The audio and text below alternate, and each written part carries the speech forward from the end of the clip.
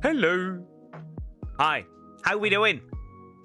It is a nice Saturday. Hi. Here's Crockrock. Hi, Crockrock. How you doing? Hope you're doing well. Hi, Short King Unk. How you doing? Hope you're doing well.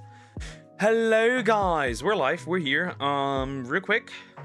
Let me see if I got all the videos that I needed.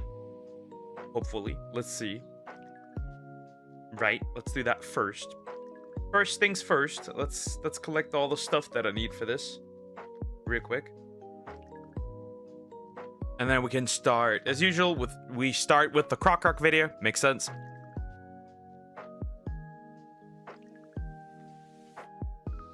Okay, let me see. That one doesn't. Oh, that's very interesting. Poke, I'm dead. Then how can you type in chat if you are dead? How's that work, big boy?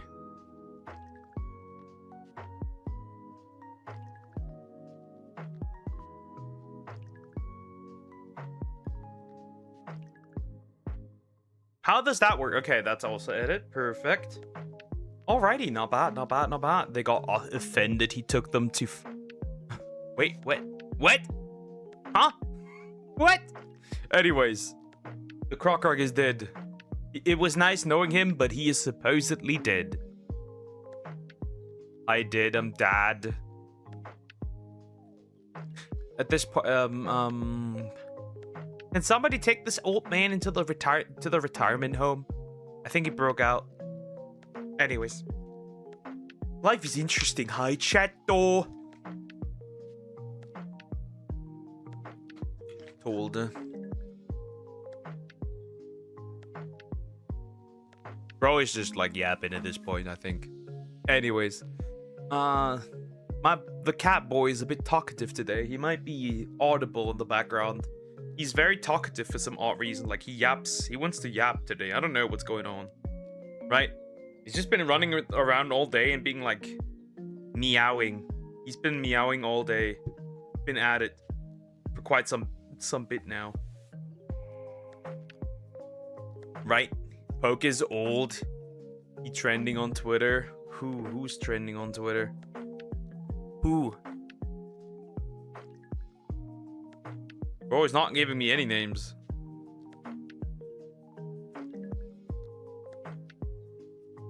Niara? Ugh! Well, at least they're, apparently Demi got her ass beaten for saying that she doesn't want to see NSFW odd from her, but, she doesn't know what NSFW means. So she's been reposting that stuff the entire time, even if it's not straight up corn, right? She's still been doing it. It's hilarious. We have a video on that, mind you. We have a lot of videos. There's a lot of VTuber drama, and I'm gonna absorb it all. Anyways.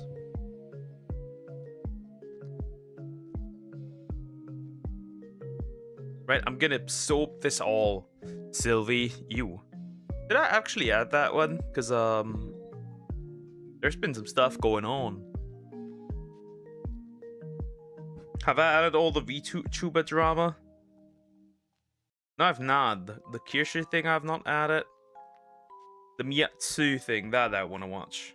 Really only care about the VTuber drama because it's funny. That's about it. Anyways, I think we should just start, right? Not with the yap. We'll just go over and look at what the Croc has said. That's the first thing. First things first. Have a look-see at that. Mr. Movie. Yoink. Mr. Movie. That's how I'm gonna call Croc from now on. Mr. Movie. Because that's what he does. Okay, best known for Simon. I have no idea who that is. Buddy, I don't consume corn. Spoiler alert, or hentai, or anything like that. I don't consume that, so I wouldn't know who that is. Spoiler alert. Finally, you can watch the video from 2 weeks ago. Finally!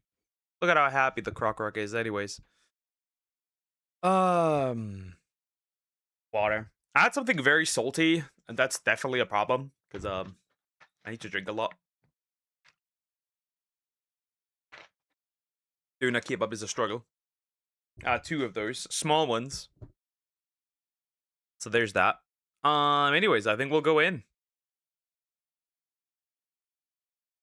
The death-defying comedy of Harold Lloyd. I have no idea who this silent actor is. I'm assuming it's a silent actor because it's always silent actors. By Hats Off Entertainment. We shall be looking at this. Also, please consider liking and subscribing. I appreciate it. Thank you so much. I'm gonna bother you with reaching 5K. I want to reach it by the end of the year. Thank you. Anyways, we'll go in. I have no idea. I have genuinely no idea. A man clad in a straw hat and round glasses, dangling from the hands of a large clock, stories above the sidewalk. It's an iconic sequence that has been synonymous with film comedy for close to a century now. Yeah, nah, bro. He isn't actually dangling from a clock, is he? Like, not actually, right? There's got to be something down there, and even then, right? He's not actually dangling from there. If you're a casual movie fan, you've probably at least seen this image once in your life, even if represented in homage or parody, a testament to its impact on generations of filmmakers. To the more serious comedy fan, this sequence is only the tip of the iceberg that is Harold Lloyd. Just as beloved as Chaplin, and just as daring as Keaton, Lloyd was considered to be one of the most influential and prolific film stars of his era. In his films, he commonly represented the everyman, a down-on-his-luck simpleton with big dreams and an even bigger heart. He starred in over 200 short and feature films between 1914 and 1947, but unlike many of his peers, Lloyd also embraced— That was not a horse. Ah! That was not a horse! That was not a horse. That was indeed not a horse. Dare I say that was not a horse? That was a woman. Probably on a stage poke. I'm hoping, but that was not a horse. The advent of sound and film head-on, continuing to use this new medium to evolve his act. Good evening, sir. Are you a member? Son, have you seen Charlie? Charlie? Okay. Some voice work as well. Okay. Regular stuff. Okay. Normal. This is usually how I imagine poke looks like. Yes, this is me without the glasses, of course. Yes. Who is Charlie? What, you don't know Charlie? No, sir. Well, he walks like this.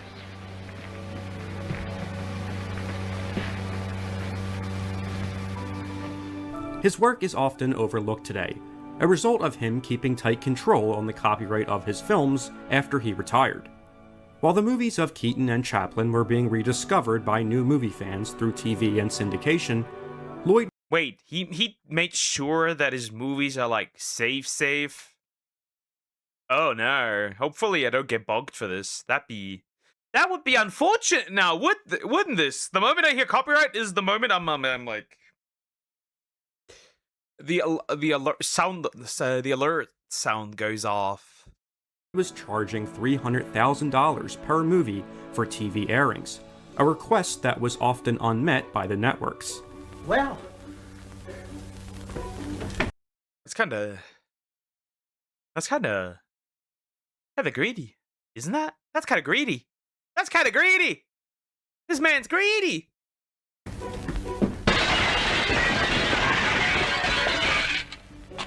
And so, his films, which were once hailed as some of the best of the silent era, went unnoticed for generations. It wasn't until his death in the 70s that his movies began to be seen all over the world once more. Today, his films are more available than ever, and I wanted to make a video to explore his talent and encourage those unfamiliar to check out the work of Harold Lloyd, film's first underdog. Yikes. Okay, you can watch his movies on YouTube so copyright doesn't exist. My friend, remember the terrible video, the Buster Keaton versus Charlie Chaplin video? That's on YouTube. That got blocked. What do you mean copyright doesn't exist just because it's on YouTube? Be careful, my friend.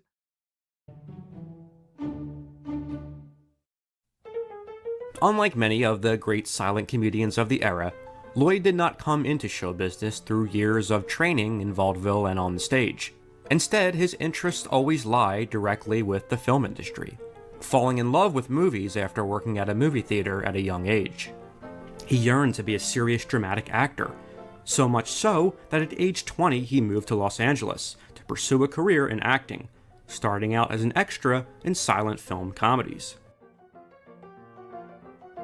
It was while working as an extra that Lloyd befriended Hal Roach, who was also working as an extra.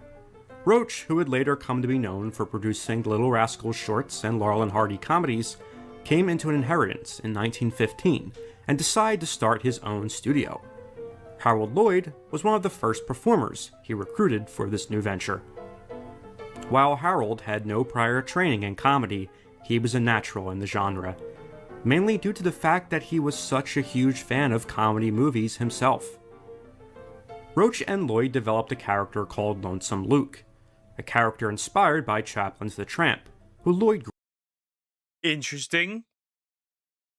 So he always had it, right? He didn't, how do you say this? Get into this, be out of random, right? He was actually pursuing it in some way, shape, or form, which is very interesting. It isn't my fault that the silent era had so many interesting people. Hey, it's not my fault that Warner Bros. Owns this one. Greatly admired. Lloyd made subtle changes to differ himself from Chaplin, though, wearing a mustache that was split in the middle and undersized clothes versus Chaplin's oversized. Despite being a knockoff, the Lonesome Luke comedies were incredibly successful in their own right. While they brought Lloyd more fame and recognition, he felt the character limited the comedy and emotional depth he could achieve in his movies, and more importantly, that the character lacked a real identity. I was never particularly happy with Lonesome Luke, but he was a fine stepping stone. I did him for years. Lonesome Luke was... How would you say this? So could you argue it was just like he initially started out as like a Charlie Chaplin copycat, and then used that as a stepping stone for his own movies? It was quite popular at the time, making money for him. They don't like to change a character when it's making money for him. But it was not a good character. He was an imitation type of character as far as I was concerned. Lloyd abandoned the Lonesome Luke character in favor of a persona he felt more fitted to play, himself. Unlike Luke, the Harold Lloyd character, who Lloyd referred to simply as the boy, was an everyman, an optimistic hero that the audience could identify with.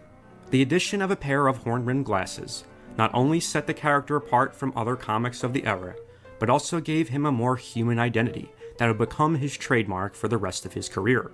When I adopted the glasses, it more or less put me in a different category because I became a human being. He was a kid that you would meet next door or across the street. But at the same time, I could still do all the crazy things that we did before, but you believed them. They were natural, and your romance could be believable.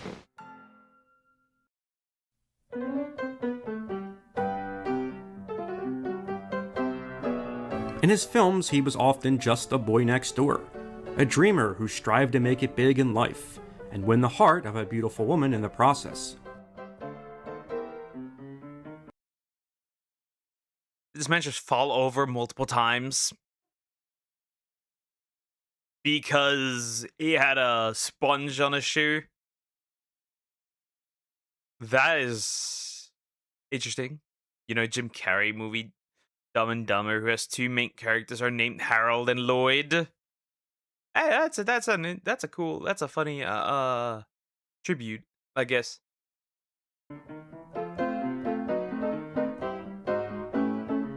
One of his most frequent leading ladies, Mildred Davis, would become his wife in 1923, a marriage that lasted until her death over 40 years later.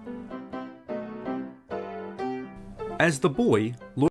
Hey, he was a good husband! What a rarity! Lloyd achieved more success than ever before, and things were looking up for the young comic. Then, in 1919, while posing for a publicity photo, Lloyd accidentally lit a bomb he thought was a prop. The resulting explosion cost Lloyd his index finger and thumb on his right hand. He was confident.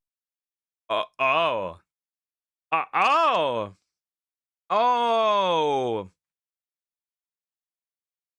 The handle damaged. Wow. That's an unfortunate change of events. dare I say. Okay, so his hand exploded, basically, is what you would call this, right? His hand just like go boom. Okay, well, I wonder how this now influences his career. Then again, it's just 2 fingers. I don't know. Depends. It was the end of his career. Fortunately for Harold, and for us, he discovered a way to keep performing and mask his injury, in the form of a flesh-colored glove that included 2 false fingers that he would wear on camera. Even today, it's hardly noticeable on screen unless you're aware. And it makes his stunts all the more impressive, considering he performed most of them with only 8 fingers. Though he excelled at short comedies, Lloyd went on to become one of the most prolific feature film comedians in the 20s, starring in 12 features to Chaplin's 4.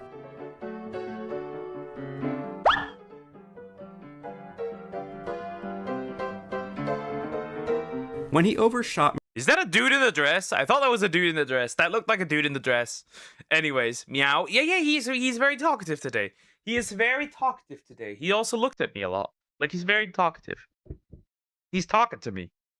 Material for a short called A Sailor-Made Man in 1921, Lloyd accidentally became a feature film star. He was one of the first filmmakers to rely on preview screenings to shape his work. When the test audience laughed throughout the rough 40-minute cut of the film, Lloyd decided not to change a thing, and his first feature-length film was born.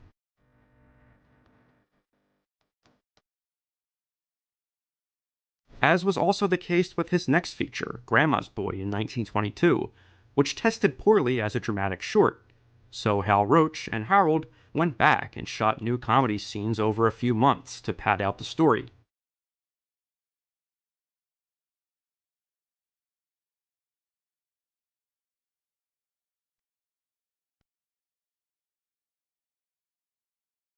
The result, a 5-reel comedy, was one of the highest-grossing movies of the 1920s. Praised by both Keaton and Chaplin, the movie combined both incredible sight gags with character development, a concept that would redefine the structure of silent film comedy. It's a testament to the working relationship between Howard Lloyd and Hal Roach, that they both trusted each other to get the film done right. So Lloyd said goodbye to shorts forever, and made all of his films intentionally as features. Did bro actually Grandma Max here? Is that what it is? Did bro Grandma Max? Interesting. He's just also throwing hands. Like, he's literally throwing hands here. From then on. Look at Granny go. In his feature films, Lloyd's own ambition to be a dramatic actor often inspired the motivations of his characters, as Harold the character always yearned to be seen as heroic by society. In 1923, though, Lloyd developed an idea for a film that would change his career forever. Playwright George Abbott... Safety last, I can tell. I can tell. I wonder if the stunts reflected that. Safety last. Because some of those actually look quite dangerous. If you fuck up, you're cooked. Very likely. I'm imagining that at least. Offers this simple advice on story structure. In the first act, get your hero up in a tree. In the second act, throw stones at him. And in the third act, get him down safely. In 1923, Safety Last, this is exemplified masterfully. In the film, Lloyd plays a sales clerk in a department store.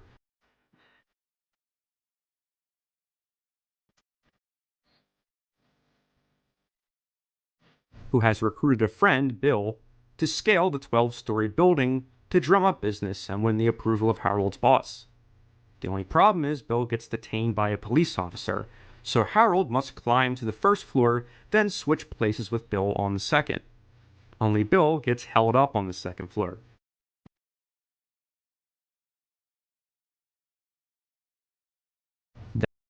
So he has to climb all the way up.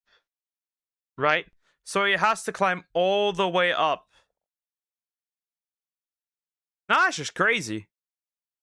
Wouldn't you climb that if you got money? No, I wouldn't! I'm scared of heights. So, like, I would certainly not climb up there. Like, definitely, absolutely, and 100% not.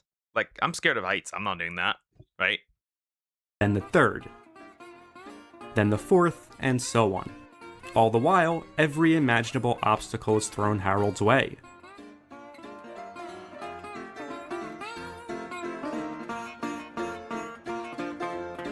The idea for this story actually came to Lloyd when he witnessed something similar happen in his own life. 200 or 300 people or more. And I inquired what was going on. They said, a man's going to scale this building. And I said, really? So I stood around and sure did. They came in, they had a ceremony, they introduced him, and he started climbing, and he got about 3 floors, and I couldn't stand it anymore. I just knew he was going to be killed, so I walked on up the street. And I didn't want to leave. If anything happened, I was going to be there to see what it's all about. And so I went around the corner where I couldn't see him, and lots of people were up there too. And I said, "Where is he now?" I said, "Oh, he's about the 5th floor." Really? And then I'd peek around. Sure, he was, and no ledges on it. He was climbing from window to window. Gee. And of course, the crowd were absolutely thrilled, and it had such a reaction. Art imitates real life, classic. But poking money, I would still not do that. Like, you gotta pay me a hefty amount, like a life-changing amount, so that I would ever consider climbing up there, right? It would need to be a quite hefty amount of money, so I would go up there. Otherwise, yeah, no, hell no, hell no.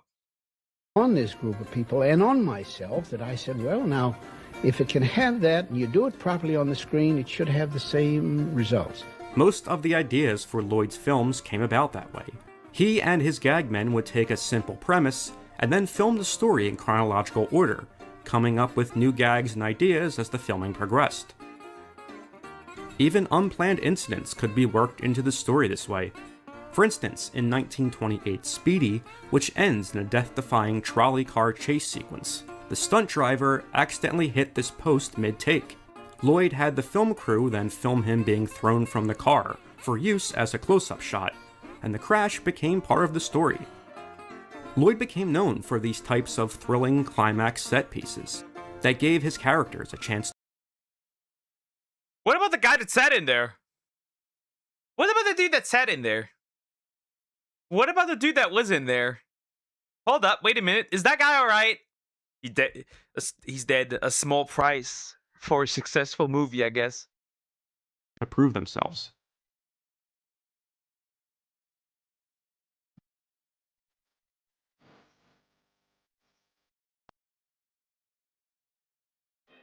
Like in The Freshman, where Lloyd plays a college newcomer desperate to make a big impression on everyone he meets.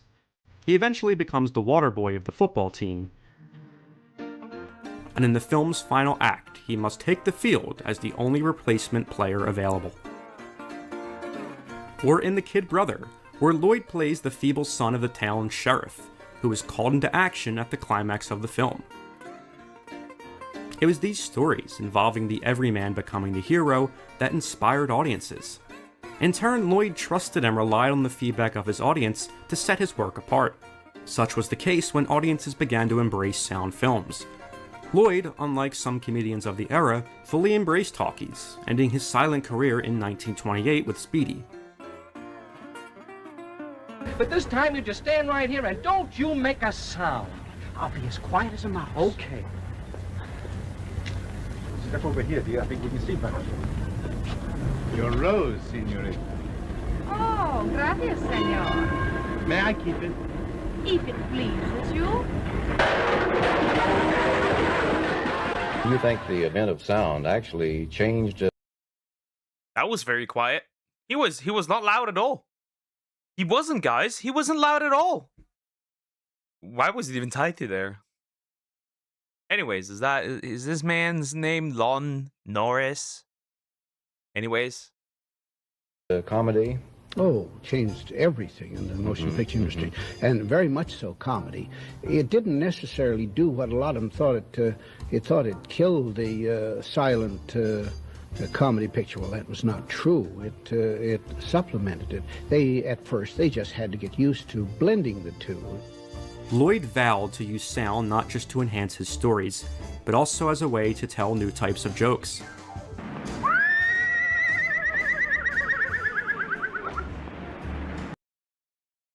Well, that's creative. I feel like people can relate to him. We are all underdogs.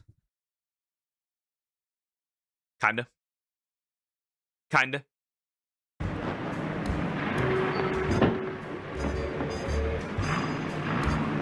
It also helped that his actual voice perfectly complemented his screen character. On your feet, any shoe would look lovely. Even a horseshoe. That's rent. Wait a minute. Hold up.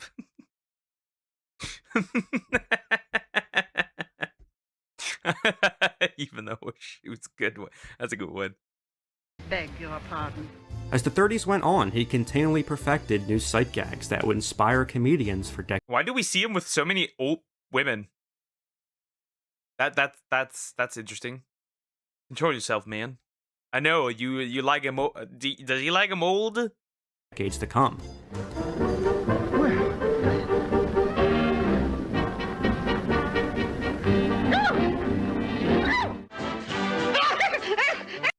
That poor little bunny. That poor little bunny. That poor little bunny. He was just like, help me, get me out of here. That poor little bunny. Poor little bunny.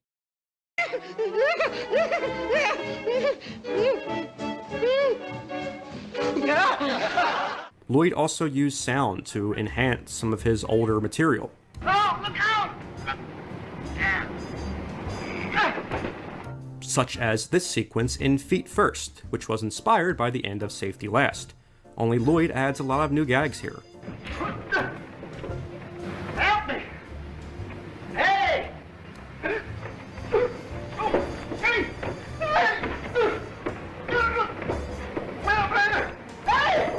After 5 varied yet Okay, these are actually good. That's actually good. First, his ass gets burned by the cigar or cigarette, and then yeah, that would probably hurt quite a lot if that fell into the back of your neck. Probably quite a lot. successful sound features, 1938's Professor Beware, an archaeology-themed comedy, failed commercially and critically. This, along with growing studio interference, convinced Lloyd that it was time to retire from the screen. He spent his early retirement dabbling in photography and producing a couple of films. But 8 years later, self-confessed Harold Lloyd fan, filmmaker Preston Sturges, talked him out of retirement to star in a follow-up to his 1925 hit The Freshman. The film's plot picks up where The Freshman left off, and then follows Harold 20 years after his triumph on the football field, having been recently fired and on a bender after sampling alcohol for the very first time.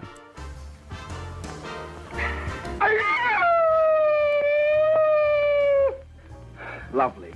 Just like velvet.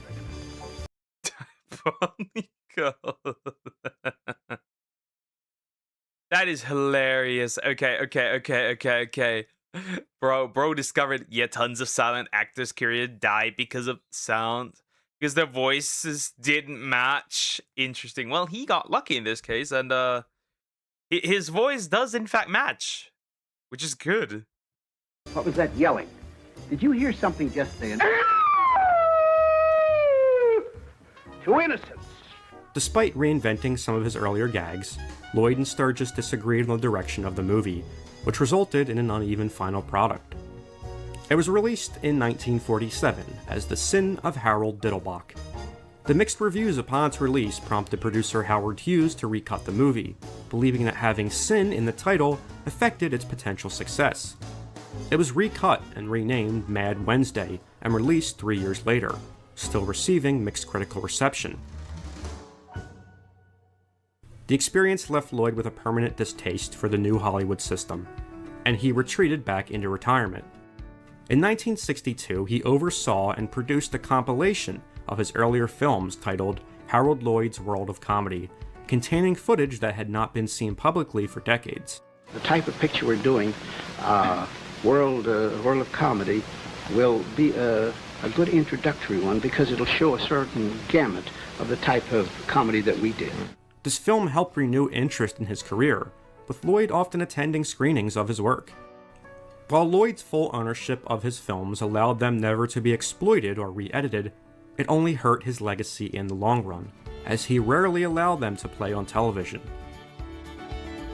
He died in 1971 at the age of 77. It was only after his death that his work began to be seen all over the world through syndication. While Lloyd didn't live to see his work fully rediscovered, he always took great pride and joy when younger audiences responded to his movies. Today, close to a century after his first features were released, Did that main man just wheelchair race into this room? What on earth? Damn, how could they dislike the Hollywood system? Could they dislike the Hollywood system? Understandable, though. Understandable. It is indeed quite terrible, if you ask me. I think he'd be overjoyed to know his movies are continually rediscovered by new audiences all over the world. I always recommend that if someone's looking to get into silent film, they start with Harold Lloyd. That was just the average, that is just the average pregnant woman experience right now. It's sister leveling day, indeed it is. That's just the average experience here. You'll honestly forget you're watching a silent movie when viewing his work. There's a little kitty! There's a little kitty! He's just that good. A testament to the everyman in the horn-rimmed glasses, and the genre he forever changed.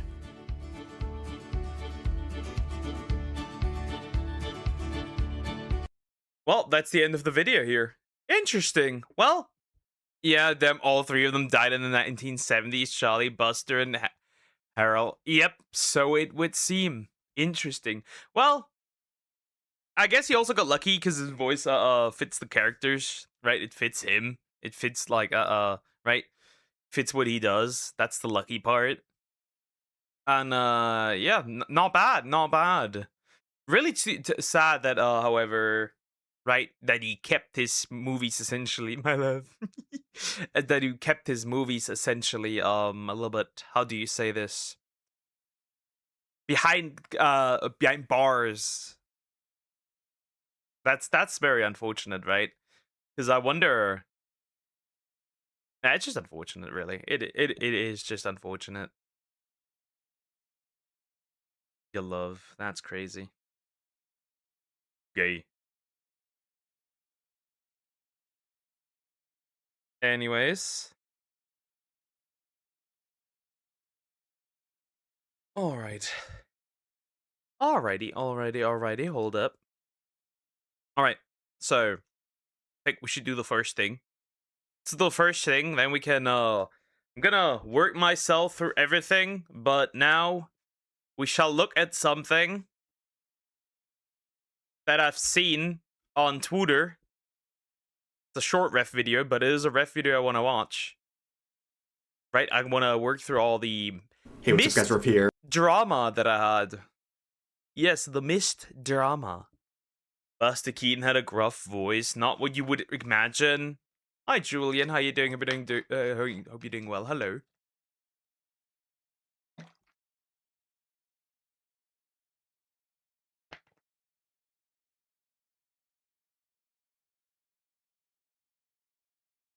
Anyways, we're gonna look at this. I'm curious. I'm very curious how this is going. Anyways. Woke VTubers progressive. PSA backfires horribly. I have seen the initial clip on Twitter, but I want to see how people absolutely destroy this thing, and I'm gonna call it a thing. You're gonna see in a bit why. There's a video. Yeah, we're gonna look at this. Also, National Men's Health Awareness Month. Shouldn't be international. Anyways. Also, please consider liking and subscribing. Appreciate it. Thank you so much. And yeah. We're going in. We're going in. I'm incredibly curious how that went wrong. Hey, what's up guys, Ruff here. So I think all of you are aware that in the VTubing scene there is an enormous amount of virtue signaling and endless posts talking about gender identity, all of those sorts of things. And today we're looking at kind of the terrible evolution of that, where the attempts for clout, attention, whatever it is, evolves into something violent. It's interesting, right? Because here's a hot take. Since we have having this discussion, there's a lot of VTubers who are misandrists, and it's very, very interesting, right? It's very interesting how many female VTubers are misandrists, but will happily take their majority male audience's money. It is very interesting to look at that and realize that that a lot of these people are just like, right, they're essentially just grifting so they can farm you for money. That's really it, right? That's really it. Right? At least normal VTubers, you know, they do it by being entertaining. These are openly misandrist, and dudes are still retarded enough to throw money at them. Hi, Peacekeeper Judah. How you doing? Hope you're doing well. Hey, happy Men's Mental Health Month. Happy Men's Mental Health Month indeed. Where it's no longer just, here's my message, and confirm what I'm saying. Now we've gotten to the stage where it's like, oh, affirm me, or I'll kill you. That is unfortunately where we're at today. But of course, it's the month of June, and it's still National Men's Health Awareness Month. Fellas, take care of yourselves out there. Your health, both physical and mental, definitely matters. But there's other people, especially in the VTubing scene, who have a very different outlook on what June is all about, including this individual here, Sophie, who has fallen into the trap that many small VTubers do in the English scene, where they prioritize virtue signaling over just providing content, because that's the easiest way to get attention, and attention they have received. Thanks to this post right here. It's a short one. It's like, you become a VTuber, right? Right. So you become a VTuber. Which is very interesting, right? And you being a biological male, which what it is, right? And you're identity as a woman, your whole personality, right? It's like, the smartest really pretty, but then you click on it and it's just straight up dude.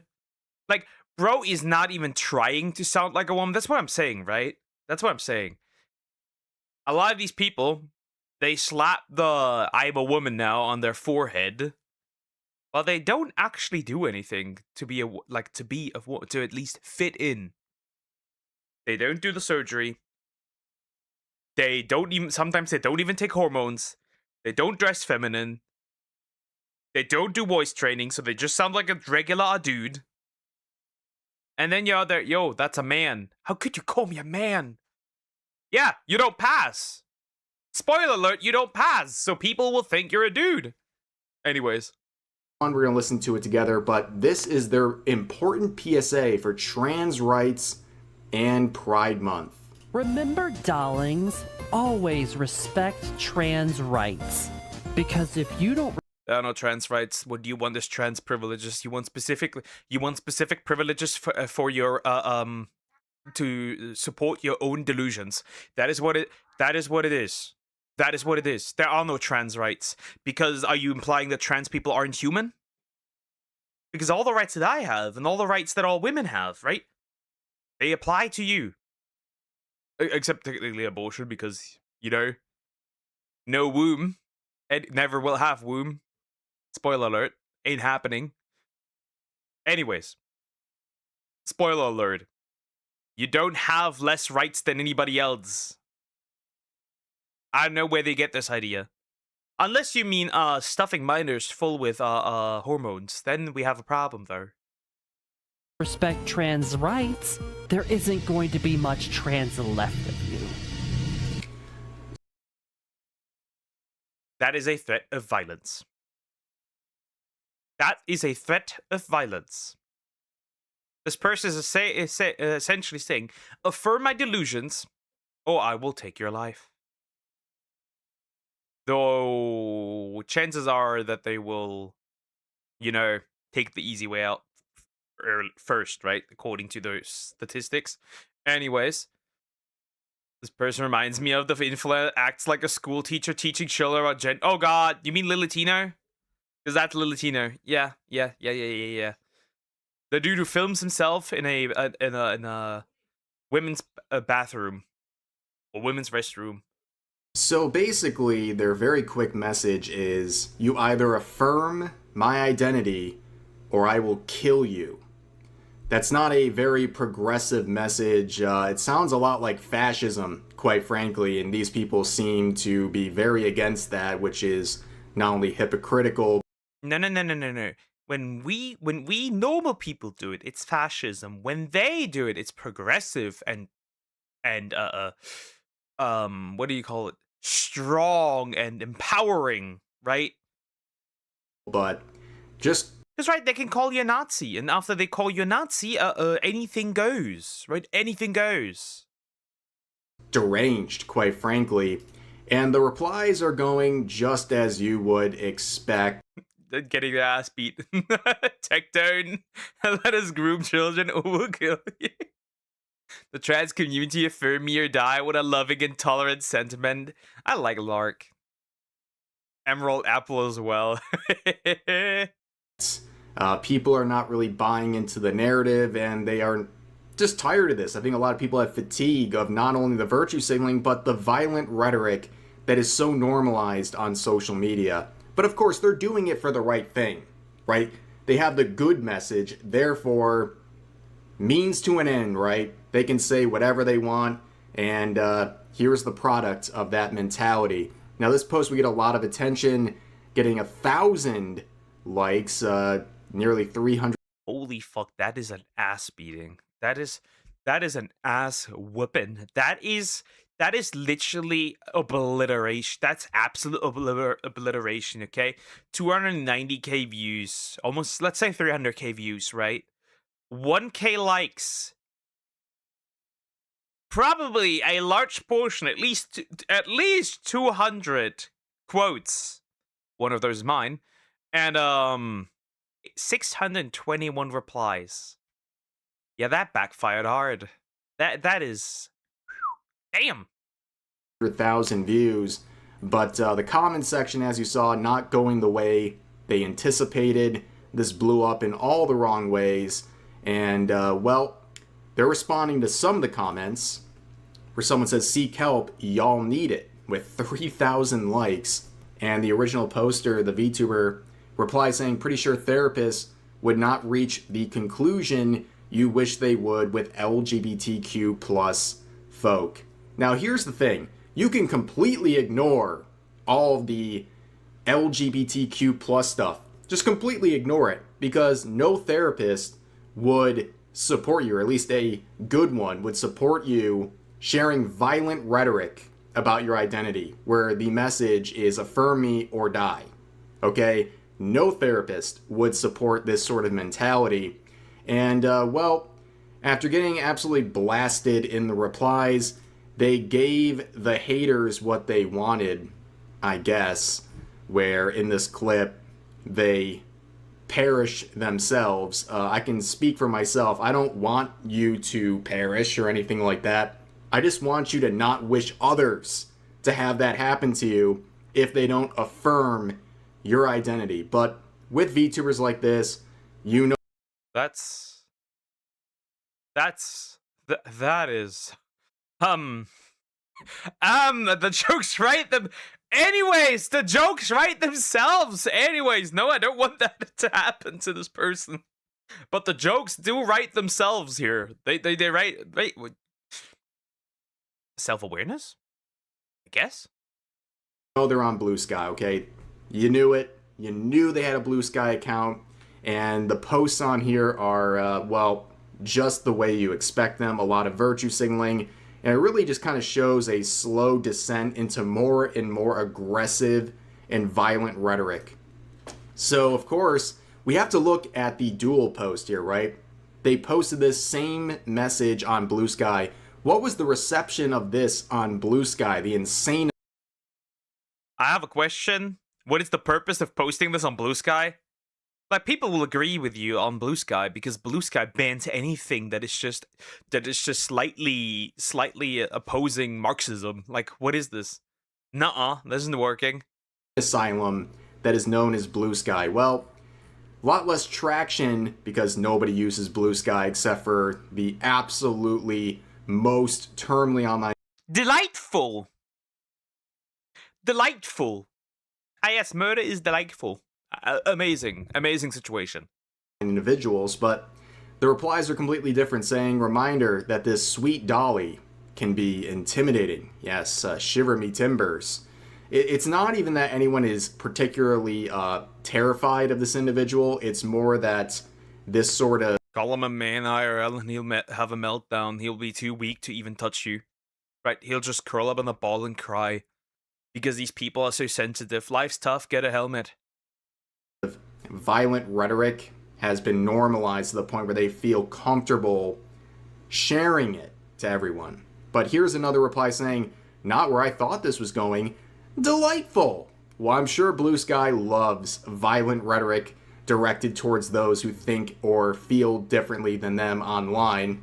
And here's one last one, quotes that live rent-free in my head. I support trans rights, but I also support trans wrongs because I like it when trans girls are mean to me. Oh. That's a fetish post. Wow. So, you support delusional men threatening violence on people because you got hard, because you're gay. Okay. They might be too far gone down here in the replies. But let's look at some of the other virtue signaling. They were celebrating Trans Day of Visibility, saying brandish your flags high. Kind of funny considering that they're trying to be visible all year long. How about we have a Trans Day of Invisibility because you try to insert yourself anywhere you go. Grit your teeth, defy fascists, and love each other. Except ironic considering that you threaten people who don't agree with you with murder. Very loving of you. Anyways. Of course, if you think differently than this person, then I guess you should cease to exist. And a message they love sharing, we're not going anywhere. Trust me, everyone knows you're not going anywhere because we hear about it every 2 seconds, okay? But you can see defying fascists, right, and loving each other. Very, very ironic, but here's another one. F ICE with we're not going anywhere. I'm not sure where the whole... Yeah, and I'm not sure where the connection between these two is because last time I checked, they're kicking out illegals, not trans. But, whatever you say, big boy. Whole ICE thing has any relation to trans people. That's a new one. I guess making it all about themselves here. But yeah, I think that's an interesting little point. There was so much controversy a few months ago about ICE in the VTubing scene. It was like the biggest topic, the most toxic one ever, where everyone was virtue signaling and saying they were never going to stop the fights. But they all did. They all did. Yeah, nobody's posting about it anymore. They all gave up. It's like, we're never gonna stop the fight. This is wrong. Yada, yada, yada, yada, yada. And then now, not a single word. Remember how a lot of VTubers also virtue signal about, like, Palestine, right? That's gone. A lot of people virtue signal about Ukraine. That's gone. It's like, it's kind of hilarious. It's kind of hilarious, right? It's very interesting. All of these are gone. Because you want to know why? Because it doesn't give attention anymore. It doesn't create traction. You won't get the views anymore because it's outdated. There are other things now that people more care about. Spoiler alert! Isn't that funny? Like, isn't that hilarious? The meme is truly real. I support the current thing. What's the current thing actually? Now that I think about it, I don't remember. But it's always I support the current thing. Finally watched all 3 seasons of Reacher. It feels refreshing seeing an action show with a badass protagonist. Not bad, not bad. I haven't watched it yet. I haven't watched it. I'm currently episode 3 of Dark, but anyways. Hi, Lumpy, by the way. How you doing? Hope you're doing well. Hello. They all stopped talking about ice because it was just a trendy thing to do, right? It's virtue signaling. The second that it wasn't something that would get you a bunch of likes and attention, they all moved on. Literally every single one of them on both Blue Sky and Twitter. And that shouldn't surprise you at all. But here's another set of virtue signaling. It finally happened. I ran into my first transphobe telling me I'm not a woman. 3 years on HRT, I never thought this day would come. I've never felt more gender affirmed before telling someone to go F themselves for their bigotry. It's posts like this that are really perplexing because it seems like they're having like a euphoric response to being mistreated here that apparently Is this dude a masochist by any chance? Like, listen, okay? Listen, okay? Listen, okay?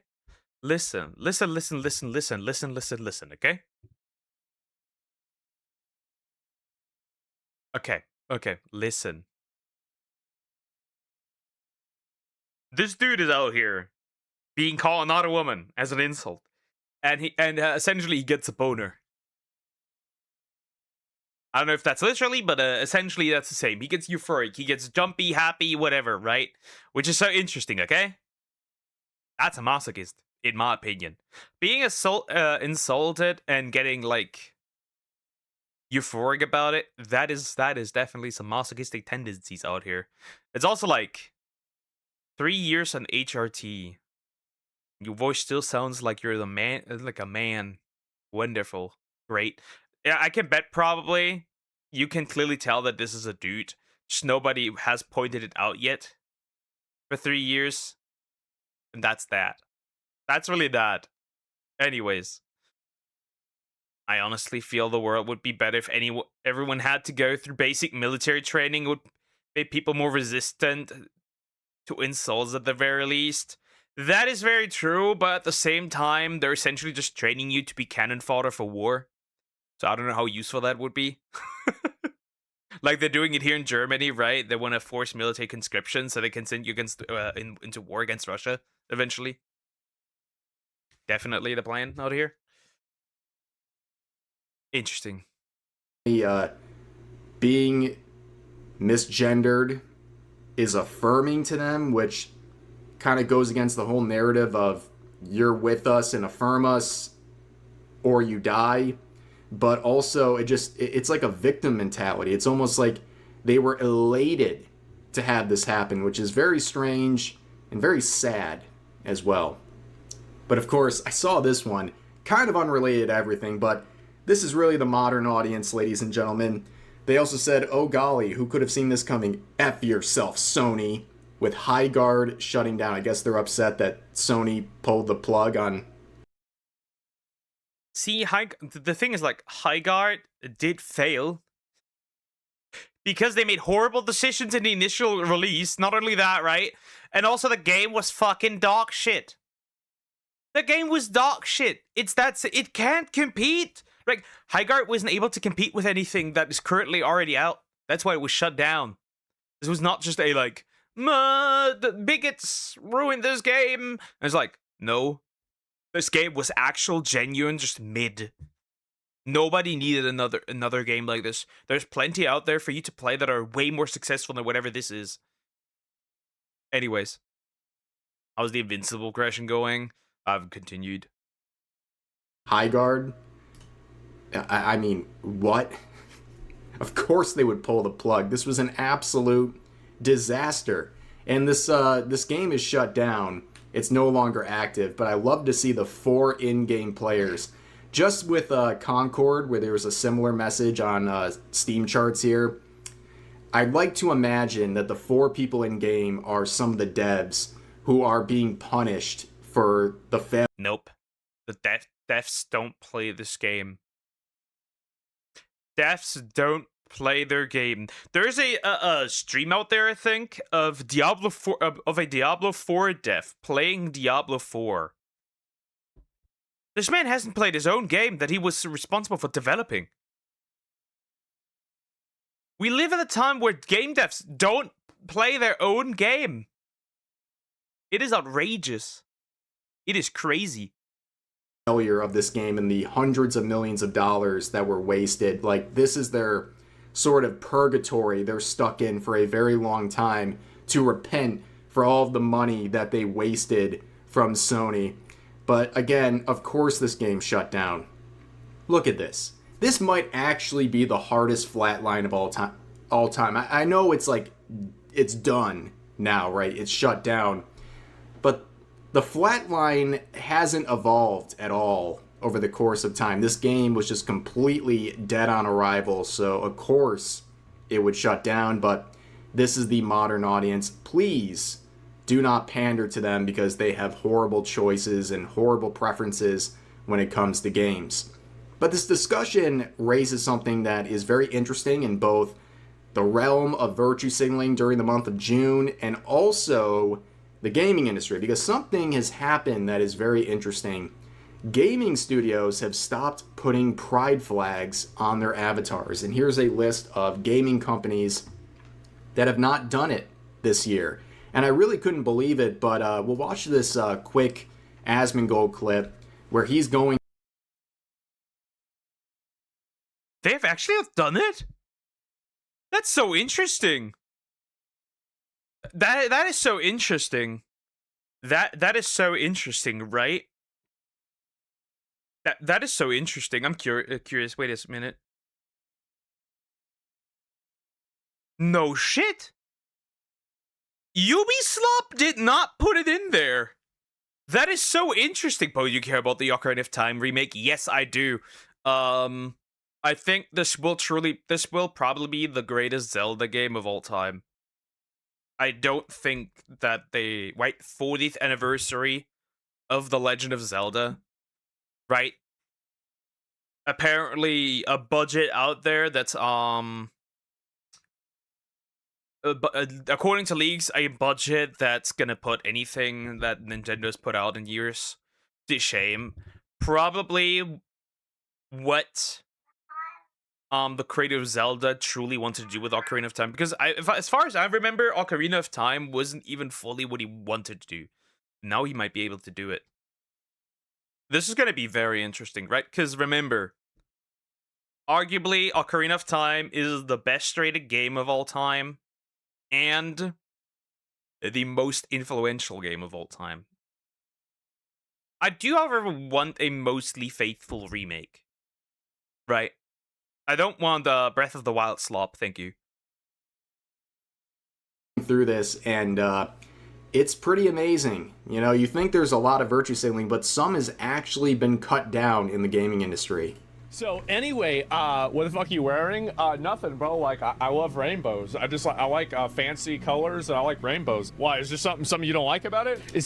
I think, like many, maybe the shirt he's been wearing this whole month, it might be seeping into his veins a little bit. Yeah, right. Some of his takes recently have been,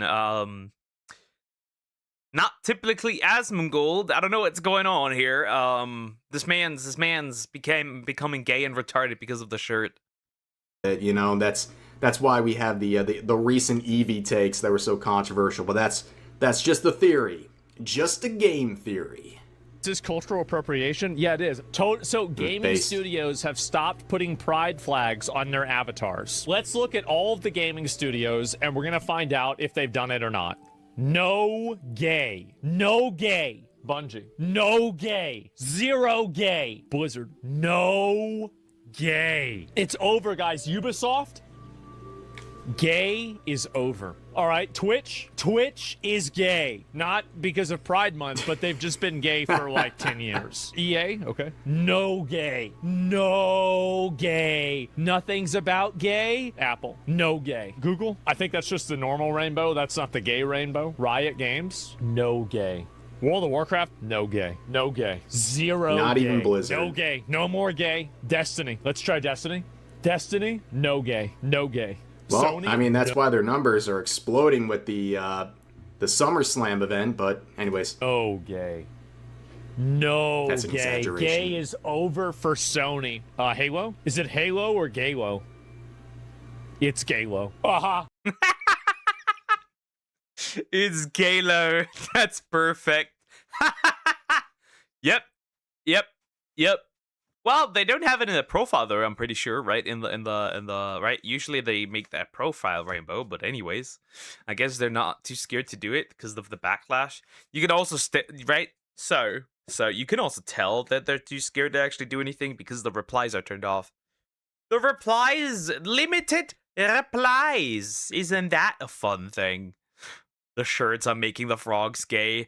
The shirts are making the Roach King gay. Right, Xbox, okay. I have to say, I was actually shocked. I had to check for myself. There's no profile picture for Halo, at least, but of course they still had their June 1st post scheduled and ready to go. Don't worry. Halo is still doing that, much to their dismay. No gay. League of Legends was gay last year, but no more. This is last year. We're gonna compare it to last year. Disney, no change. Target, no change. Starbucks. Even Starbucks roached out on the gays? Oh, League of Legends. Okay, League of Legends was gay. Is it still gay this year? Wow. I'm surprised I haven't seen more posts from the usual suspects very mad about this.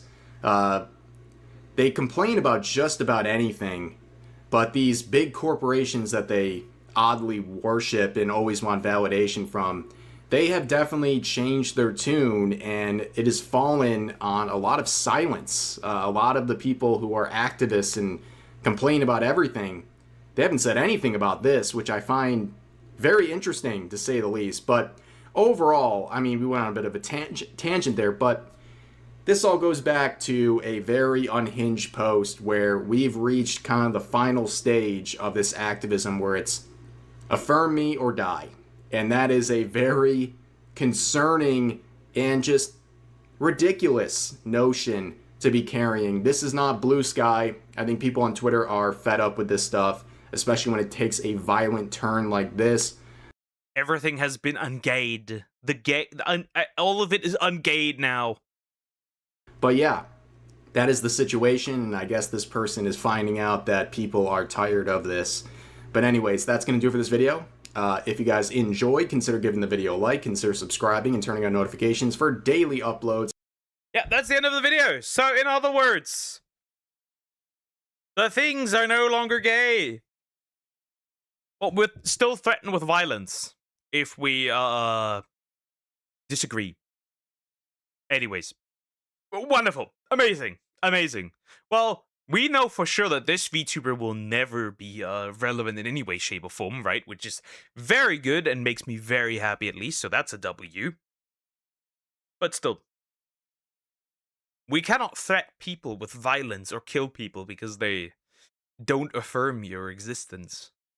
Anyways. Wonderful.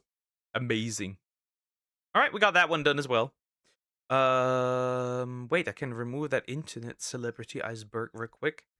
Same with the... What was it? That video? I can find it again. That one. I can remove that one as well. Let's look at the video that I put into the... Back in my day. Thumbnail. Let's do that. Because I like man-made horrors. They act like fascists. They're acting like them. I would say that they are, but what do I know?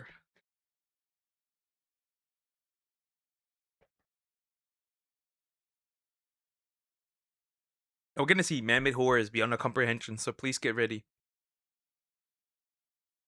Right, let's get ready.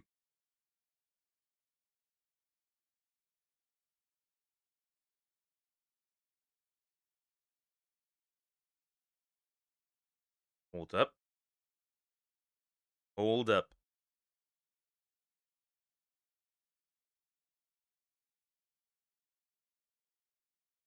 The method acting as fascists. The method is acting like see, guys, remember, this is only what they tell you. This is only what they let you know. You'll never actually know what they truly think.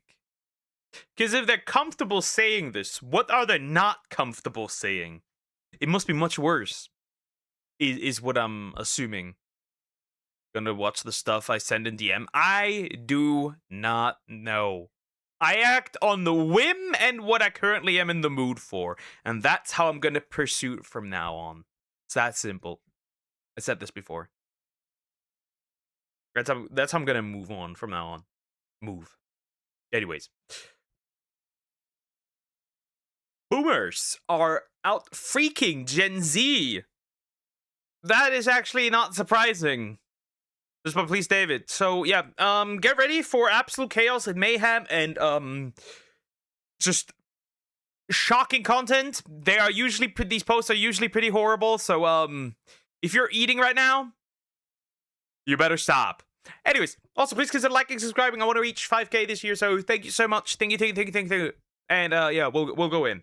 Man-made horrors beyond our comprehension. Let's go. Okay, let's go. Back in my day, we used to go to town on your grandma uphill both ways. That might just straight up get this video demonetized, but today... It would be surprising if any of his videos are actually getting monetized. Then again, my reactions are getting monetized, so that is like called to the question. But yeah. Also, grandma. We are looking at some examples of how just freaky our grandparents are, man. What is he doing? What is he doing? Boomers are always the ones that judge the Gen Z. They're also the reason why we're fucked. The boomers didn't fuck enough. So now they're all old, and we need to pay for them. Moving on. And it's not even secret. Yeah, your grandparents might be in this video. You guys know how this goes. I've collected posts from all across the internet. It was one place. It was Reddit. And we're just going to see how freaky our grandparents have got. Oh, I should have texted my grandma for that. No, I shouldn't have. But anyways, I'm not going to yap too much. We're going to get right into it. But before I do that, I wonder what his grandma thinks of him making these videos. Does his grandma even know? Do his parents even know? Moving on. I just want to say, hey guys, how's it going? I am so happy to see you again. And if you're new here, and also don't forget to join the Discord server. Link is in the description down below. But anyways, let's get right into it. First post here. You know I do it. We start off hot every time. I feel like I'm getting this video demonetized just by like the way I opened it, and here if you're over 28 years old and a man is taking you to Red Lobster as a date, then you need to reevaluate the kind of men you're dating. And thankfully, Destiny here comes in to defend us. If you're 28 plus and you're still evaluating men based on where they take you out to eat rather than the quality of time spent, you need to reevaluate your life. This is one of the reasons why men don't date anymore. All right, Destiny, you got our back. You got our back. Thank you. But the highlight, Hattie comes in. We all love a Hattie. I'm 85. I'm telling you, I would completely suck a cock for Red Lobster Admiral's Feast and Biscuits. That's outrageous. I haven't lost it for words. That is outrageous. That is outrageous. Okay, bro. We're losing control out here. We do. What? Don't do that. Don't do that, I beg of you. Just for food. Just for food. Can somebody get your grandma. Where is the grandchildren? Where is the grandpa? Hey, yo, granny slop maxing indeed. Grandma just trolling. That is a woman, I think.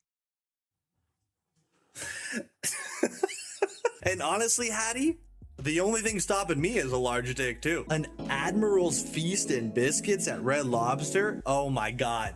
Man, I used to Uber Eats Red Lobster to my place when I was in college. It was like a once a month thing because it was always like $150 and it was like, this is my night to just get crazy. If I could maybe suck a dick instead of spending 150 bones, might have to do it. Also, bro, I love the preface.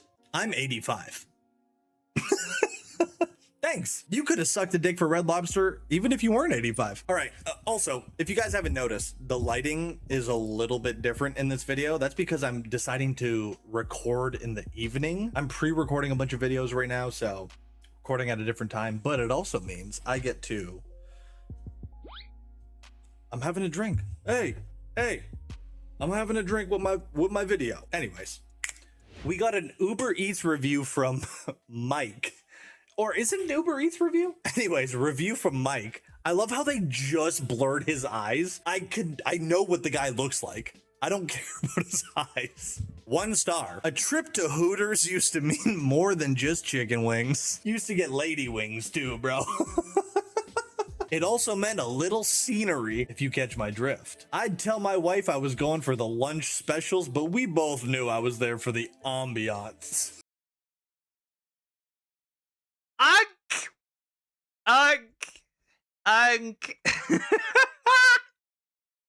It should be all. He's not chilling. That should be seen or not heard.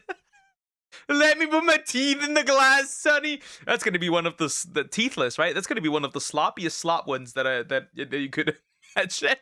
That's outrageous. I mean, understandable. Have a good day, but like, honestly, if I'm married, I'm not going there. I don't even look at other women. I'm like blind. A little bit of butt wind. Yeah, I know. A little bit of butt wind, a little bit of boob sweat. You saw the whole thing. I get you, Mike. But now, my wife just Uber Eats it straight to the house. I don't even like the food. I was in it for the views. Please, get rid of Uber Eat. But Mike, you have to double down, dude. She called your bluff, and you just double down. Say, oh, it's not fresh enough. I really like the chicken breast when I go to Hooters. Yeah, I need some breast pieces. Yeah. I think it's crazy that we just saw this review in 2025. But for any of you that don't know, Hooters is trying to like rebrand into like a family-friendly place, and you're gonna still be called Hooters? The place was built on tits. You might need the tits. What even is this comment? I always wear pantyhosiery under my culottes, and it drives Harold wild. Ha ha ha. What is this? Why are we doing this? Get these people out of here. Just get them. Get them and stop. Right? Just get them. Just get them. Just get them, put them away. Problem solved. I feel like this is someone from Quebec that just commented that. I think Mike's wife is onto him, if you catch my drift. Oh. Oh, now that I think about it, was he there for the tits? Yeah, I think this was like a fake post. Oh, dude, this is so fucking crazy. Oh, you love to see an old man go feral for some AI bitches, bro. And you can call them bitches because they're not real. They don't exist. They aren't even an imaginary thing. They don't even exist in the slightest. You can say whatever you want. I can't see why any man would want to ever leave this body alone and not pampered daily. You don't deserve to be left alone. I'm 89 now, and I would never want to leave you ever. I may be old, but I'm not dead yet. I may be old, but I'm not dead yet. I can still do some work. How did it, bro? The emergence of AI, right, and AI thoughts, right, is outrageous. You know why? You know what's crazy? They cannot see the difference between an AI chick and a real person. It is so hilarious. It is absolutely hilarious. It is perfect. It is wonderful, guys. It is making me happy. Dinosaurs being hit by the meteor, essentially. That's what it is. Oh my god, you know it'd be even better if she responded to this. What's your social security number? Oh my god, could you send me the last 3 digits of your credit card? Why do I have my headphones in? I'm not even listening to shit. Get out of here. You're disgusting. I don't want you. Oh, okay, wait, we have another one. Oh, dude, he's responding. He's responding to everything. I am an old man who sees beauty and wishes that I were younger. Your lips are very inviting. I was married to my wife for 56 years. She is now with... Yo, she's dead now, so I can just... She is now with God, and here I stand after 14 years, alone, still seeing beauty all around me. You are one which I would love to hold on to and kiss firmly and longingly. And it's the biggest AI tits you've ever seen in your life, bro. They take Camry for the oldie. These oldies with love Slaanesh from Warhammer 40k. No, don't! It's the Hooters. It's gonna be named Scooters. Oh god. Oh god. Imagine going to a restaurant instead of like hot women. It's just like old grannies in skimpy clothing. God. Poke hi. What the fuck is this? Freaky old people. Hi GT. How you doing? Hope you're doing well. Are you crazy, dude? Are you crazy? You thought that was a real human. I feel like you got nothing to lose. You might as well just shoot your shot. I don't care if she's real. Fuck it. What are they gonna do to me? What are these comments? Sorry, but how do you handle that? I can't love my grandpa anymore when I would saw shit like this. Are these all AI responses too? Dude. Just straight up. Goodness gracious, brother.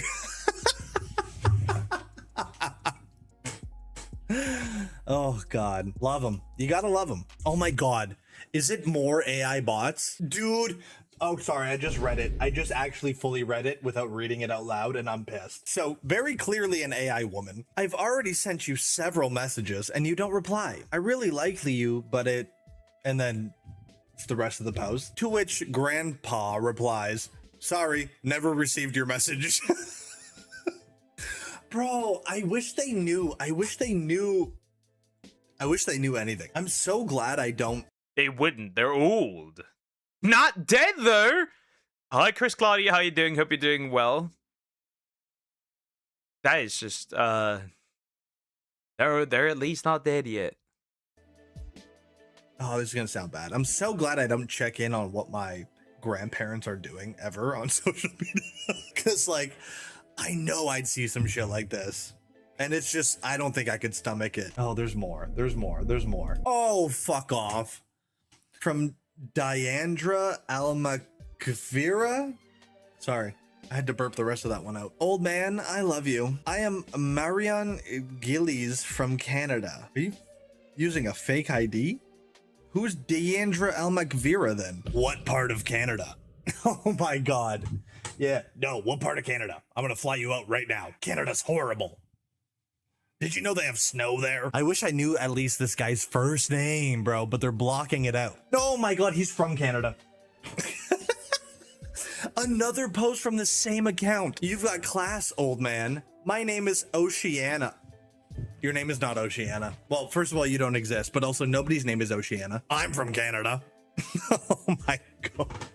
Oh, so that's what he was saying. He's like, what part of Canada? I could be there in 10 minutes. Oh, real quick, I decided to mix in a couple of non-goonery stuff in here just to break up the freakiness. So we got a post here. It's a carousel, but this grandpa is just upset. It's just an upset guy. We all get mad sometimes, but I just wanted to break up the freakiness of the fact that, you know, I don't want to keep reminding you guys that you're grand. But I'm here. I am here for the freakiness. I don't care about all the normal stuff. I am exactly where I want to be. Grandparents are just much harder than you. Anyways, this is from, well, we got a first name this time. This is Lewis. Good morning, trash. Hope you and your dumbass kids have a good day. What the fuck did the dumbass kids do, bro? I feel like he's talking to his daughter. I feel like he's talking to either his daughter or his son. Good morning, trash. There's something really cool about hope you and your dumbass kids have a good day.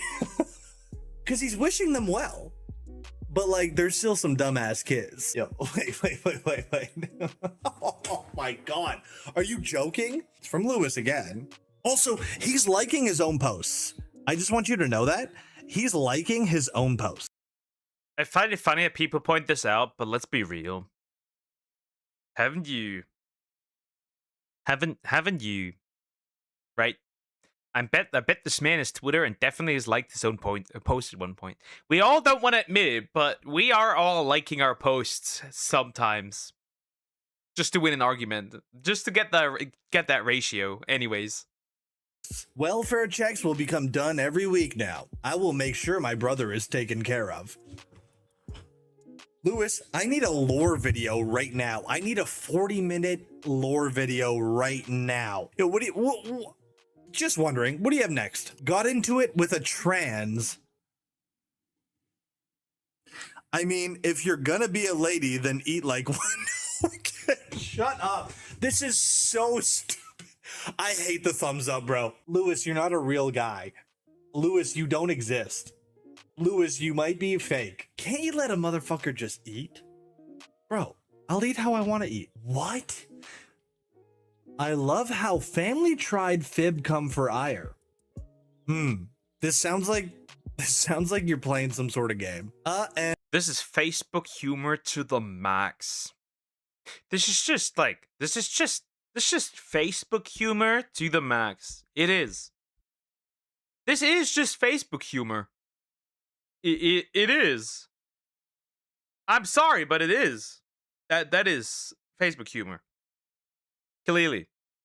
And then you get shut down by by the police. Hell yeah! Okay, Lewis, dude, I feel like is this the lore? Is this the lore story right here? I'm so glad I don't have to go onto Walmart's Still Feel My Kids. So sad. Yeah! Lewis, you're losing me, bro. Aw, you're so cute. Just like your mama-in-law. Classy. Lewis, what? Huh? What do you mean? Your mama-in-law. Outrageous. This reminds me of that Italian brain rot. Kinda. You're still liking your own posts. They scratch that shit out, but Lewis, I know that's your name right there, bro. And you're the only one who liked it, dude. Well, as of tonight, I don't have great nephews. And if I did, I don't know them. Why are you so mad on Facebook? Seemingly all the time. My nephew married a skink. Okay, Lewis, you're going crazy, dude. I can't. Dude. And he's the only person who liked it. My nephew married a skink.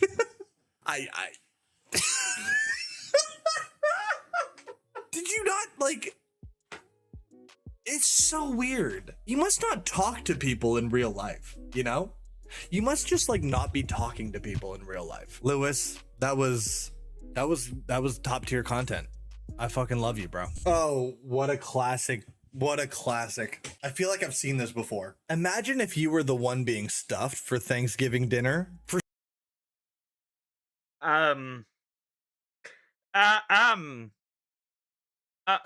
The responses will be outrageous, aren't they? Please. We're cooked. For some reason, there's a PETA logo. And dude, I'm not even gonna read the comment yet underneath, which is the crazy part, but why is there human hands? It's a human. My husband Barry stuffs me after dinner. Gobble gobble. God bless. God bless, Barry. You're doing the Lord's work.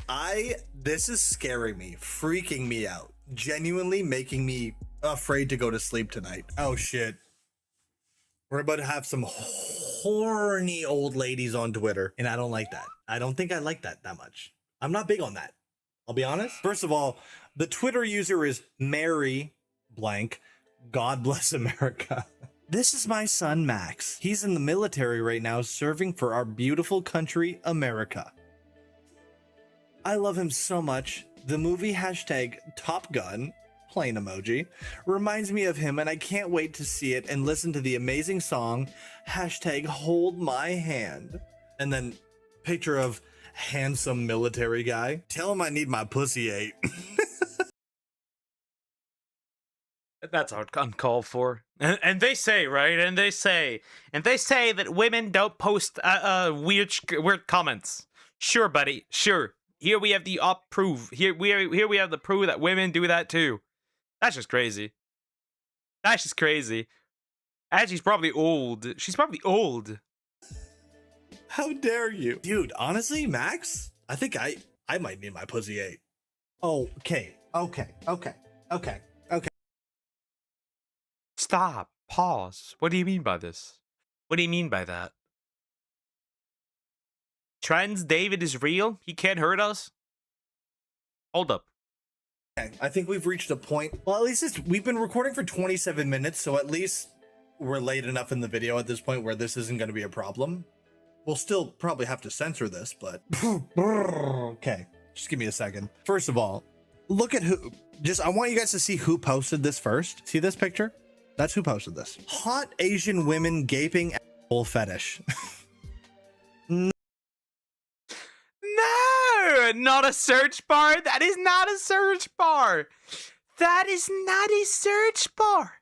It is not a search bar. Please, no. He posted this, mind you. He posted this outright out there in the open. Everyone can see it. Probably his family too, if he does have a family at this point. Bro, why? Not a search bar, by the way. How do I delete? How do we get here? I think most of it has to do with why do we let anybody do anything on their phone with just their voice? It's this is what happened. This is 100% like a voice issue. Unless, you know what? Maybe it was just someone trying to search it on Facebook and they put it in their post status. Oh, hell yeah, bro.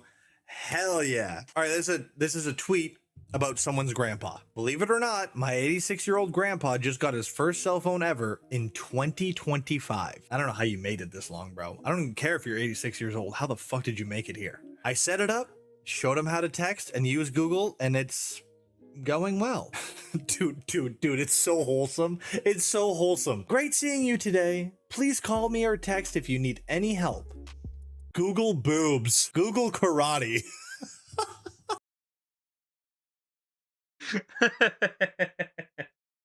Well, man's got his priorities, boobs and karate. I don't see the problem here. Google boob karate.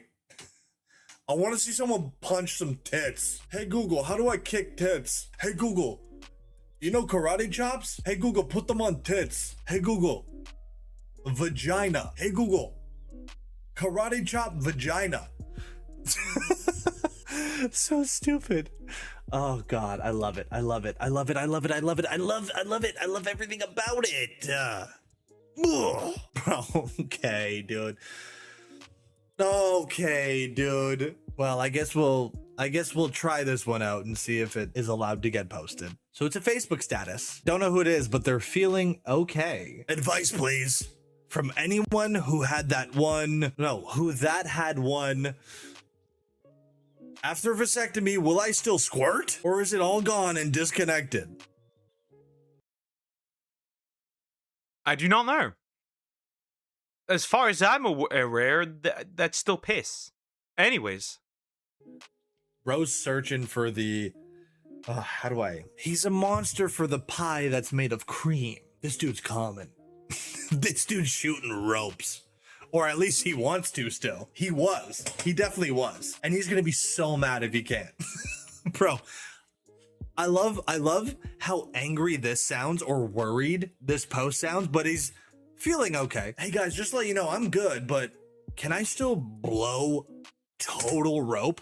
Can I oh, I can't say that. Can I still shoot rope? Am I good? You got ratioed, brother. 19 likes, 27 comments on Facebook. That's like 30K to 100K on Twitter. You got fucked off this one. Blue cheese has mold in it. I genuinely think I'm in a subreddit that's full of like dumb people. What are these fucking Bro spawned among idiots. Understandable. Have a good day. I don't know. Where's the freaky stuff? Where's the... I mean, like, the real freaky stuff. The outrageous stuff. The stuff that you have to censor to no end to even show. And then still fear that you get demonetized. That is the stuff I'm currently waiting for. He hasn't dropped the outrageous shit yet, right? He hasn't dropped the stuff that would be considered a war crime. Replies. Just a small puff of air comes out. Like the, oh my god, like the Febreze things on the wall that always manage to scare you when you walk by them. They only go off when you're walking by them. You walk by and they go, psst, and you're like, what the fuck? That's his dick and balls. Oh, bro. Yeah. No, this is what Facebook was built for. I remember watching Mark Zuckerberg in an interview in like 2008, and he was saying this is exactly what he wants on his platform. And this is actually from someone named Mark. This might be the Zuck. You know what? As I read this, imagine this post is by Mark Zuckerberg. I will be your submissive slave boy. And I will worship you and long to pleasure you, and I will be your own submissive slave boy bitch, and I will be treated for you to use me to be your pleasure bitch for whoever you are, me to give him ultimate pleasure too, and I will never be a bad selfish bitch, and you can make me a hot goddess or do whatever you need me to do for you and your own people you want me to please. Finally, the good stuff. That's what I've been waiting for. That's been what I've been waiting for, and we got it. Ladies and gentlemen, that's what I've been waiting for. The real shit. He looks like he's cooming. I'm sorry, David. And by the way, I'll be your submissive bitch, slave boy, bitch, and your pleasure bitch, boy. Hey man, I think you were like way too excited when you wrote this. He was like, I'll be your submissive fucking bitch. Oh, and I'll be your submissive slave, and I'll be your bitch boy, and whoever he is, and I'll do whatever you want me to do to him or whoever. I don't know even who he is, but I'm gonna and I'll be your bitch, and I'll do it for free and post, and that's on your Facebook wall, and that's not even a message to someone. That's just like on your wall, and you're like, yeah, bro. He wrote that shit out. He was typing it. He wrote it out, and then he went, okay. Yep, submissive, bitch boy, for his pleasure, yes. Oh, perfect. And post. Ah, lovely. What are you doing, brother? Okay, we'll do like probably 4 more posts. Oh, dude, wait, this is good. I do know this one, bro. Okay, so this guy made a post, and he's the author replying to posts. And he goes, Sandra Bullock. I feel like 90% of these people are just Peter Griffin, but like if they were actual people. Hey, Sandy. Like you know her? Shut up, bro. You don't know Sandy like that. You do not know Sandy like that. Trust me, bro. I asked her about you. You do not know Sandy like that. Hey, Sandy. What you doing tonight? Hope you're out having fun, gorgeous hunk of woman.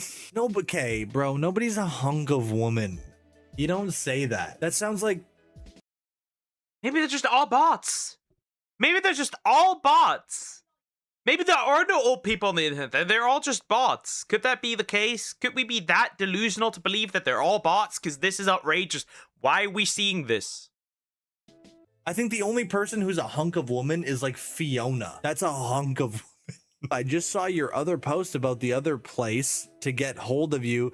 Yet next time I just wanted to say, hey, somebody's thinking about you.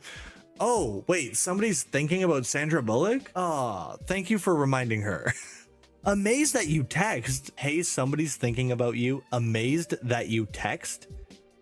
Does he think that she talks to him? Hey, man, I don't know if Sandra Bullock talks to you, bro. Amazed that you text. You know, if you got a hold of... So first of all, the earlier bit sounded like he's stalking her. That's first thing. Second thing is, if the voices are not real, big guy. The voices are not real. The voices are not real. What are we doing? Oh God, where's this going? Me, but if it's you, I believe it is my brother said, I will ask who was for a passed away, but every 50 years, July 1st, 1201, they switched Santas. I don't even want to get into the elves. Bro's on a... What is bro? So bro started yapping about how much he likes Sandra Bullock, and now he's like talking about like Santa and the elves. He better not get into the elves, literally. And like Rudolph. What is happening? Fucking bro's on a Christmas rant all of a sudden. Yo, don't even get me started on the elves. Rudolph Red-Nosed Reindeer, drunk and damn reindeer. I can't believe people didn't figure that one. Well, he does have the red nose, so kinda. What is happening? One out. Well, don't even get me started on the elves, but Rudolph, can you fucking believe that guy? Anyways, Sandy, love you, here for you. But anyways, good night. Just not one of your movies on tonight. I was looking to the channels, have to call the cable company. We want to see Sandy's movies. Oh my god, bro. Dude. If this was my grandfather, I'd dropkick him. Are you joking? Let me think. If I really saw my grandfather do it, yeah, no, I'd have to. There's no other play. You got to dropkick the guy. Easy. All right, we got a post from Fred here, obviously on Facebook. I apologize for some woman's rear end being posted on my Facebook page. I had it taken down, having everything checked. Why did you post ass, though? That's the more important question. He's in the room with the rats. The elves kidnapped him, and he's actually at the North Pole. Anyways. 257 likes. Dude went viral for one thing and one thing only. Screenshotting his porn and posting it to Facebook. The worst is acknowledging it too. I apologize for some woman's rear end. I don't even know how that happened. I was just one day I was just on my phone and all of a sudden everybody was telling me there's a woman's, excuse my French, rear end posted on my Facebook. Oh god. Don't click on my Photos app. Don't go through that. No, don't go through my Photos app. There's nothing in there you want to see. Oh, where did all those women's rear ends come from? They hacked my phone too? How did they get there? Shut up, Fred. Shut up, Fred. We know how they got there. Yo, what? Dude. Posted to Threads, dude? That is outrageous. That's someone's grandma.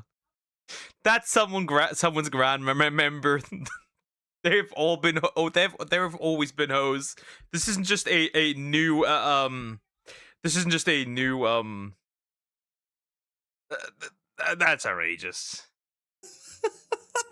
Hell yeah, dude. Hell yeah. Hey, good for you. Hey, I love that it's your profile picture too. That's crazy. Oh my god, you're like about 7 to 8 inches away from just full on tit. Good for you. All right, we got one more post from Threads, and it's from a man named Robert. My name is Robert. Good morning. Happy Tuesday. I am in heat. Like a fucking dog. Like a dog in heat. Oh no, why would you post this? They have not been as bad as they usually are. Are they really out freaking? Nah, I don't think so, actually. I think Gen Z is still freakier. Anyways, that's outrageous. Cause right, at least the old people didn't have the tentacles. Yo, me too, bro. I'm going to spend time satisfying myself in my bedroom. I tend to get this way when I get stressful. Dude, not the photo, man. Not the photo, bro. You can't. You do look stressful. You do look like a decent tug might take a little bit of that stress away, but dog, we didn't need to hear all that. I think there's a world in which you don't post this and your life is exactly the same, if not better. I am in heat. He's just a cat rubbing his ass up against Oh god. Oh god. Oh, this video is definitely getting fucking demoed. Anyways, guys, that's where I think I'm probably gonna end today's video. That was a little bit much. I don't even know how that's gonna turn out. Maybe good, maybe not. What was your favorite post today? I think the tied up. Yeah, the tied up is crazy. The one with heat is also good. The one with the submissive, you know what, was also crazy. But I feel like this was a little weak, right? So right, we had a little bit of boomer humor, right? We had a little bit of boomer humor. We had a little bit of right? We had a little bit of what do you call that?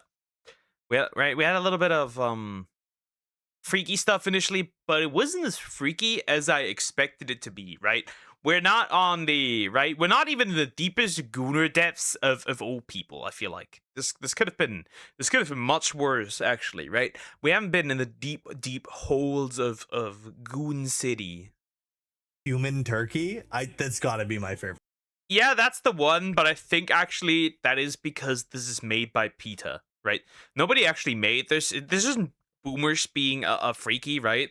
This is just PETA being rather interesting is what is the word I use. Right. There's no way. And I hate to bring this up again because I don't know if I'm allowed to put this in the video or if this has to be blurred, but like it's like frightening, it's worrisome, but it got her going, and her husband Barry's gonna stuff her. Like, fuck, that was awesome. Do you have any stories of your own from your own grandparents? I'd love to hear it. I wish I had some, dude. I don't even have any. But anyways, guys, I don't have any. I also don't have any from any other grandparents. The only thing we had a weirdo looking at kids when I was working at that school. That's the only old dude I had where I was like, yeah, okay, bro, you are a freak. That's going to do it for today's video. I really hope you enjoyed it. If you did, leave a like down below. And if you're new here, oh, I blinked. We were doing a staring contest, by the way. You lost. Well, actually, I lost. Actually, I don't know. Let me know if you lost. With all that being said, guys, I hope you guys have yourselves a fantastic day. Send your grandparents a text, and I'll see you next time. I can't. My grandparents are evil. So one side's dead, the other side's evil. So pick your poison. Or not, I guess. Or not, right? One side's evil, the other one side is dead. So yeah, that is interesting. But yeah, I don't remember anything freaky aside from that. I've seen worse, right? We had like right, you can just like look at all the like even AI posts on TikTok, right? You can look at some more suggestive stuff on TikTok, and you see a bunch of old men just posting like 3 hearts and like hello sweetheart, and like you get the idea. It's like really weird and really odd, and like right, this isn't just like right.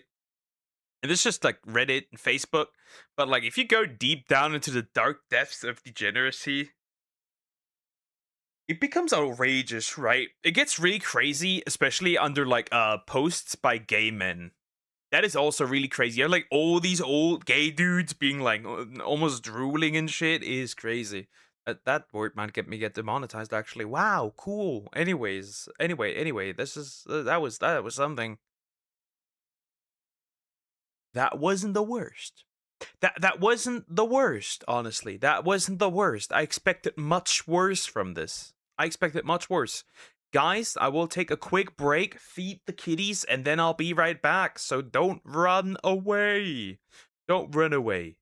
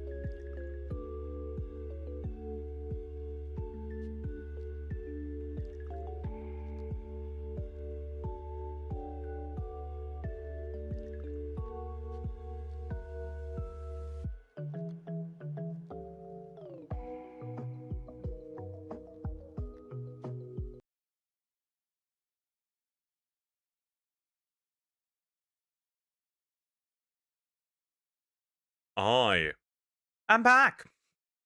All right, here we are again. Hi, friend. How you doing? Well, Samax is going to eat. Dinner comes in. Dinner leaves. A classic. A classic at this point. Anyways, next I want to do is apparently right. Gonna go down here.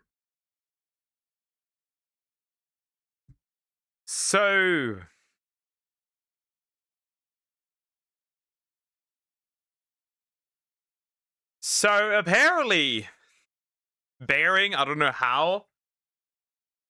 Right. I don't know how he and probably Sugar Tits, right, found it. But there are Chink and Hassan Piker deleted clips. And I'm curious what these contain, right? Last time we saw the bro tips from the professor when Hassan was still normal. By the way, funny, now I know it, right? Bearing is the guy, Sugar Tits is the lady. So that's how I get it. I'm starting to get it. Also, please consider liking and subscribing. I appreciate it. Thank you so much. We're going in. I don't know what to expect, but since they're wild, I'm curious. But disclaimer, this is fair use, don't bully. Bullying is gay. Anyways. Here we go. Are you feeling romantic, baby? Why, what's going on? Are you feeling romantic? Stop it right now. It's Turkish date night! What the hell? Turkish date night. Wait, where does he force? Wait, should it be reversed? Because didn't Cheng say it would, you know, do something with a dog instead? Anyways, here we go.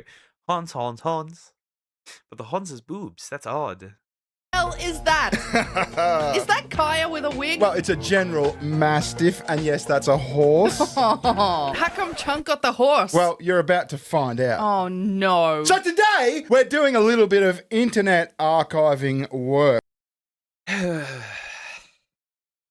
What is it with leftists and horses? We had this we didn't even have this all that long ago with the bearded man. What was his name again? Vosh. Now it's Cheng with horses? Why is it always horses? Why every single damn time it's horses? Right? I'm sorry, I just got hypnotized by the horse's tits. Yeah, the horse has got tits. The horse has got decent tits. We're doing a service, right? We're doing a little bit of preservation work because the clips we're about to see have been scrubbed from the internet. Oh, you're being a custodian, are you? I'm being a custodian, that's right. Dirty, dirty librarian. Now, let's rewind a bit. So I tweeted this out the other day. I said, when you see them side by side, I wonder what Hassan and Chenk's first cousin grandparents would have to say about this. And the videos, let's just say the videos are about, how can I say this without getting yeeted from you? Animals. YouTube. Animal love? Yeah, that's good. Animal love. The videos are about animal love. A little bit too much animal love. Now, when I was referencing the first cousin grandparents, Chank or Chunk admitted in an old clip that his grandparents and presumably Hassan's great-grandparents were first cousins. Were first cousins. I knew. No wonder he's so fucked up. He's incest. Oh, God. This is so outrageous. Remember, fictional incest stuff is illegal in the UK, but cousin marriage is legal. Moving on! Do that one! Did you guys know that 10% of those married in the world are married to their first cousin? Isn't that amazing? 10% of those married are married to their first cousin. 1 in 10 married. 10% are incest. Interesting. Well, that's not good. I'd argue that is not good. I'd argue that's not great. That's not fantastic. That is not ideal. That is not ideal. Poke Crocorock. That's just not ideal. I don't know about that one, boys.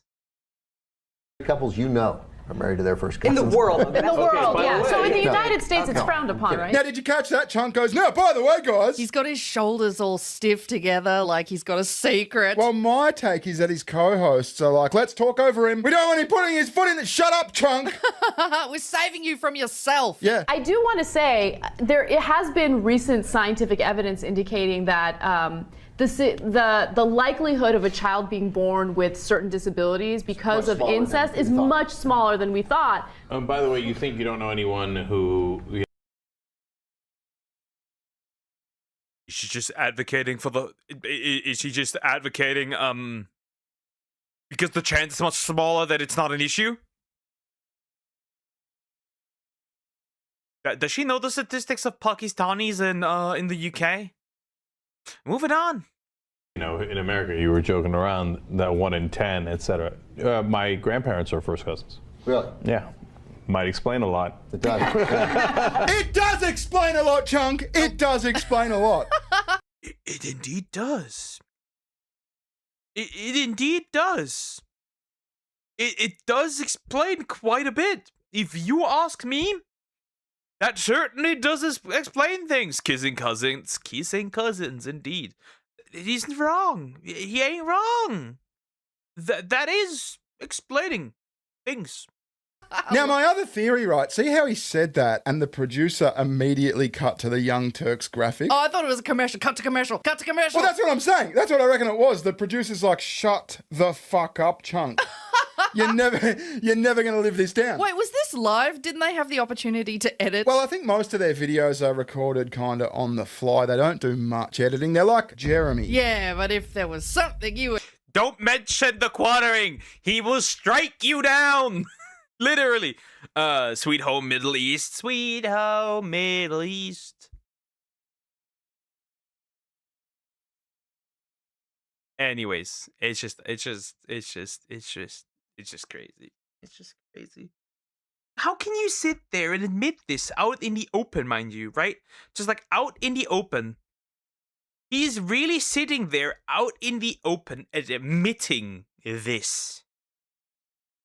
There's no help. There's no help for this man. There's not a single bit of help for this man. We're gonna edit.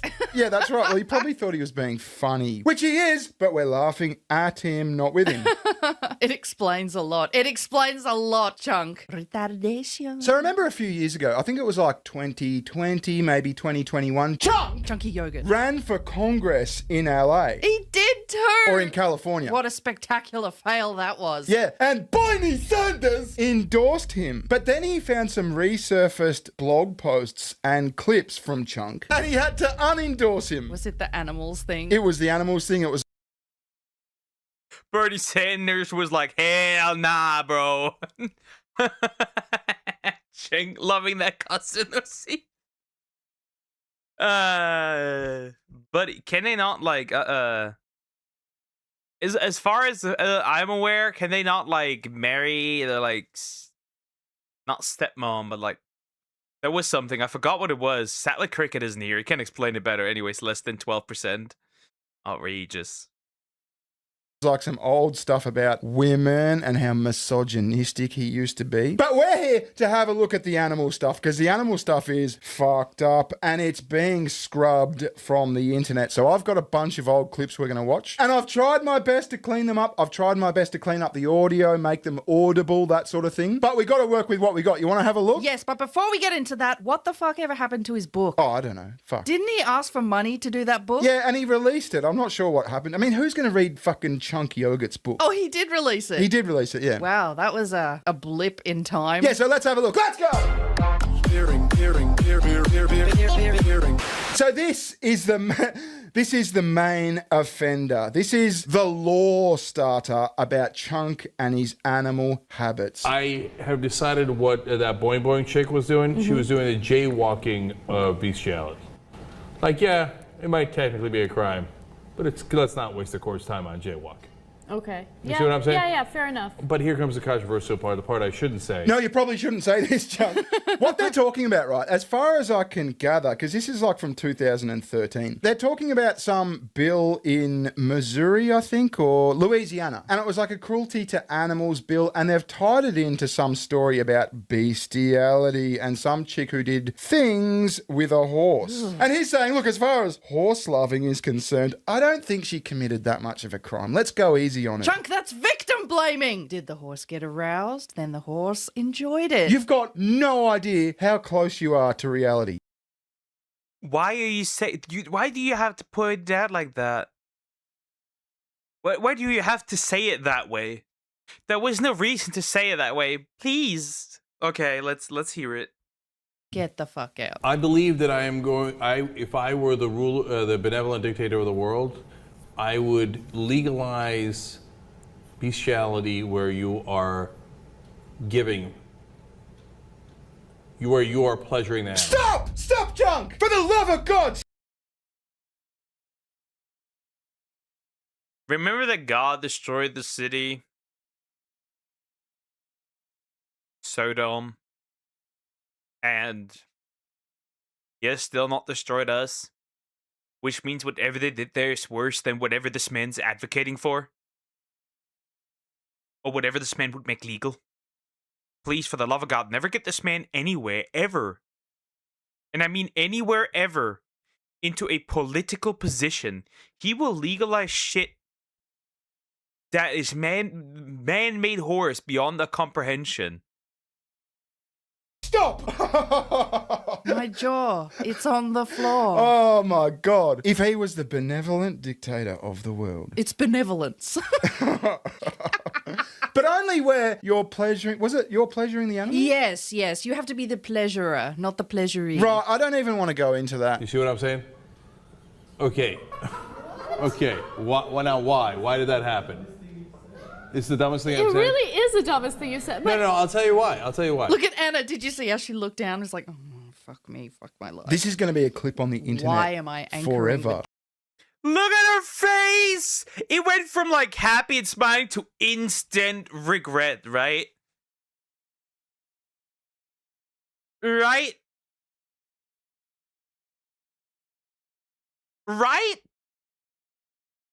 It's crazy. Don't do this to us. You will watch this. If I have to watch it, so will you. This guy. And you're going to see there's a lot of that in this video. Because there's was the case that we covered where there was like a guy or a girl or something that was pleasuring a horse, and the horse came to a conclusion, right? So who got harmed? You know that people who are, okay, look, not to be a downer about what you're saying, because what you're saying sounds kind of funny, but a lot of people who are being raped can actually have an orgasm. So if a guy is being raped, he can have an orgasm. You can't say, if you come, that means you wanted it. That's not the right way to go. But number one, you're being an unbelievable downer. I am, but that's the truth. Number two, they're not both humans. Number three, I mean, if you really ask the horse, did you mind? The answer's got to be, no.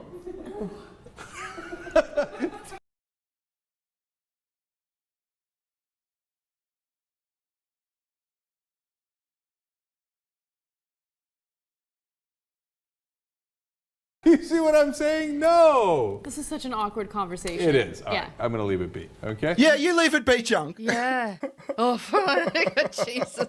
A horse is a horse, of course. Oh, splooge. I mean, isn't that wild? But we're just scratching the fucking surface. No. Do you want to get into a bit of Hassan? How many times did I say stop during that? I know. I refuse. I just want to play these clips out. I want to preserve them for the internet. By the way, isn't it amazing what Anna used to look like before she had the alien makeover? The nose job. The nose job, the Botox, the fillers. She looked like an Armenian. She doesn't want to look like that anymore? Clearly not, no.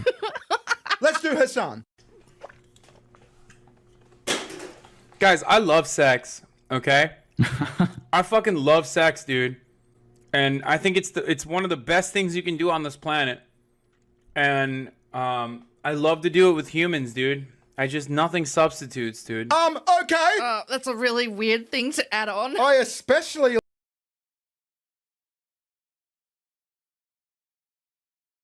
Why did you have to point that out, though? Why specifically humans? What else have you done it with? Get Kaya out of here right now. In this instant, get Kaya out of here immediately. Right now, save the dog. Next is the dog shocker. The dog is shocked. The dog is more than shocked, probably. Love it with humans. Humans. Wow. Where is your train of thought? What's the point of comparison? Yes. What are you comparing it to? Oh, that's what grimy, else man. have you had sex with? He's put a hamster up his butt, hasn't he? There's more. You know what? Fucking dogs is actually good. It's actually great. I want to fuck dogs. My dog likes to get fucked. And enough people decide that fucking dogs is actually a good thing. What I'm trying to say is that at that point, we're giving the freedom to fuck dogs to people who want to fuck dogs under that communist utopia. Okay, he's not even hinting anymore. Now, I get that he might be joking there, some sort of weird, fucked up, sick joke, but it just keeps coming up and coming up and coming up. I don't know, Bering. He's always talking about how he wants that communist utopia. Yeah, but how does that relate to fucking dogs? It's a really weird thing to bring up, to even have it, like, cross your mind. And Hassan has got, like, stream brain, where it's autopilot, and you just say whatever's in your subconscious because you stream too fucking much. It's still sus. Once you go horse, you can't go back. How do you like live with yourself and walk the streets? Like, you know that there are people who are like whispering, hey, that's the guy who f***ed the horse. Oh, giddy up. Okay. Anna's over it. I know. So you can see how far back we're going right now. As I said, I've done my best. Orbital cannon right now. Orbital cannon. Neil deGrasse Tyson said, we don't need a space laser. We need a space laser. We need a space laser. We need a fat fucking space laser. Best to clean up these clips. And a lot of this, because the camera quality and the set didn't change like for fucking years, you kind of think that a few of these clips are the same, but I want you to take note of the clothes that they're wearing. This is multiple occasions he's brought up bestiality. I was going to say, it looks like VHS quality. Yeah. A couple got caught making more than 100 tapes where a woman is with dogs. 3 different dogs. Please. Making love to dogs. You know what they did with the dogs? Oh, here we go. Everything that you could possibly imagine. Okay, all right, let's not... Every sexual act that you could ever imagine was done with these 3 dogs. And what she would do is she would tape it all, okay? She would tape it all, and she would try to sell them on the internet. First of all, the bestiality, I get it. Some people are into bestiality. What? This ain't right, bro. You get it? What do you mean by that? Are you having fun with the video poker? Fuck you. You get that? Some people are into bestiality. Chunk. He keeps trying to justify it. I know, and it keeps coming up. Like, talk about something else. I mean, he usually talks about politics, but there just seems to be this underlying constant smattering of fucking animals. Yeah, you'd think they'd learn. You think whoever's behind the camera would come across the stories like, okay, what are we talking about today? Oh, no, kick the one out about the dog fucking. He's gonna say something retarded again. Forget the fact that it's a dog. Like, you're into the dog, but how can you be into this girl? I mean, this woman. I mean, like, I'm not interested if... I don't care if I have a turtle fetish if she's the only woman in America having sex with turtles. I would not be interested in that human. What the fuck? Oh, man. Even the rambling, the incoherent rambling where it's all subconscious shit is like, forget about it, the dog. I get that you're into the dog. What? Why do you get that? I can't get into it. I mean, look at her, right? You know what happened, by the way? It explains in the police report. The dogs would ejaculate. Okay, they would rot. Let's put it that way. Is it really dog rape if the dog came? Right? Oh, thanks. I've got no words. I mean, I was putting this together last night, just like jaw dropped, just thinking. I don't know if bullying is gay in this case. I'll be real. I don't know. I don't know. This is outrageous. This is outrageous. This is outrageous. Oh no. This man's a zoo. Why are we doing this? fuck me. Because I knew there was like weird shit out there that Chunkers said, but I didn't know the extent of it. Yeah, to be honest, I've seen that first clip. I didn't know all this shit existed. Yeah, now you can tell by the quality. I've had to go to people's reactions to these clips and stuff and like cut stuff out and like just salvage it how I could. Because every single one of these is obviously yeeted from the Young Turks channel. Yeah. See, when the Congress stuff happened and Bernie Sanders disavowed him, he said, you know what, I think we better take all these animal fucking stuff off the YouTube channel. I do not endorse dog fucking. So this is what I'm talking about. This next clip looks like the last clip, like it could be the same show, but he's wearing a different outfit. I know that it's illegal. I know that there's good arguments to be made against it. And I think that there are some interesting arguments to be made for. In bestiality, There are no good arguments to be made. This is not a human. An animal cannot consent. There is not a single argument. No. And look how he's smiling. Look how happy he is. I want to plow this man's head, plow this man's body into the floor. I swear to God. I don't know, man. That's crazy. This is outrageous. are farm animals involved. There's some good arguments to be made. What are the good arguments? No. They came bearing. No, but seriously, in his mind, what are the good arguments? They came. That's not a good argument. You said in his head. His head is a fucked up place. Yeah, it's date night in Turkey. Yeah, that's a little different. Goats, sheep, horses, as opposed to men and women. But beyond that, the whole point is, are there consenting adults here? No, that... Jesus fuck. The horse consented. Why is he so fixated on the horses? Well, that's why I've got him with a horse. It makes sense now. From Slate magazine did a great story about bestiality and the history behind it. It just keeps coming. Oh, God, did you hear what I just said then? Slate magazine did a great story about bestiality. When's the last time you fucking saw an article about bestiality and thought, wow, that was great? That was tremendous. Yeah. Very well done. So it turns out that in Europe and in colonial New England, people were terrified at the thought of atheists having sex with animals. They're acting slutty, okay? They're being totally slutty animals. I love the idea of like a horse being like, come here, big guy. Yeah. So there's this great...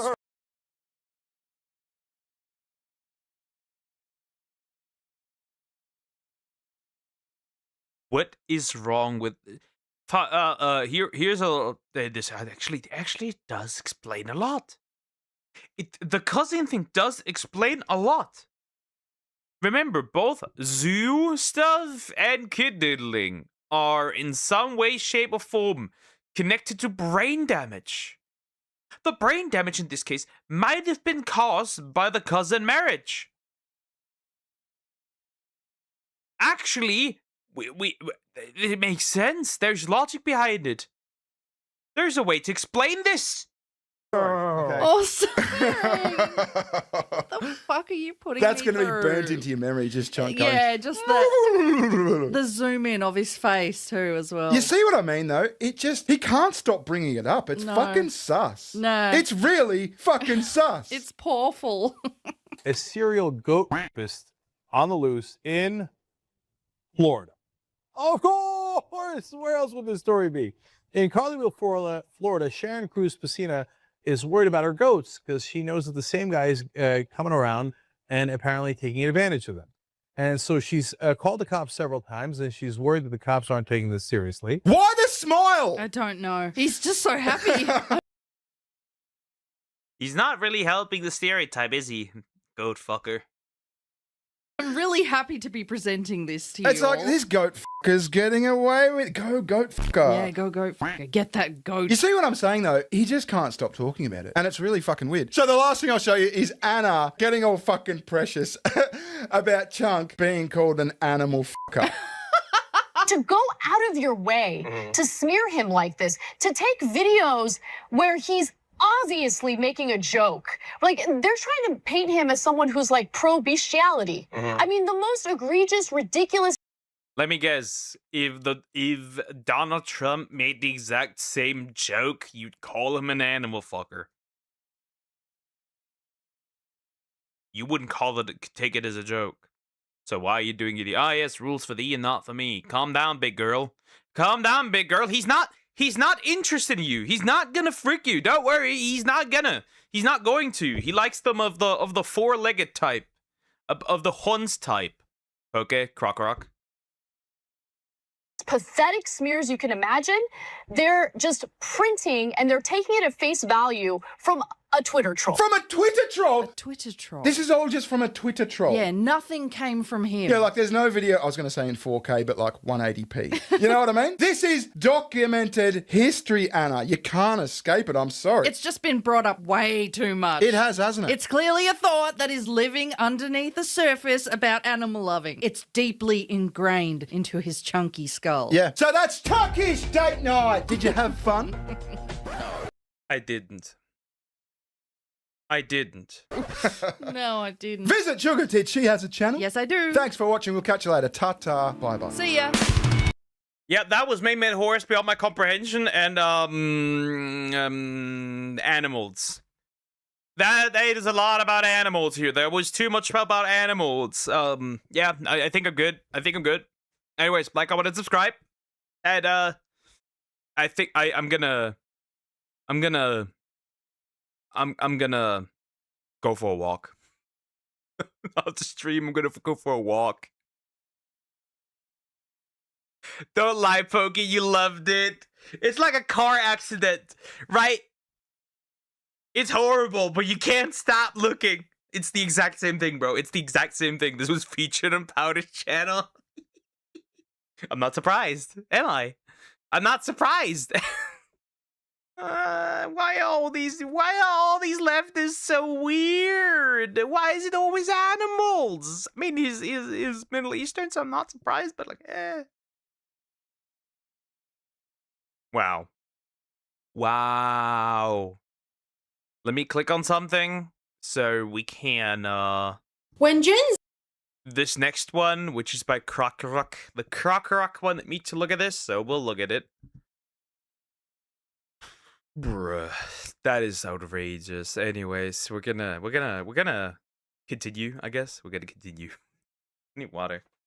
That is just wow. That is just wow.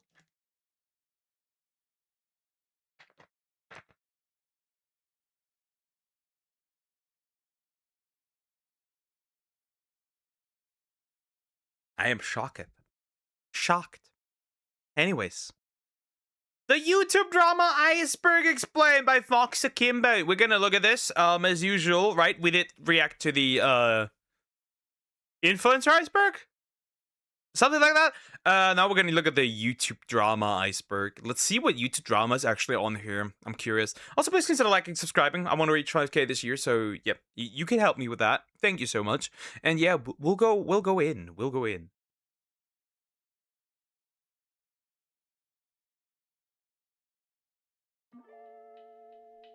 YouTube and drama. It's a tale as old as time. The history of YouTube is a history of petty drama, and ever since the rise of the response video, we've been greeted with some zesty squabbles, to say the least. From blackface to subbotting, from convincing children to gamble to anything else that Jake Paul.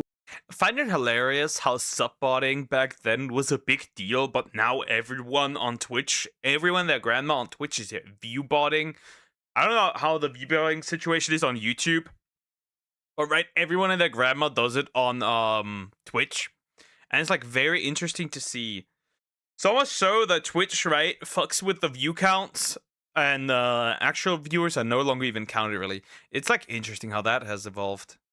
Has ever done. YouTube drama has become one of the cornerstones of the platform, and today I'm going through the most notorious, the most ridiculous, the darkest, and the most serious that the internet has to offer. And hear me out, okay, I think this is the best video I've done so far. Little spoiler, we have 15-year-old Nazis in here, and Leafy's leaked nudes. So, YouTube is mad. Let's not. I don't. Well, yeah, obviously. It was hyperbolic, but you get the idea. And then there's some people who don't understand how viewbotting even exists, which I do not believe, right, Demi? I wonder if Ref is gonna make a video on her, because that's gonna be interesting. This video is probably gonna get me a ton of hate, and it's not going to make me any YouTuber friends, but it has to be made. If you don't know what an iceberg is, go suck a lemon. I'm just kidding. You'll get the gist of it. So stick with me, kid, and you'll be just fine. This is the YouTube drama iceberg explained. Up first, we have PewDiePie and T-Series. What a flashback this was. For all the 3 people who don't know, once upon a time, PewDiePie was the most... This was so funny, right? Right? Hacked billboards. Like digital billboards. Hacked computers. Hacked printers. Bitch lasagna. This was definitely an arc. This was definitely an arc. And I still think it's crazy that people out here like, oh, right? That people are like out here saying like, oh yeah, PewDiePie kicked off the racism against Indians. I find that so hilarious that people do that. And people are still mad about the fact that he said the N-word, right? The bridge incident. After this much time, because they can't forget. It's like hilarious. Subscribed YouTuber on the planet. But that all changed when T-Series attacked. Despite a valiant effort put up by the Allies, the mass media corporation won the day, but PewDiePie won our hearts. Honestly, who the f*** subscribes to this shit? I legitimately think 174 million people just misclicked on T-Series subscribe button. Speaking of which, if you enjoyed this video, please subscribe. We'd love to have you in the community. Keemstar N-word. Okay, we are starting off hot and heavy. This is only the second entry and we're already getting into the N-bomb. Now, I've just watched a 10-minute video of Keemstar trying to explain himself on the Misfits podcast, and whilst yes, he does give context, that doesn't excuse him for his actions. Basically, he was on a website in which 2 people were paired up against each other and had to insult one another with viewers voting on who won. Keemstar kept getting started by the moderator, and apparently insulting people based on their ethnicity or nationality was common for the website, and so he dropped the N-bomb, which years later would resurface. The Content Cop is a series by iDubbbz in which iDubbbz... Oh, then I don't really care. Then I don't really care. If it's part of the game, then it's part of the game, right? Otherwise, you'd have to write, if the N-word is such a big deal then on there, it isn't then, because everyone gets hit with racial slurs then on there, then I don't think this really deserves a spot here. It's not that deep. Right? Because you would not have the same reaction when somebody would call you, if somebody would call you Mayo Monkey, or a Mayo Moon Cricket. Anyways, like, right? Don't care that much. That one's not that deep. Look! It's iDubbbz before he was gay and retarded! Isn't that amazing? Look at him!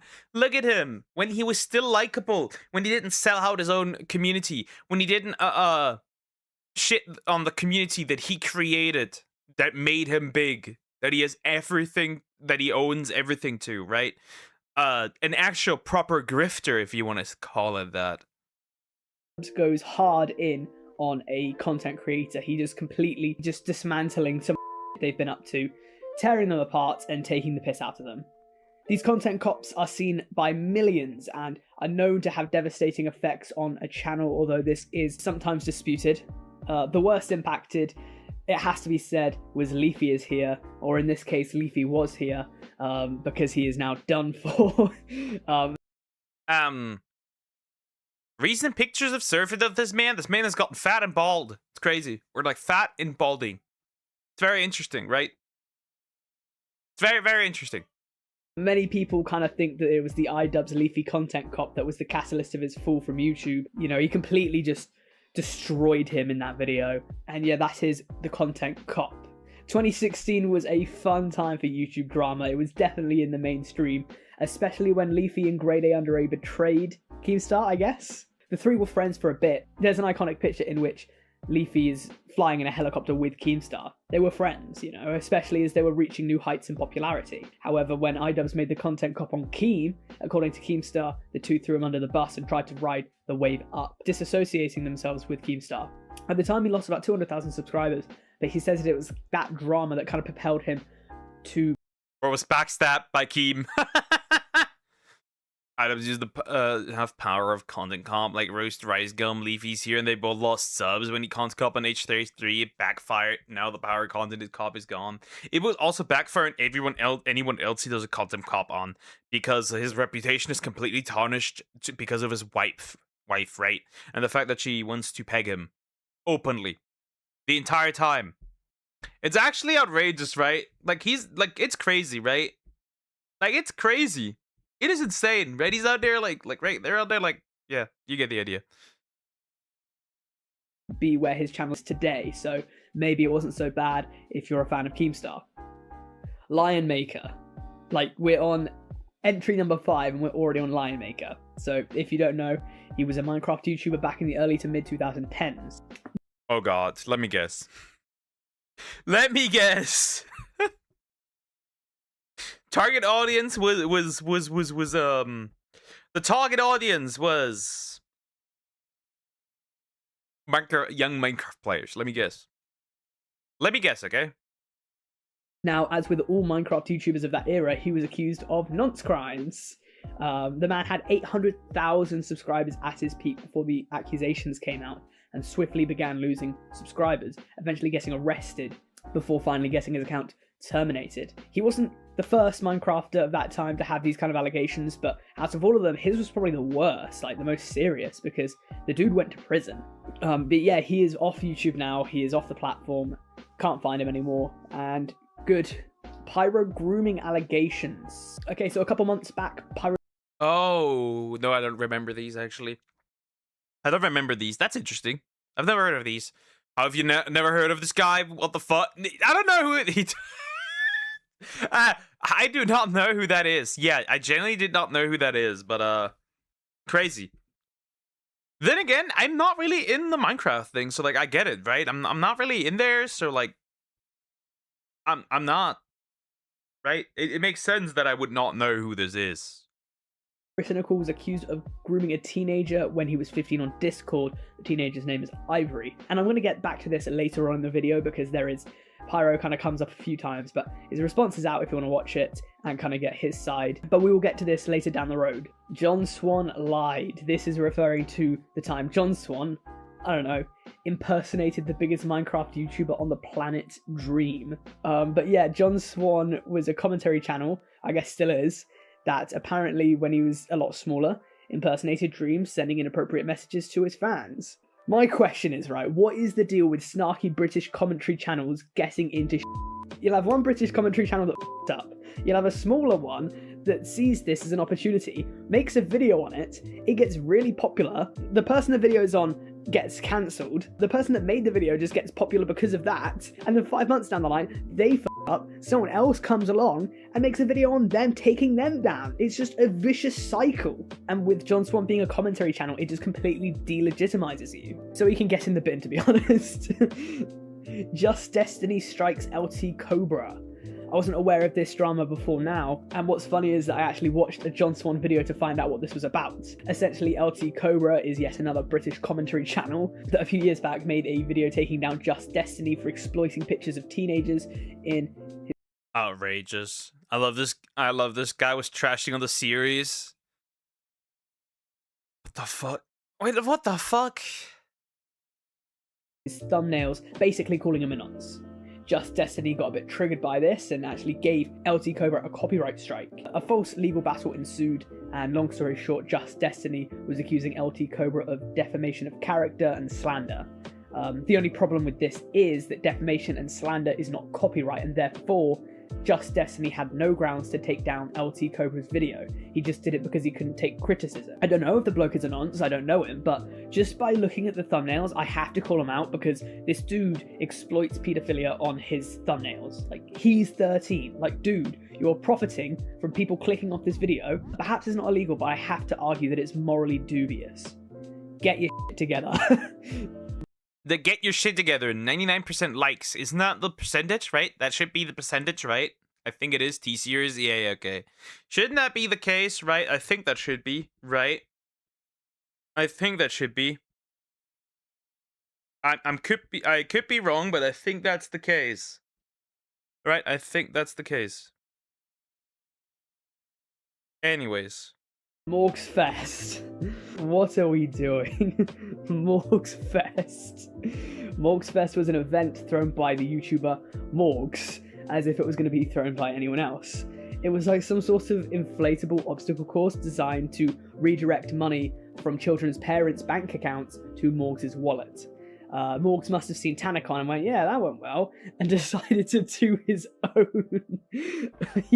Best thing is, when you bought tickets, there was a super VIP option, and if you bought it, you could live your dream and meet Morgs, the Morgs. The only problem was that you had to submit ID, and so the organisers could make sure that you're not like a criminal or anything, you're not going to stab him. A few YouTubers such as iNabba and Pyrocynical were turned away from the event minutes before it began because apparently they were like threats to security. The thing is though, it's like on the one hand this was bad because they couldn't go to Morgs Fest, but on the other hand it was good because they didn't go to Morgs Fest. I kind of like, I don't know, Morgs, he's like 18, 19, so I kind of give him a bit of leeway. He's still like a young bloke, but I don't know, kind of making these conventions about yourself is a bit vain if you ask me, but you know, am I a commentary channel? Am I just taking these people down? Zaptai is innocent. This one kind of has shades of grey to it, but just to give you the footnotes for this thing, I'm summarizing a summarized video. Zaptai was, surprise, a commentary YouTuber who,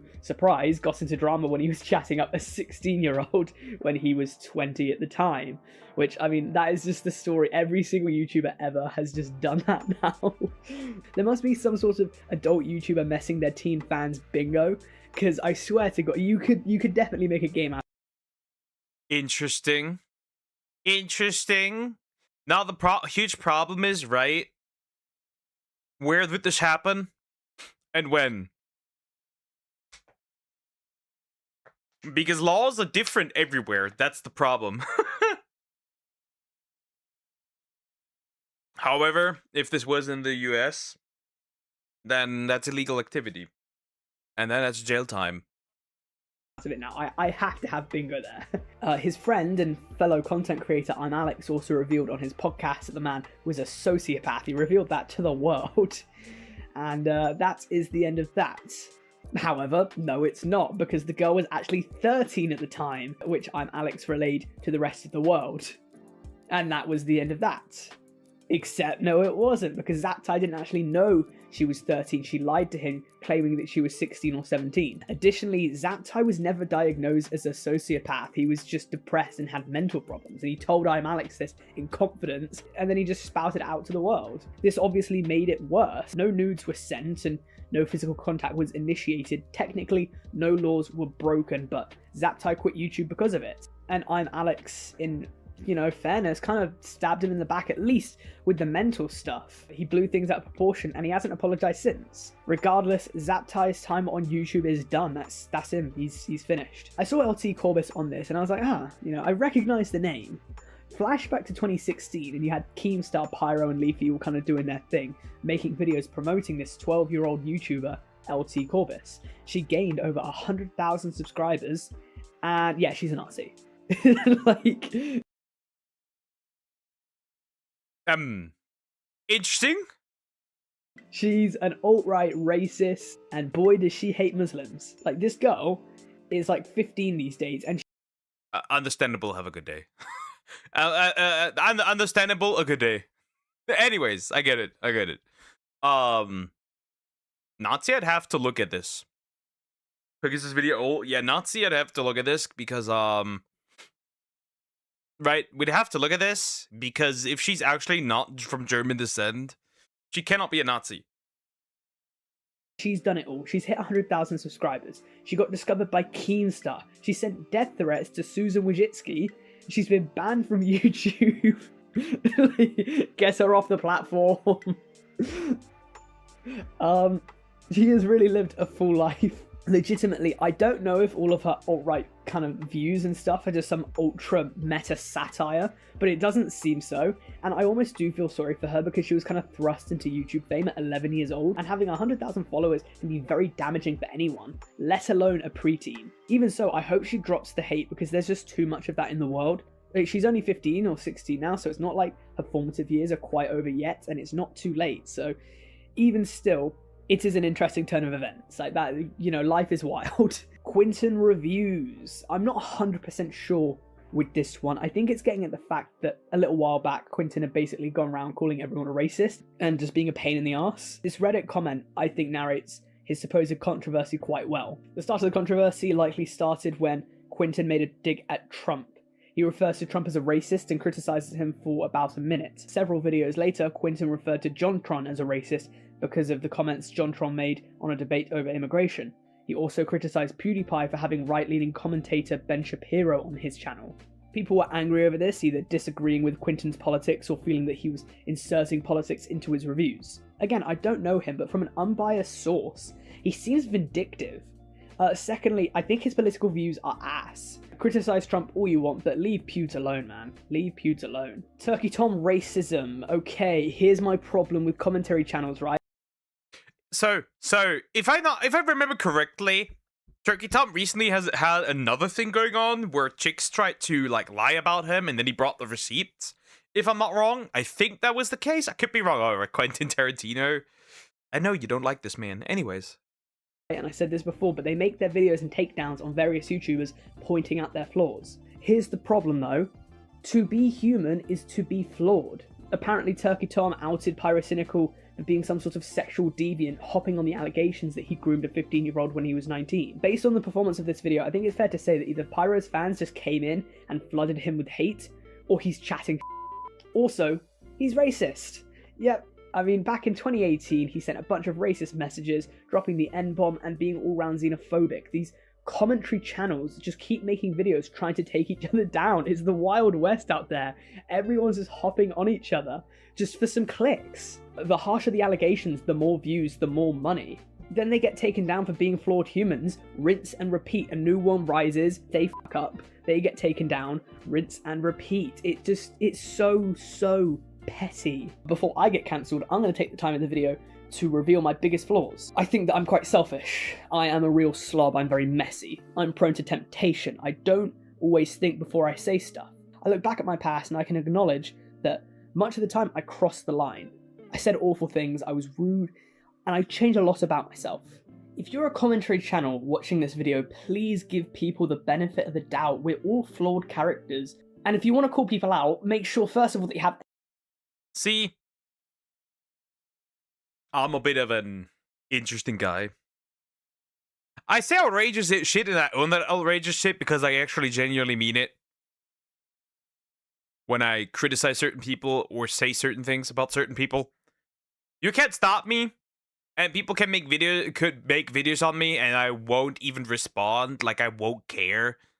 I will ignore it and go by my day, right? Anyways, Poke become a commentary channel? No. No, I would not. No. Hell nah, no. Evidence to back yourself up, and don't get cancelled down the road because you will look... So technically, I already am. Right, there's just commentary. Regardless. Like a bit of a... Tommy C versus LT Cobra. Okay. I can't with this video anymore. Okay, we spoke about LT Cobra earlier with the entire Just Destiny drama. Tommy C was involved in the Pyro drama because he interviewed Ivory, the person accusing him of grooming. Now, these two have both stepped into the ring for another fight, because Tommy C has suggested that based off how much LT Cobra speaks about sexual deviancy, that he is in fact a sexual deviant.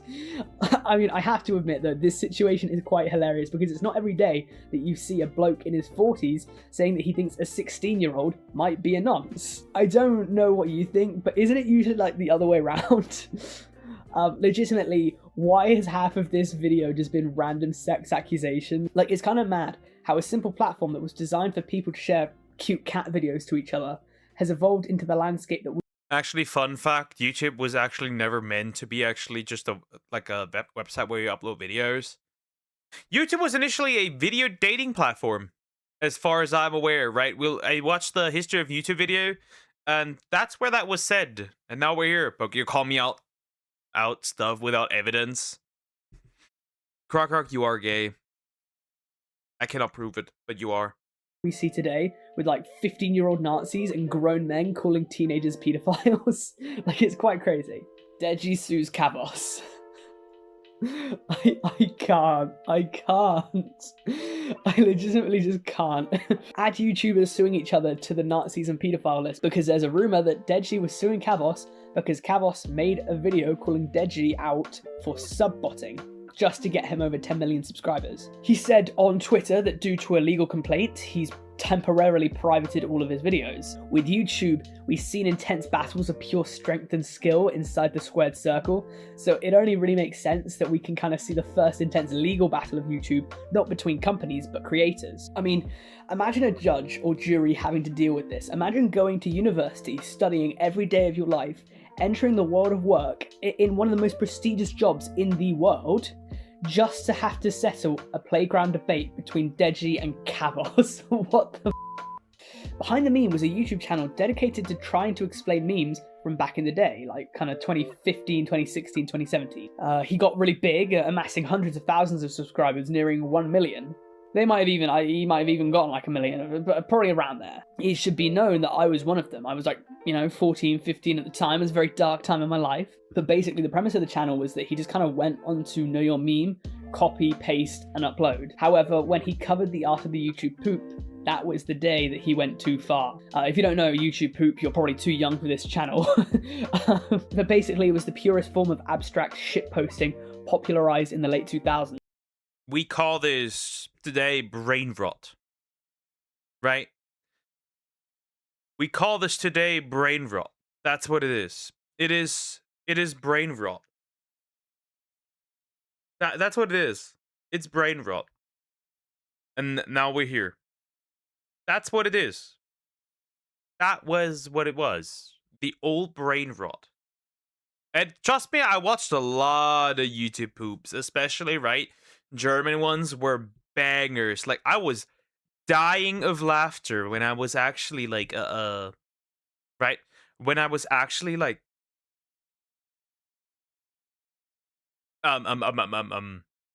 watching these, right? I was dying, wheezing, sides hurting, that type of thing.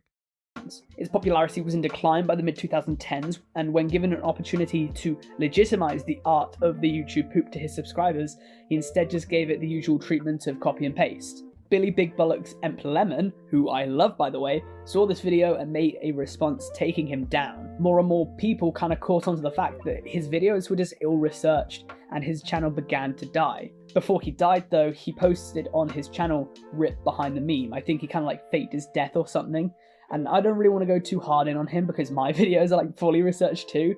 I often get the facts wrong and I'll admit it. Even with me being self-aware, that doesn't make me any better, but at least my channel is alive. I mean, it's on life support, but it's alive. Leafy leaked nudes. Okay, I'm done. I am actually... I'm speechless. I hate this website. The shit's on here. I don't think there's much to say here. I don't think. This is the same with VSP having stroking it on stream. Anyways, Trager, I hate this man. Yeah, I mean, you people are lunatics. Leafy's nudes were leaked a few months back. If you want to find them, do your own research, because they're really not hard to find. Apart from that, that's it from me.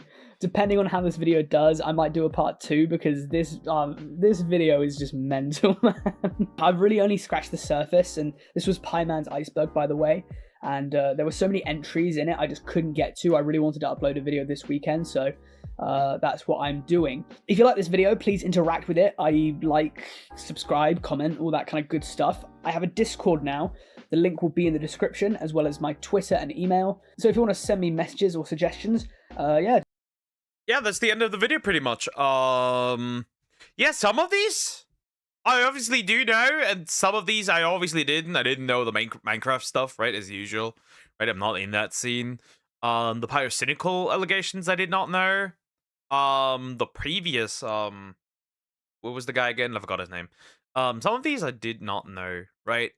It's interesting how botting was such a drama back then, right? And such an issue, and now it's like, nope. Wait, Discord was a thing back then? Yeah, Discord is old. Right? Discord is old. Anyways, that was interesting. Not bad. Also, please consider like, subscribing. I appreciate it. Lion Maker's Poke. Nope, that's not me. All right, we got that done. We got that done. Not bad, not bad, not bad. Oh. Okay, I can remove this one. And next I wanna do, I'm gonna remove the neck cracking.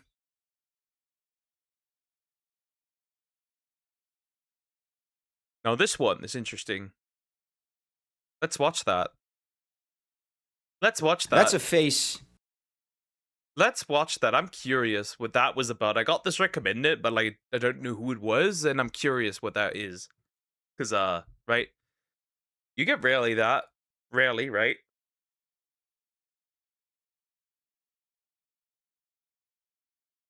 If I get as a third video about this topic, I'll save that. Not bad, not bad, not bad. You can do that, you can do that. Anyways, we're gonna look at this. Now, this one. I have no idea. Zero. None. I got no idea. Zero. None. I have no idea what is going on here. So, yeah, we're gonna look at this. I got this recommended. I forgot who it was, but, anyways, this guy's openly blackmailing other YouTubers by Sly Boy. We're gonna look at this. I have no idea what this is about. He looks like he would do that, though. He looks like he would do that, though, if that's him.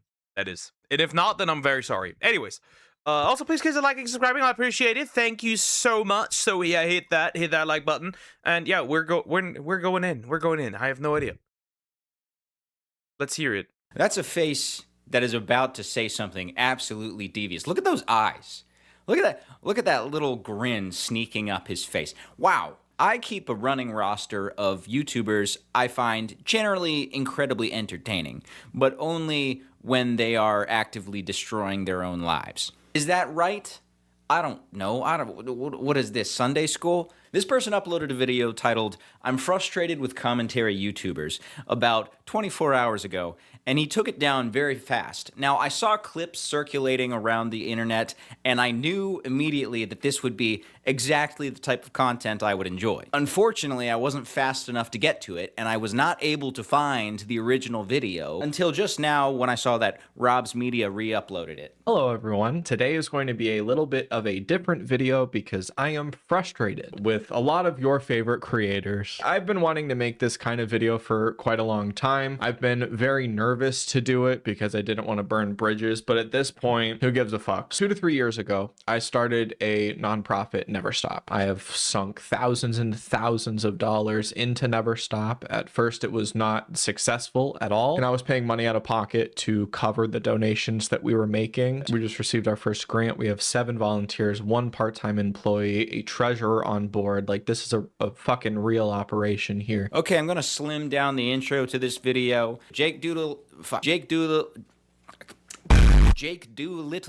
has a charity that pretty much consists of him Venmoing $500 a month to somebody in need, and he determines who's in need by just people submit applications on his website, and if he thinks, yeah, they could use $500, they get $500, which is good. That's nice. That's nice to help people. What you're about to see, though, right, not a big, okay, not a big deal. So essentially, he does just like charity work, and he pays it out of his own pocket, which is, you know, commendable, of course, right? That's a good thing. I don't know how he determines who is worthy of that, though. That's the question. And also, like, if like, right, they have a proper process of like, so they won't get scammed, so like they get some proof and shit that this person actually needs genuine help. Anyways, but for now, that's a good thing. But I'm assuming probably that he's like forcing people to donate, is what I'm thinking. YouTubers, that is. In terms of his expectations that people support his charity, you would think he is like on the cusp of finding the cure for cancer or something. I'm almost at 300,000 subscribers, which is absolutely amazing, and I cannot thank you enough for that. But there has been no YouTuber who has ever inquired or donated any money to Never Stop. No! Oh my god. Oh no! Oh, no! He does know that people aren't obligated to donate something, right? Like, right? He does know that, right? He does know that? That people aren't obligated to do that? I mean, it'd be nice if they did it. But they aren't obligated. Right? People aren't forced. So what is he doing? Is he trying to, like, shame people into not doing it? Does he call up people by name at this point? I don't know. We'll have to see. Nobody ever asked about your charity that sends people $500. I've actually even sent merchandise to creators to try to get them to talk about Never Stop, and it only worked with one, and that person wasn't even a YouTuber. It was a singer. It was a songwriter. And throughout this video, I'm not going to name names, but I would like you to know that I am going to name names at some point, possibly next month or so, if my following up with these people amounts to nothing and I keep getting ghosted. Donate to charity. It's for the kids. It's for the kids. It's for the people in need. It's for the lonely, the gay, the disabled, etc. Donate. I'm such a good guy. I'm such a good guy. You gotta, come on. I'm trying to help people here. You don't understand. Listen, I know an opportunistic person when I see one. I live in Nashville. I know tons of those motherfuckers. Now, I have a theory about this that I want to get off the chest right away. If you are someone who is not flourishing in their creative exports on, then don't. See, if you can't actually manage to put up a charity, just don't have a charity. Spoiler alert. On whatever it be, in this case YouTube, trying to make yourself the face of something that is doing objective good in the world, like a charity, and if you can't keep up a charity, just don't have a charity, right? Hey, me back. Me is back. What I miss? Nothing much. Nothing much. corral people to support that charity, that does a lot of good to your bottom line because it drives attention and eyeballs and name recognition onto you. And I know a lot of people would be squeamish about throwing this guy under the bus because it's a charity. He just wants to run a charity. What's wrong with running? Like, again, nothing wrong with running a charity. I just look into those glassy eyes and I do not trust that person. Oh, Slyboy hates charities. Slyboy hates charities. Okay, you want me to say that? Fine, I'll say that. A lot of these YouTubers love talking about holding people accountable for their wrongdoings and all that kind of shit. But when I try to say, hey, if you have any extra money, we are giving $500 a month. I know that you just put on your close friend story that you're making 15 grand off this brand deal. Hey, I would love the help. My views are down, but you're getting, I don't know, 50,000 subs a month. What are we doing here? I don't think there has been a creator that I've worked. Never has a Slyboy video become so outdated so fast. Guys, I couldn't help but notice that your channel is growing and mine is shrinking. Yeah, it's like, is he now, like, he's shaming people for having more than he does. Or like being able to, that would be able to do more than he does. But arguably, they're already doing more because they're paying more taxes than him. Which those taxes go back into, like, people that may need it, right? If, depending on what country you live in. So, like, whatever. Anyways, it's, like, interesting. He's basically saying, I can't afford this charity. Please pay it for me. Thinking, what are we doing here? Have you ever been friends with somebody like this? I feel like I have to a certain degree. Wow. My views are down, but you're getting, I don't know, 50,000 subs a month. What are we doing here? I don't think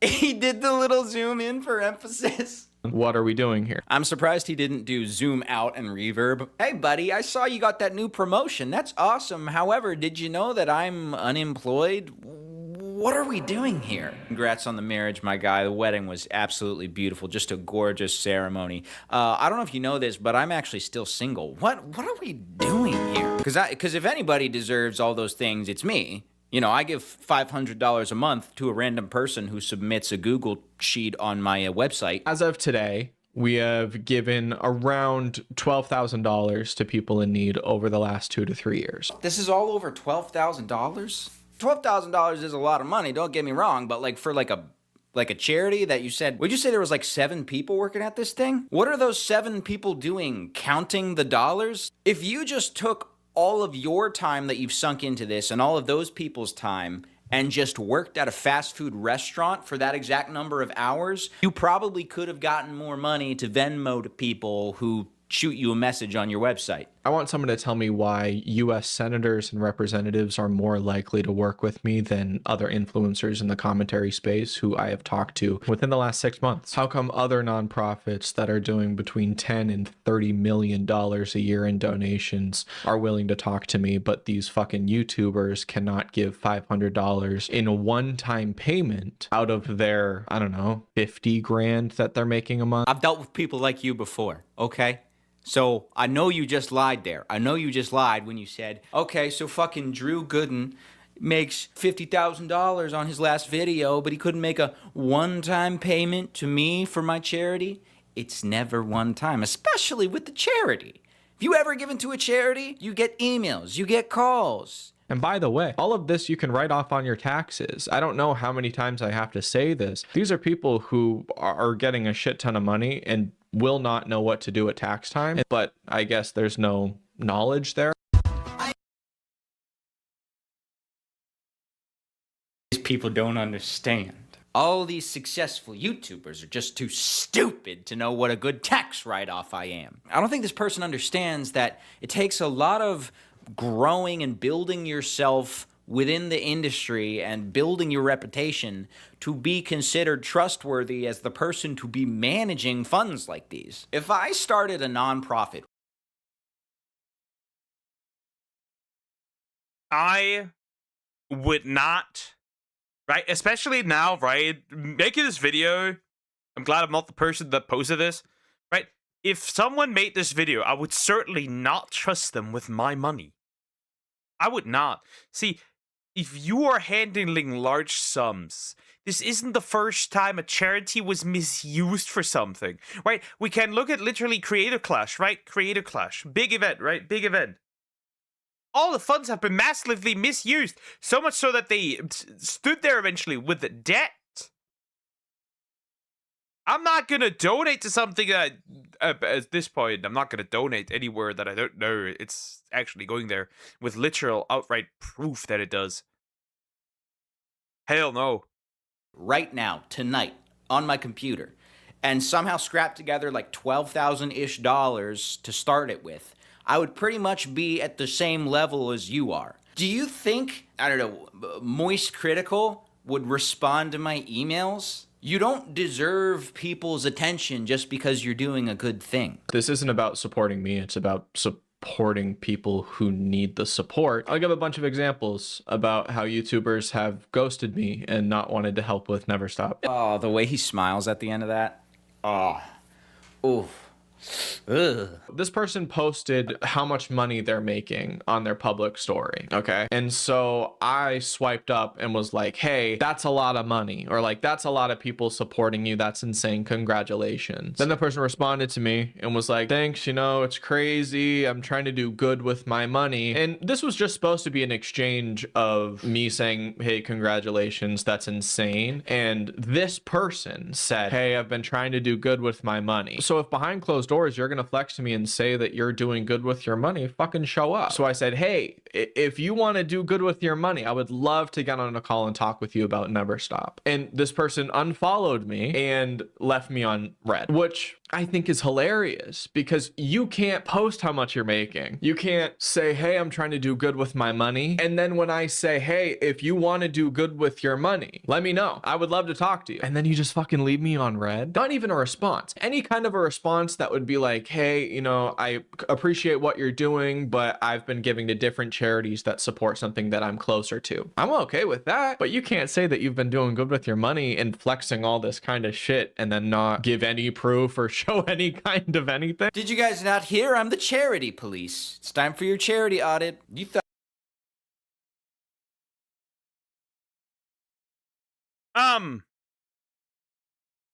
Listen. Okay? Listen. This man is out here essentially saying, oh, you're saying you did a lot of good. Is there any proof? Like, people don't have to show the fact that what they're doing, like what they're doing, right? People don't have to show how much money they're giving away, right? It feels like also, see, you can't win if you show off that you donate. You right, you're a donator. You're show off, right? You're show off. You're doing this for attention, right? If you don't, they call you a liar. So it doesn't matter what you do.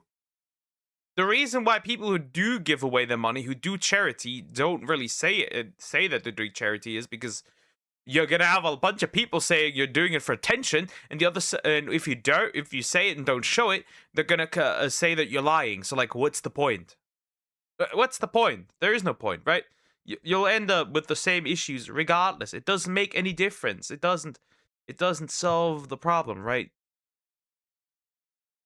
This is just dumb. It just is. Thought I was just a normal average YouTuber guy, but no, I am the operating authority on what you can and can't do with your charity money. You need to show me proof because I'm Jake Doolittle. Or maybe the Pillsbury Doughboy.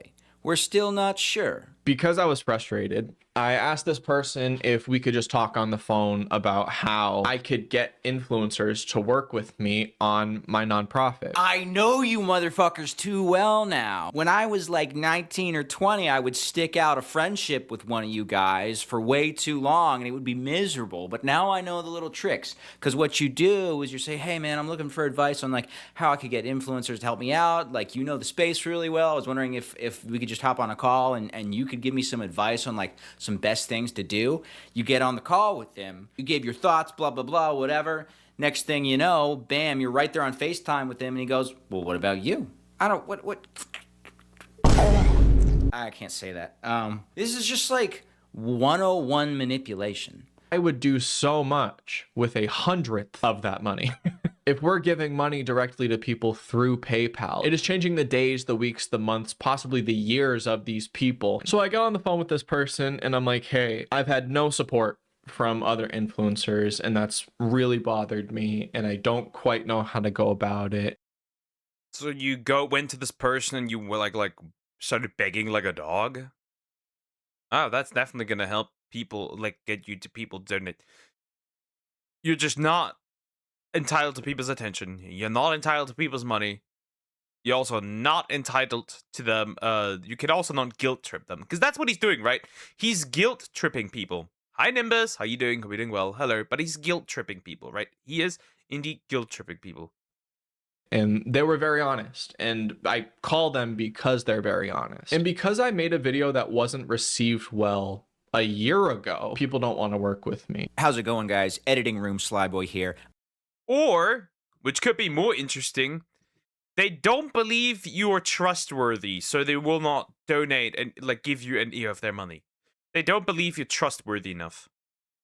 What he's referring to, without going into many details, is he was involved in some drama, I don't know, maybe like 6 months to a year ago, where he falsely accused Ethan Klein of faking an illness, which is funny because he's like the like chronic illness guy. That's like half his personality. Within that battle that he started, the Ethan Klein crew dug up a number of things about him, one of which is that he was selling merch that was branded as Never Stop charity merch, and only 10% of the profit off of the Never Stop merch actually went to the Never Stop charity. The rest was just going to his personal bank account.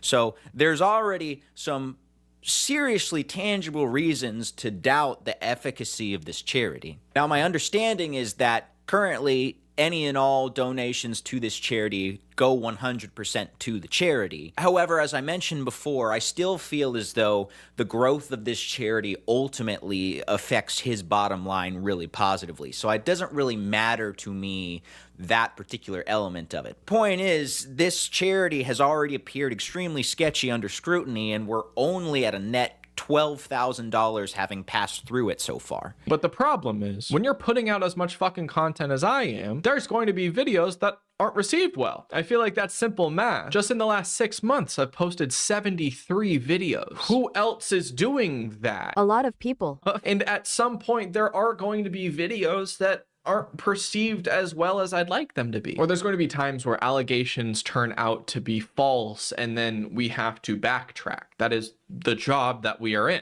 What? Wait, what? Sometimes the allegations that I made up turn out to be false and we have to backtrack. Who knew? Who knew? I don't know. I don't know. It's weird. This person said that they were hesitant to work with me again because they were nervous about how it would be perceived over one video that I made 1 year ago that people didn't like, that I apologized for. I have released over 100 videos since then. I have realized the mistake I made in that video, whatever the fuck, but I've realized the mistake I made in that video, comma, whatever the fuck. That's a beautiful set of words right there. Okay. Okay. Okay. Yes, it can't. See, the only way that happens, and, you know, I consume a lot of drama YouTubers, right? Videos. The only way that happens is if you make videos that are biased. If you don't make videos that are biased, or like where it's not very, not obvious who the bad guy is, only then do you have to backtrack. You know what that means to me? It means this guy isn't really working on an objective basis. Anyways. That is accountability incarnate. I won't say names right now, but I probably will later on. Somebody reached out to me on Instagram, somebody who could change my life, could change hundreds, possibly thousands of people's lives, asking for advice. I got on a phone call with this person. I give this person advice, and because they asked for it, right? And then after this call, I say, hey, I really appreciate that I was able to give you advice, but I would love some advice on how to grow my nonprofit because I feel I fucking called that shit out of the gate. Hey, actually, Okay. So, you gave advice, and then you wanted something in return, so it was an exchange. It was an exchange. It was an exchange. That's what it is, right? It was an exchange. You did that as an exchange. Anyway, you did that as an exchange. Biased YouTubers, cough cough, Muujin. Essentially. Yeah. Pretty much, it's actually like Muujin. Yeah. Doing good. That dude is one of the biggest losers. He is. Yeah, the Muujin thing was, something. Recently. Muujin in general, right? Muujin on, Psychuneo, Muujin on Cinder, Muujin on, whatever that recent thing was, where Powder ratioed him again. Yeah. want some advice for you. I'm having a really hard time getting money for my charity. How could I get money for my charity, rich person? And I'm going to send a follow-up this week, but if there's no response, I don't know what to do. I gave this person content strategy advice and then asked for advice in return, and now I'm left on red. I've been completely fucking used by this person, and I don't know why they reached out to me in the first place. That one I'm going to keep a little bit more vague because I still... Used! They asked you for advice. So you gave, in fact, advice. What do you mean used? You weren't used. They asked you for advice. You gave them advice. They did not, I'm assuming they did not know. You were out there asking for something in return. That is what I'm assuming, at least. Have my hopes up, I guess. It's out of no sense of decency that he would ever consider not leaking this exchange. It's purely out of hopes that that person sees this video and is scared and ends up replying and giving him money. What a fucking knob. I was in the middle of scheduling a video with another commentary creator who I respected a lot. And then this person unfollowed me, stopped responding to my messages, and didn't have the fucking balls to tell me why. I have so much respect for the person who said, hey, I'm hesitant to work with you right now because I don't know how people are going to perceive it. I'm okay with that. I mean, I don't understand it, but at least there's a reason. The people who hide behind closed doors and unfollow me. I'm sorry, I'm nitpicking now, but the idea of not hiding behind closed doors and unfollowing someone. Hey Jake, how's it going, buddy? I just wanted to let you know I did go ahead and unfollow you on Instagram and Twitter. So, unfollowed you, not really fucking with you anymore, but yeah. Okay, cool. Somebody who I made a video with in the past, multiple videos, actually took down every single video that I've made with them. And that was tough. That is somebody who I knew since day one, who I thought was like a really, really good friend. And, you know, I helped this person through controversies and real life stuff. And they... If you're a brand risk, you're a brand risk. And the way it looks right now, you clearly are one. Are we surprised by this? No, we're not. Have you seen Demic crashing out? Literally just opened Twitter and everyone has been blasting her for hypocrisy. Shocker, I know. I find it hilarious that she's like, oh. Right, she's like, oh. I don't like NSFW of myself. Then she reports a lot of reposts a lot of NSFW stuff. And then what also gets really interesting is that she does not even know what NSFW means, because NSFW means not just art where you are getting cracked. It is also the suggestive art that you repost. It is the suggestive art that you commission. It literally is. Right? It literally is. But that does not go into her tiny head. I'm not surprised. Right. If she said you know, I don't like seeing art of my model getting cracked. Okay. Sure. That's not the problem here, though. That's not the issue here, though. Right? That's not the problem. Nobody meant that, though. It's interesting. Said that they thought I was using them. Why would you want a charity to be run by someone whose involvement in said charity is so intertwined with their personal well-being and the quality of their friendships? This is just an emotional dumpster fire. Who in their right mind would be comfortable with this person managing potentially thousands or hundreds of thousands of dollars in funds to be allocated to other people? This is just patently absurd on its face. I do kind of unironically feel bad. I mean, it seems like this guy kind of torched his entire life, you know, at least in terms of his like personal relationships. I mean, we're talking about a nonprofit that total has netted $12,000. I don't think it's a net good on the world for him to just be torching all of his professional relationships and causing drama to Venmo people $500 once. Yeah, that's pretty much the end of the video. So, to summarize this whole situation, this man's trying to essentially how do you say it? Guilt trip others and blackmail others into donating to his charity that's just not working. That's just not working. But he's trying.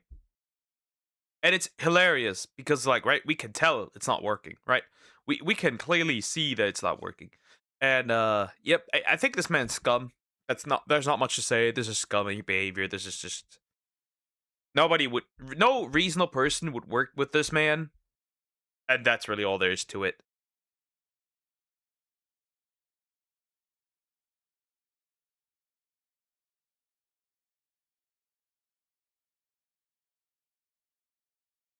All right. Got that one done. Got that one done.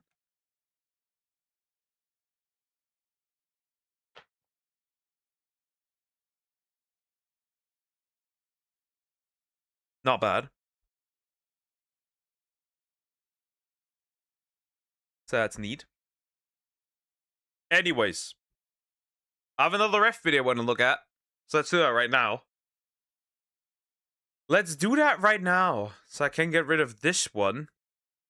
And that's actually this one, right?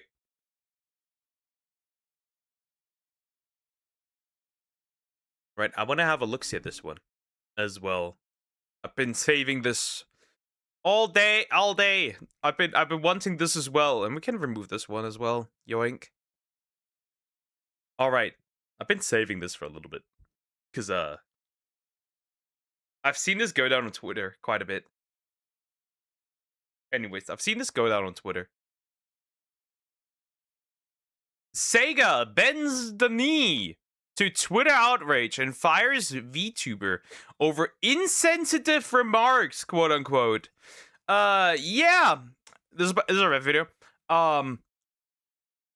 Right, we've reacted to a video where Ref covered his drama, like this drama with Miyatsu, and she's in drama again because she was harassed and Sega was harassed into dropping her. But then again, this is Sega and the Sonic fandom, right? It's mostly the Sonic fandom that is responsible for this. Do not deal with that. It is outrageous, right? It is crazy. It's just the Sonic fandom is not a fandom that, for example, I would be welcome in, so there's that. But anyways, we'll go in. Also, please consider liking, subscribing. I appreciate it. Thank you so very much. And yeah, here we go. Don't know what to expect here. Don't know. I know what's actually I do know what to expect here because I saw it. We're gonna go in. I saw it. Hey, what's up, guys? Here. So in this video, we'll be looking at yet another successful cancellation campaign launched against someone because of wrongthink. Unfortunately, this is targeting Miyasu, a VTuber we've talked about before. She has been targeted many times for wrongthink by the Sonic community, among others. And this time, well, it's Sega canceling a partnership with her because people on Twitter made a loud enough stir claiming all sorts of ridiculous claims about her. Now, unfortunately, for those same people who felt justified in harassing her in the name of Sega, they are now crashing out over Sega because they just discovered that the company has no problem using generative AI. A very funny situation. But what's not funny is Miyasu losing a spot in the Sega Creator Zone, which they celebrated getting just recently. Now, Miyasu is not some drama tuber or anything like that. They just do a lot of Sonic-related content. I'll put a link to their channel in the pinned comment. But you can see this is not really their run-of-the-mill stuff. They're not trying to start drama. Yeah, she's a Sega girly, right? She's a Sonic girly. Nothing crazy, right? She does really nothing crazy, right? She has her takes, and that's legit that, right? She has her takes, and that's it. Like, I think Somix touched SCP-113. Look it up. Somix is busy. Right. It's that simple. But the related communities are extremely woke. It's filled with a lot of children who are harassing her, but also full-grown adults who are terminally online. You know, you look at their bio, and it's like level 36, identifies as a Z-Zoot, whatever they're using these days. But unfortunately, here is the post where Miyasu expresses her disappointment. Ant furries. Ant furries. Ant furries. That's all. Wrong thing. The kryptonite of idiocracy. Indeed. The kryptonite of idiocracy. Oh no! Wrong thing! How could you? I'm so scared. Don't do this to me. In the situation because she was removed from the Sega Creator Zone due to some problematic behavior, and they don't think she is a good fit anymore, despite the fact that she was a good fit up until now. And the reaction from the psychopaths on Twitter is expected, people telling her that she needs to be offed, and that this happened during Pride Month too, so I guess their ranting and raving and threats are justified. And here's some of the quotes of her post in pure ecstasy over this decision, and you can pause and read for yourself.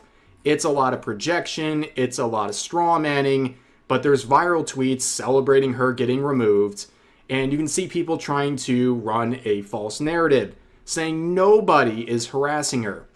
Now, of course, this post in particular has some quotes showing evidence, including people spamming her replies with footage and screenshots of Charlie Kirk's assassination, which I can't show on YouTube. It's very sad that I think a lot of people are just desensitized to this stuff because people post it so often, but it really shows their true colors. These people are bloodthirsty, they're violent, and when they don't get their way and they encounter people with the wrong think, they feel justified in harassing people and sending them gore.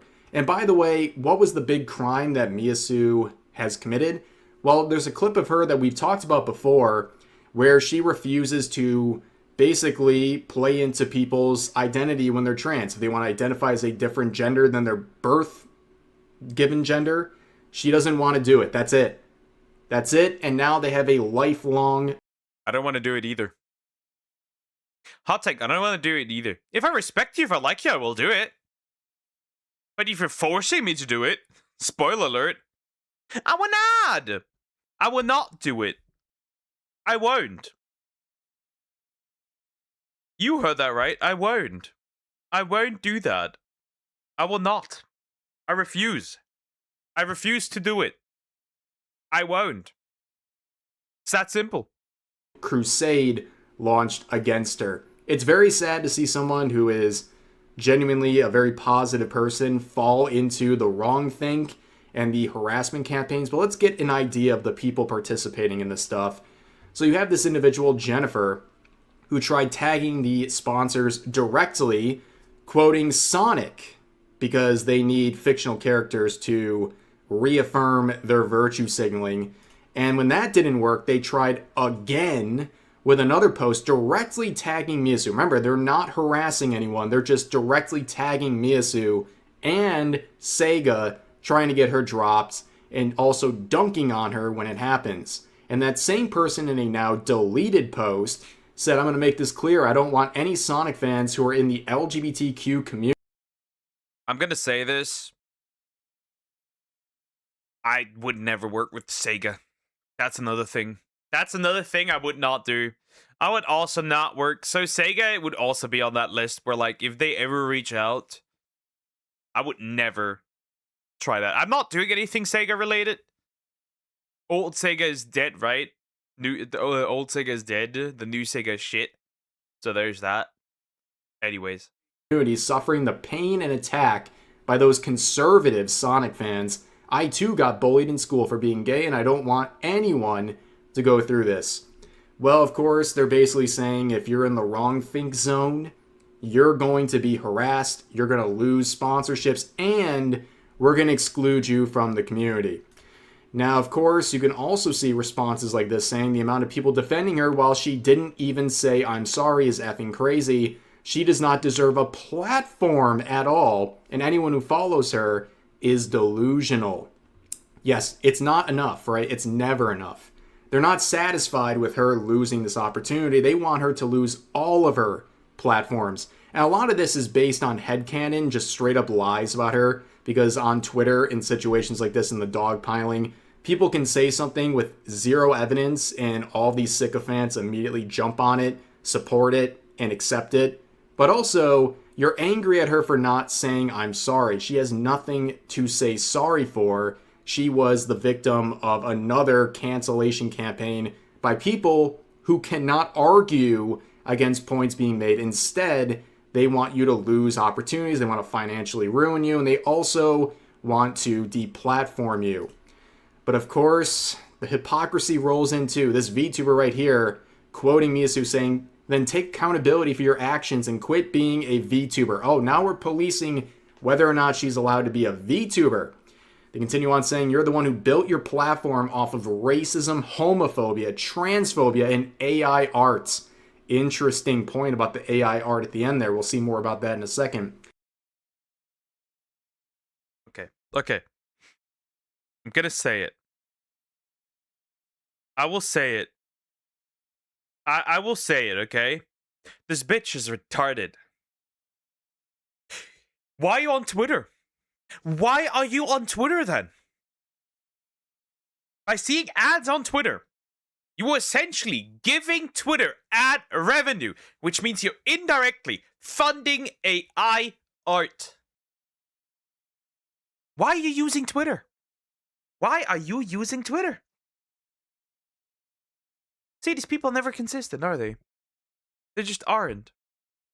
These people are never consistent. Right? They never are. They never will be. They never are. They're not consistent, ever. It's kind of hilarious, isn't it? In my humble opinion. But they are never consistent. Anyway, they're never consistent. They say, you did that. Everything that happened to you, you brought on yourself. So quit whining and grow up. You're an adult. This is the person wigging out over someone getting an opportunity with Sega and trying to get their sponsors removed, even trying to remove their identity as a VTuber. Now, of course, this is a VTuber, VTuber lore writer, whatever they are, but you know the hypocrisy exists. Just searching up the usual stuff, you can see this person calling out racism says you can't be racist against white people. Apparently, we've got this many people in the VTubing community. But then again, it's all women, so I'm not surprised. Right? Anyways. Many such cases. Well, let's see another one, actually. This person says, honey, anyone who starts off a conversation with a stranger calling them honey or something like that, worst vibes ever. But they say, you're not going to be known as the drama. You're going to be known as yet another racist, transphobic grifter who acts the victim when receipts are shown. What receipts? I have literally no idea. Not to mention the AI art that got you kicked from the Sega program. So what is it at this point? Is it the AI arts? Is it all the buzz phrases they're throwing in? They don't even know. But of course, you take a 2-second glance at this VTuber's account, and wouldn't you know. One last thing, here's a video for those who believe it's possible to be racist against white people, or that we are being racist by creating our own spaces to keep ourselves safe. Well, nobody's preventing you from your own spaces. But the problem is when you start complaining about the fact that your own spaces don't work out. Because at the end of the day, what you're doing is you're not creating a space. You're essentially just segregating yourself. And then you're crying wolf that when people don't accept you. Yeah, you're nowhere to be around other people. You always stick to your own kind. Right? You're creating a bubble. So it's no wonder. You're creating a bubble. Right? This was the same issue with the Black VTuber Awards, right? The people complain that they're not accepted in VTubing, right? But then you create the Black VTuber Awards, which is exclusive for black people, resulting in that you are essentially segregating yourself. It's like exclusive our own spaces type of thing with that minority that you are is essentially creating your own downfall because you can't hang around anybody else that doesn't think, act, and look like you. That's how I see it. That's how I see it. You can. But you can also stop complaining about the fact that you're not accepted if you're not even trying to get accepted.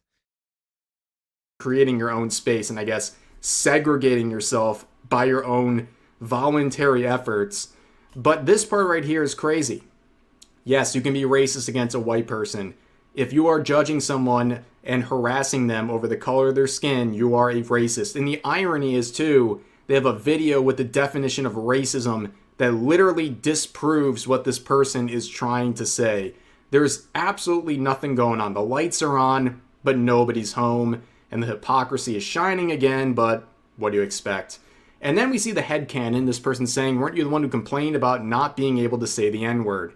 Well, I know the context of this, and apparently 600 people do not, but this is something we talked about in the last video about Miyasu, where she was talking in a clip about how friends growing up would say the word, but she didn't feel the need or desire to say so herself.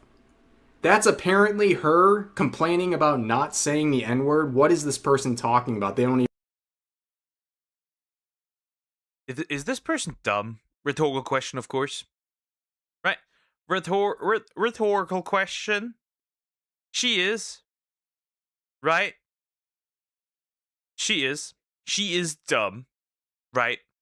Because, like, listen, it's a bit weird, okay? It's a bit odd to sit here and then be like, she says people around her said the N-word, but she never felt that she wanted to say it, so she never did.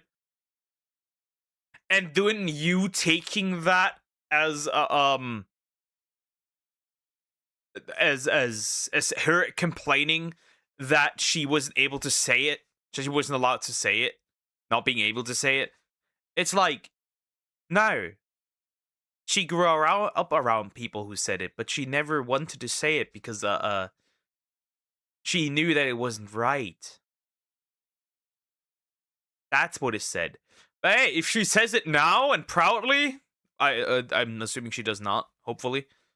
But if she now says it, that's your own fault, because always remember, people do the opposite of what they're told they're not supposed to do. Even know. Here's some more headcanon.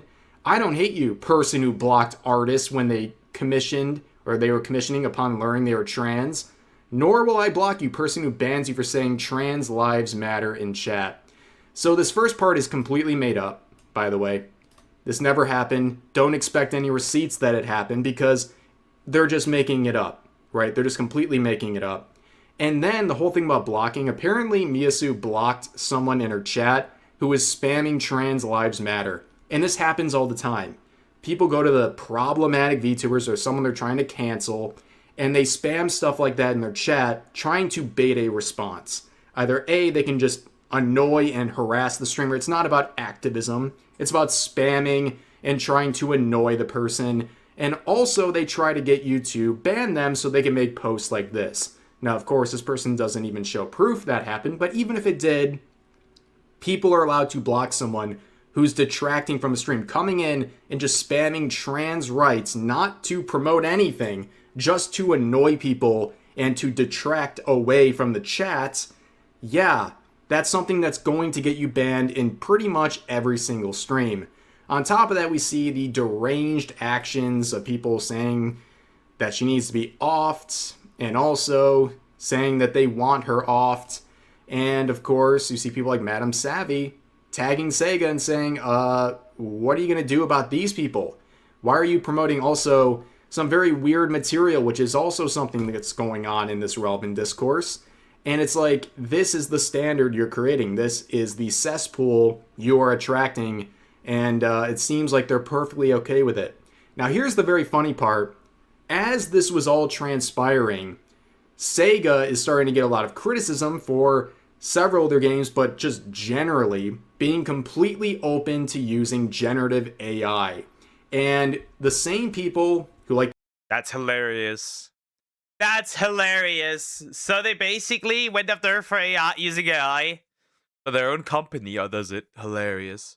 To virtue signal people like Miyasu, they like to virtue signal about AI. And the crash outs from this are hilarious. All the people who were defending Sega with their lives, harassing Miyasu in Sega's name, are now crashing out at Sega over this not recent development. This is nothing new, but apparently they're not paying attention enough to the medium they're interested in to know any better, but they're discovering now that, their hero company is not so great under their own standards. And it's very funny to watch that unfold. And you can see in the sort of wake of everything that's happened, some people are saying, so we're the bullies for telling Sega to remove a racist transphobe, but the streamer, Mia literally said Nintendo were predators for adding non-binary Miis to Tamagotchi life. Well, yeah, you are the bullies for harassing people out of opportunities because... Based? Kind of based. I think it's a bit weird to add that. Right? Mind you, this is localization difference. In the Japanese, it does not say non-binary. It says other. So there's that. It says other. As you think they're doing something like wrongthink, and you're just making up labels for them to justify your rage and your harassment towards them. Yeah. But here is a statement from Miyasu, who has gone private on Twitter, and probably for the best, just to let these things blow over. But this is her statement. Remember, this is the very hateful, evil individual. This is her message to everyone. I don't want to be known as the drama, you know, the person that was involved in some kind of drama. Oh yes, that one VTuber that was involved in this, right? Come on. I do not want to be seen as that. Obviously, is most likely too late, you know. And it's not her fault, right? She's known as the drama, not because of anything she's really doing, but because of people harassing her and making her into this basically rage pinata. From what I'm seeing, Mia isn't exactly posting anything trying to get drama, right? Right? She isn't exactly doing that. As far as I can tell, right? She isn't exactly doing that. They hit every time they're bored on social media and they want her to suffer in some sort of a way, especially when she has something good going for her. It's very unfortunate, but they're forcing all this stuff upon her. They're forcing the microscope onto her when all she wants to do is stream Sonic and other games. Like, that's her bread and butter. It's not being any sort of a political pundit. It's not being a drama tuber, nothing like that. So it's been forced upon her, unfortunately. At this point. But at the end of the day, my point is, I don't want to see people in my space, whether you, even if you agree and I catch you harassing other people, cursing at them, saying these violent things, mean things to people that you don't know online, and you're just spending all this time going online as if that's going to solve anything, to random people that you never met in your life, I will be blocking you. The same thing applies the other way around. So she's basically saying that even if you're on her quote-unquote side, if you're being violent, if you're harassing people, she's going to block you all the same. Whether you agree with her or are defending her or not, that's what she's going to do. And this is the person who's supposedly so hateful and so terrible that she needs to have these opportunities ripped away from her. She has to have her labels ripped away from her. She can't be a... That's because, simply put, they do not understand the so-called, right? They cannot understand that somebody isn't agreeing with them, but also doesn't dislike them or hate them, and because they cannot handle that, right? Because that is essentially, how do you say it? It's overloading them. That's maybe the good point, good word. It's overloading them. They cannot exist in a world where people don't agree with them, but also don't wish them any harm. They cannot exist in a world like that. That doesn't work for them. A VTuber. She can't be in that space. She can't be in the Sonic space. She can't be in any sort of space because she's so evil, and yet she will police people defending her if they're crossing the line, which is a very admirable thing to do. But of course, this doesn't quell the outrage. In fact, a lot of the people celebrating what's happening to her are in pure ecstasy at responses like this because they don't care. They don't care what her actual quality of character is. They just made a caricature out of her, of everything they hate in the world, and they feel justified in treating her however they want because they feel like they're on the right side of history.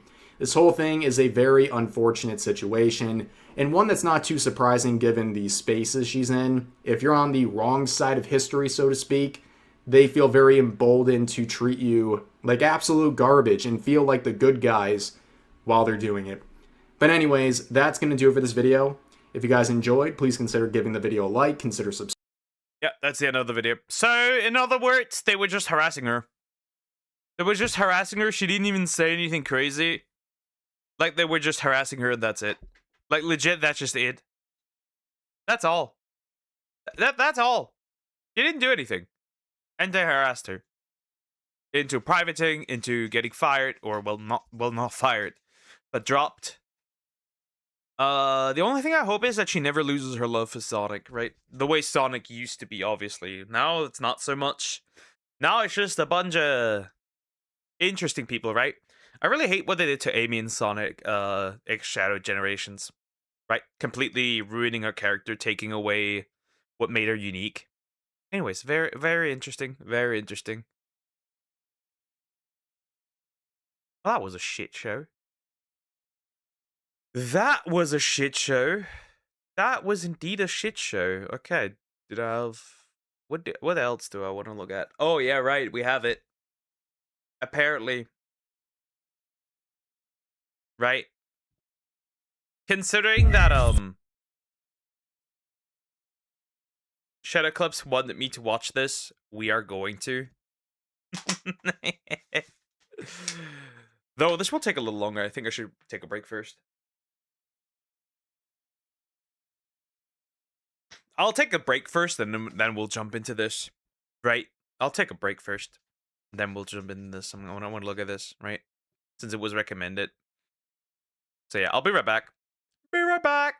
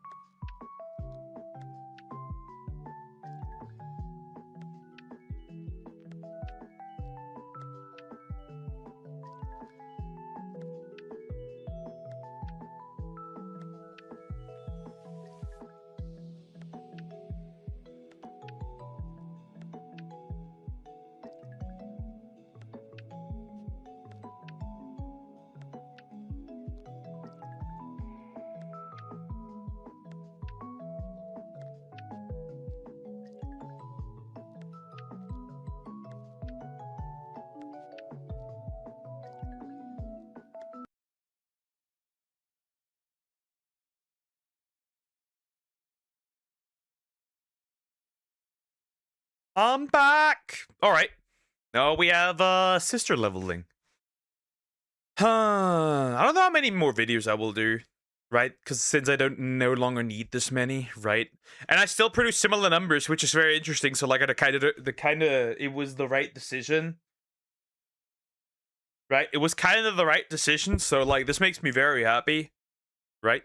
Because how much do I genuinely need actually? Let me see, right? I want to have like a little bit of backup, right? Makes sense. So like, let me remove the ones that I've uploaded so I can actually count. I am counting, yes. I am indeed counting, just to make sure that I don't overdo it. So I still have this one, right? That would be enough for tomorrow. Monday, Tuesday, Wednesday, Thursday, Friday. Yeah, we're gonna have more than enough. We're gonna have more than enough, actually. Oh. Headphones running out. I always had the problem, always running with one headphone in my ear, right? And not the other. Because I don't have that many replacement thingies. It's always a bit frustrating, but like what can you do, right? It's always been like that. I don't know. I've never been good with this. But I also I just don't need this much. Right? So that's fine. Anyways, we're gonna jump into this. Best of Genu sister leveling full season 5 by the Anime Boys. Let's see how bad it truly is. If the PDF joke is still being run, I don't know. We'll see. Anyways, more sister leveling. I'm curious which routes he's going to unlock this time. Also, please consider liking and subscribing. I appreciate it so much. Thank you, thank you, thank you. Yeah, we'll see. We'll see. We'll see. This was recent, 6 days ago. I was like, have I seen this before? I have not seen this before. Anyways, we'll go in.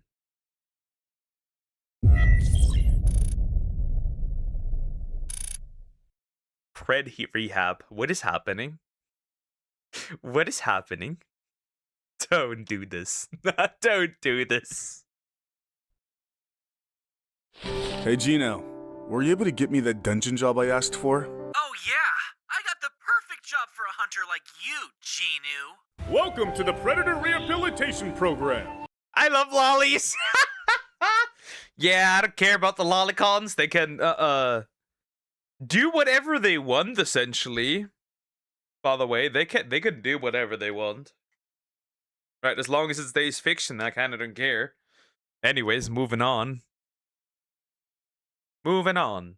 Where we focus on becoming minors and not dating them. Very funny, Gino. E-Rank Hunter! Oh god, this is getting demonetized beyond belief, isn't it? This will be getting so demonetized. I can smell it. I can, like, actually smell it. Right? You know.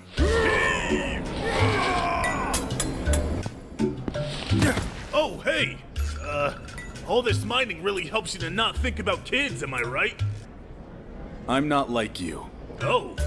Gee, you must be into some disgusting shit! What? No, not like that. Let me guess. Scat play? Huh? No, that's gross. Animals? What the f***, man? Oh god. Cenk? Hassan Piker? Crazy. Incest. Oh yeah. Oh well. Oh well. Was this before it was revealed that it was adopted or not? Oh well, yeah. Yeah, you're a disgusting freak. People like you make me sick. Disgusting. You should be ashamed of yourself. Anyways, you want to see pictures of my 12-year-old ex-girlfriend? Oh dear God! What is that horrible sound? Probably just one of the hunters killing a leftover monster.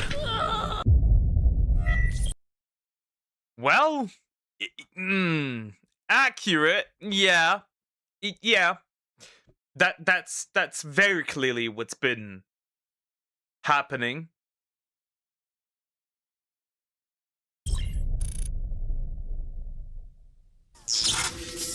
All right. Now time to kill the dungeon boss. Hey, you! Oh, great. Hey. Hello. Who is that? Wait a minute. Are you Jinu Sung? Why, yes, I am. Oh my god. You smell so fucking good. Smell route is now. Smell route? No, not the smell route. Oh god, no, don't do this. Don't fucking do this. Don't. The fucking smell route. The fucking smell route? That's just outrageous. It just is. That just is. Wow, the smell route. Available. Odd name, but she's not related. I accept. Smell route selected. Oh, thank you, Jinu. Let me show you how much I appreciate you accepting my route.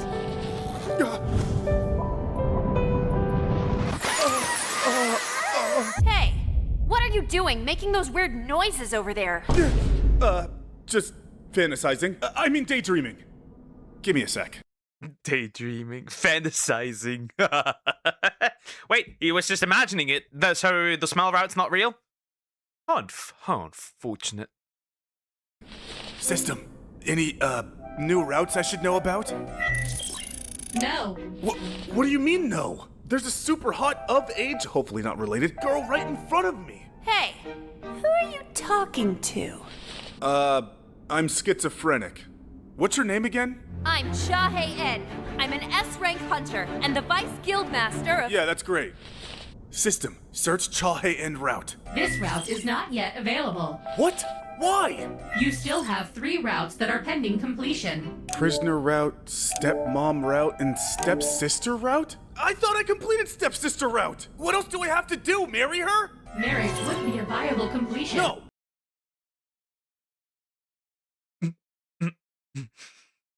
It just gets more outrageous the longer we are here. The worse it actually might get. Like, the worse it gets. Like, the longer we're here, the worse it just outright gets. It's true, the worse it indeed gets. We're here. They're here. And the worse it gets. I'm not marrying my sister. Start a new route now. A new route can also be started by acquiring the interest of the desired heroine. Oh, so I just have to get her to like me? Well, they don't call me Sung Rizwu for nothing. System, activate dating sim mode. Assisted dating sim mode activated. So,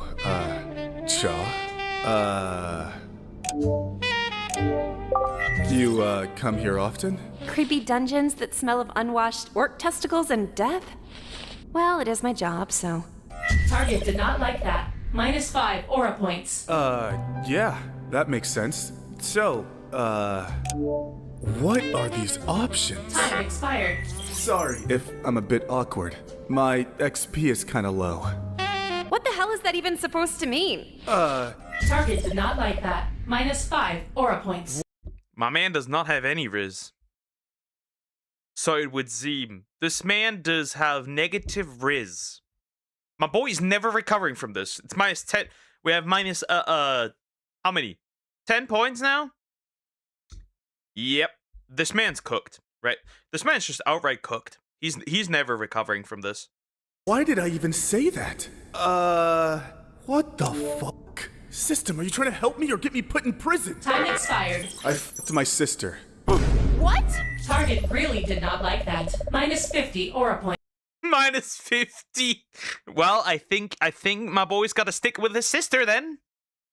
You slept with your sister? That isn't true. Well, technically it is, but she's my stepsister. -20 aura points. Look, I just think you're really attractive and quite frankly the best option I've had in months. So I was just wondering if you would be interested in going on a date with me. You can't be serious. Oh my god. Are you really trying to flirt with me as in E rank? How about you get your rank up before you even try to talk to me? Peasant. What? I didn't even sleep with my mom. Degrade me more, mommy. God, you're weird. Look, just get the hell out of this part of the dungeon. It's a restricted area, dumbass. Also, you smell like shit. Assisted dating mode failed. Minus 100 aura points. So, -5, -5, -50, adding up to 60 if I actually paid attention. Then another -20, so 170. No, correction, 180 points. If I see that correctly, right? 180 it should be. Fuck you, system. Welcome to the Hunter Association's luxury pawn shop. How may I be of assistance to you, sir? Well, you see, there's this girl that I like, who's definitely of legal age and not related to me. Sir, we run a luxury pawn shop for billionaires. We don't care. Right. Well, I'm trying to impress her during our next dungeon raid, so I was thinking I can sell off some of my old equipment in exchange for some new equipment. Of course, sir. You've come to the right place. So, what have you brought in for us today? Well, what do you think I could get for this? Ah, yes. A dagger crafted from the fang of a high-ranking magical beast. By all accounts, this is a legendary item. Really? That must mean it's worth a lot. $5. And that's me taking a risk. I thought you said this was a legendary item. Yes, but not quite in the market for our customers. Okay. What about this one? Legendary item, $5. Right? Wow. Ah, the Omnitrix. Truly one of the most powerful weapons in existence. How did he acquire the... How the fuck do you even acquire the fucking Omnitrix? How on earth are you even doing this? That's just crazy. Okay, that's gotta be worth something, right? Let me get my on-hand expert in fictional alien technology. I have watched every episode of every spin-off of Ben Tennyson, including the live actions. I am also a moderator in every active Ben 10 Reddit, including Gwynton and SFW. If anyone can give an accurate value on this rare item, it is I. Okay. 3 used tissues and a 1-day free trial to Wincest Premium. You're kidding. It's just all Wincest jokes. All of it. The entire thing's just Wincest joke after Wincest joke after Wincest joke. The entire thing. Why am I even here? You seem like you would be into that. Fucking dick. What about Excalibur? A pack of condoms 1 week away from the expiration date. The Infinity Stones. A dry hand job with minimal eye contact. A PSA 10 holographic Charizard. A tasteful nude of my... That's crazy. No fucking way, bro. What people would sell their soul for this? IRL. And here it's nude. My great-grandmother in Polaroid form. Okay. For everything, I'll give you a 10% discount to Totally Not Gamer subs using coupon code BOYS. And the Shot Lily. Disgusting. Tasteful nude of my great-grandmother. Shameless plug, but I guess it's not a bad deal. E-team raid. So you're saying you want to join an A-rank dungeon? As in E-rank? Why? You're gonna get yourself killed. To impress bitches? Well, why didn't you just say that? Welcome to the team. Understandable, have a good day. I get that. I get it. I understand. I do. I understand. I understand. Okay? I do. I get it. I understand. 100%.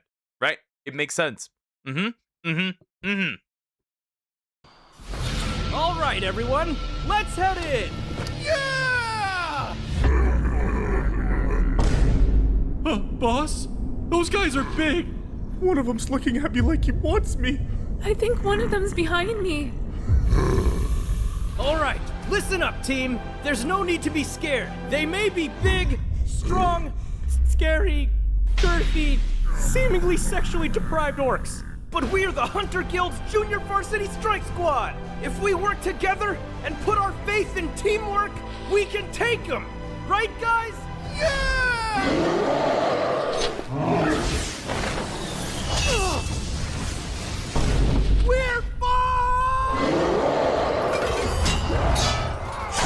Time to save the day. System, activate stealth. Security breach alert. Please restate your password. Huh? Password? System, people are dying. I don't have time. Did he forget his password? He forgot his password. Now there's even a password. Well, we all know what would happen to the lady if this was Goblin's lair, right? Let's not deny that, right? We all know what would happen if that's the case, right? We all know. We know. For this. We cannot activate stealth until you re-enter your password. Hung Janu. Incorrect. Sung Riz Woo. Incorrect. Daddy Sung? Incorrect. What the f? Don't you have auto sign in? Holy shit. Would you like to reset your password? Yeah. Please state your new password. Sung is hung. Your password cannot be the same as your last password. Well, now he remembered. Now he remembered. Come on! Shaw is best girl. Incorrect. What do you mean incorrect? Your password cannot be an untrue statement. What do you think is a true statement? Jinnah is best girl? New password accepted. What?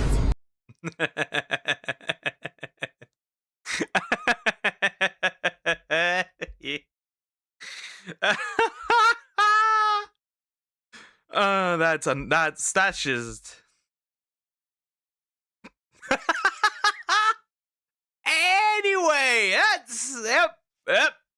We're just continuing, aren't we? Now activating stealth. Oh, you've got to be fucking kidding me. We're all gonna die! Oh, we won. Anyone else think that fight got really easy out of nowhere? Yeah, I was about to be killed by an orc, and then out of nowhere, it's as if his neck got slit open. Same here. After I healed that side character's arm, we were gonna be crushed to death.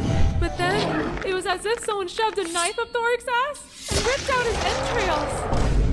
Holy shit! As much as I want to take credit, the only way I'm gonna be able to aura farm the boss is if they think they're strong enough to clear the dungeon. Once I do, it should be enough to impress Miss Chaw and activate her route. Then I won't have to worry about stepsister, stepmom, or prisoner route anymore. Weird. It's as if someone thought we were too weak to win the fight and secretly helped us out from the shadows. If that's the case, we probably wouldn't stand a chance against the dungeon boss. Oh shit. Anyways, let's continue on to the boss room! Yeah! Oh shit! Hello, humans. Oh! You know, he doesn't sound as menacing as I thought he would. He actually sounds kind of cute. You dare insult my voice within my pleasure dungeon? The fucking pleasure dungeon. The fucking pleasure dungeon? This is getting, slowly but surely, this is indeed getting crazy. Like, it just is. Right? It just is. It's surely getting, just outright insane. Actually, you know, now that I think about it, I think we might be in the wrong place. We must have taken a wrong turn somewhere in the dungeon. No, you're right where I want you. Close the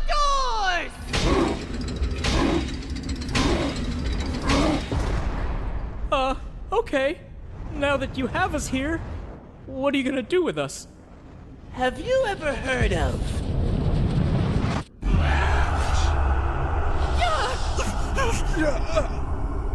Guys, I think that means he wants to fuck.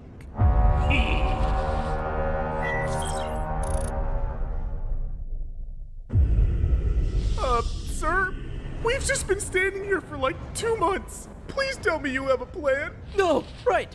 Listen up, team. They may have us outnumbered by hundreds, but we have one thing going for us, and that's the power of friendship. Right, guys? Fuck you, Bill. Love you too, Chris. How sad. It almost makes me want to let you guys go. Oh, you hear that, guys? Almost. Prepare for penetration! Oh, shit. No, I can't let my team down. They believe in me. With their support, I I can fight you! No! I can beat you! Yeah, no. Oh, guys! I'm afraid of heights! Someone please help! Now time for the fun part. Down!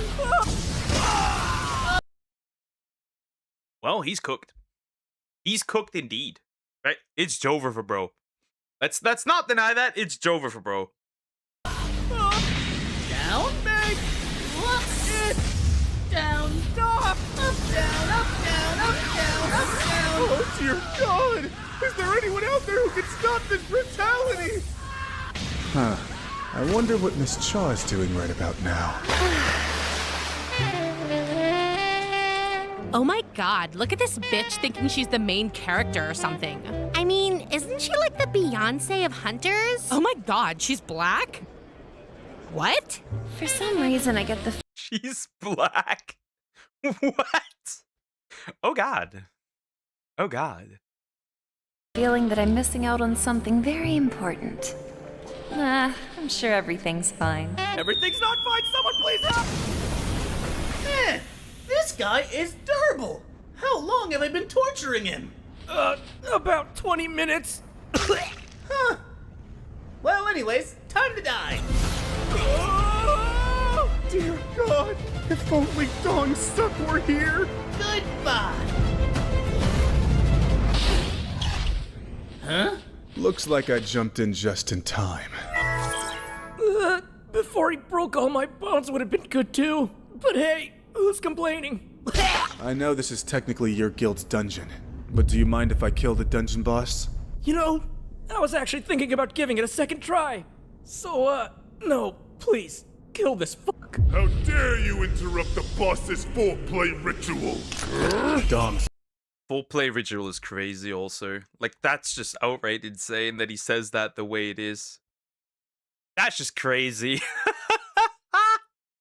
Bondage. Release.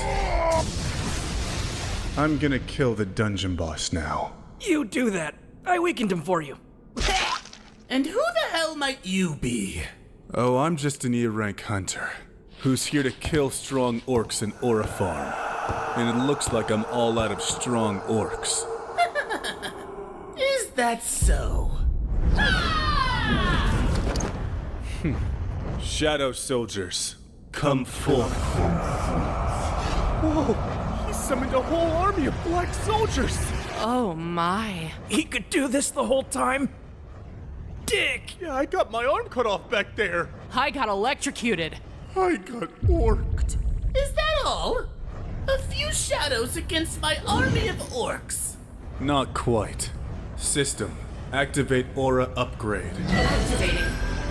Oh no! They changed colors! So scary! Alright, Shadows, listen close. We're trying to win the heart of someone who's of human age and not related to me by law. So we're gonna take this dungeon. But our main focus is aura farming. Every kill better make me look good. Do I make myself clear? Very well. Orcs!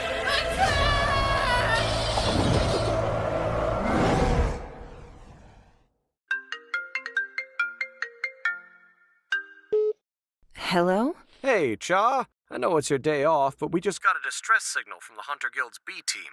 I told the board that if they all died, we could just file it as a loss in our taxes. But no. Apparently, it's an ethics violation to take out life insurance policies on your workers. Damn human resources. Anyway, you mind going down there and helping them out? Will I at least be getting paid for this? $50. Take it or leave it. Sure, why not? Hey, I mean, $50, $50. Could be worse. Honestly, could be worse. Honestly, I don't know how this anime got so popular. It's not necessarily bad, but when the abridged is better than the actual series, just don't get the popularity. So the problem is, right? It's the anime. The anime is the problem, right? The manhwa is genuinely really good, right? The manhwa is genuinely good. They do a much better job with the manhwa than right? Whatever. Right? They do a much better job with the manhwa than the anime, right? It's just interesting. Cause right, the art is a little bit more crazy. It looks a lot better, right? And like the anime, it's really just a power fantasy. So if you're not into power fantasies, I guess you're kind of cooked. If you're not into power fantasies, I guess.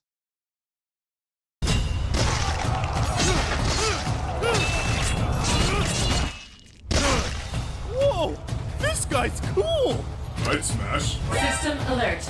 You have 2 new available routes. Any of them Miss Cha? That route is still unavailable. Then I'm not interested. Bitch-like kill. -5 aura points. Come on, guys. Stabbing someone in the back? Not cool. Him a fire! Oh, I haven't forgotten about you. You know, sitting in the back while your soldiers die might look cool, but it's pretty bitch-like. Conserving my energy while you deplete your mana is pure strategy. Oh yeah? About that. Totally not gamer subs. Equipped. Huh? Your mana has been fully restored. Using a potion mid-fight? And you call me bitch-like? Using planned resources mid-fight isn't bitch-like. That's totally bitch-like. That's strategy. That is strategy, indeed. Right? If the other guy says that's bitch-like, you can't really seriously complain about that, can you? Like, not really, at least not in my opinion. Anyway, right, at least not in my opinion. You can't really complain about that, can you? Because that's also bitch-like. Yeah, imagine the art and pacing is better than the manhwa. Definitely the art. Definitely the art. Pacing, I don't know. Like, it's like Solo Leveling isn't a drag, right? The anime isn't a drag. It doesn't take ages for it to really, like, story-wise continue, right? It's not really a drag. The only problem is that they're like it misses a little bit. It misses something. And then obviously the fans are a bit obnoxious because, right, the worst ranked episode is the one he cries because of his mom, right? Because they only want to see like him aura farm and shit, right? It's just sad, kind of. They didn't really care about like character development that much. No? Yeah, that was pretty bitch-like, Jinu. Bitch-like strategy. -5 aura points. You've got to be kidding me. It doesn't matter. Your army is outnumbered. Your death is inevitable.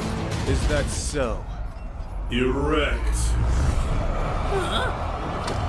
Stealing my soldiers to win the fight? Bitch-like! No, it's not. Yes, it is! System? Bitch-like. -50 aura points. God damn. He's just losing aura points because it's bitch-like. Is it really though? That's his whole like thing. Damn it.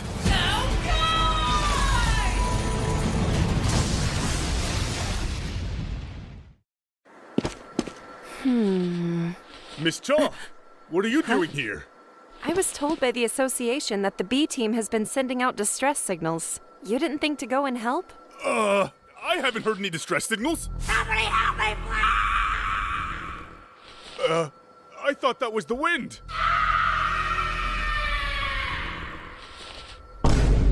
Look, I just get paid minimum wage. Give me a break. Battle of Aura. Now, how is this going? Now, what is happening here? Why on earth? Why on earth is Pokemon Go sending me a notification where that is in French on my phone? That is in French. Why would I need a notification in French? Hey guys, one of these orcs is looking at me funny. Someone please, you mind picking me the fuck up?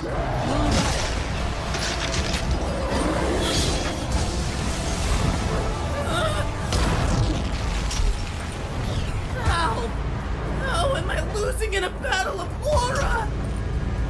Him of size!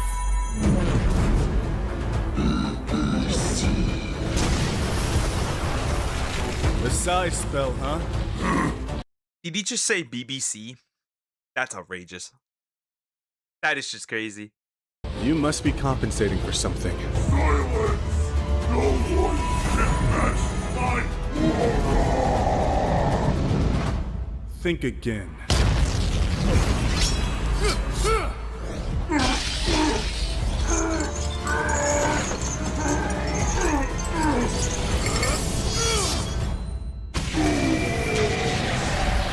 What the fuck? Me next. That's not all you've got, is it? But how? I think it's about time. You're the one that gets orked. Uncle? All right, boys. Get him.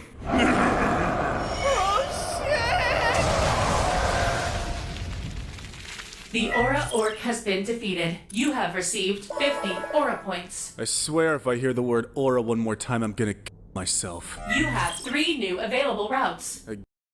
Wait. Again, are any of them Miss Shaw? No.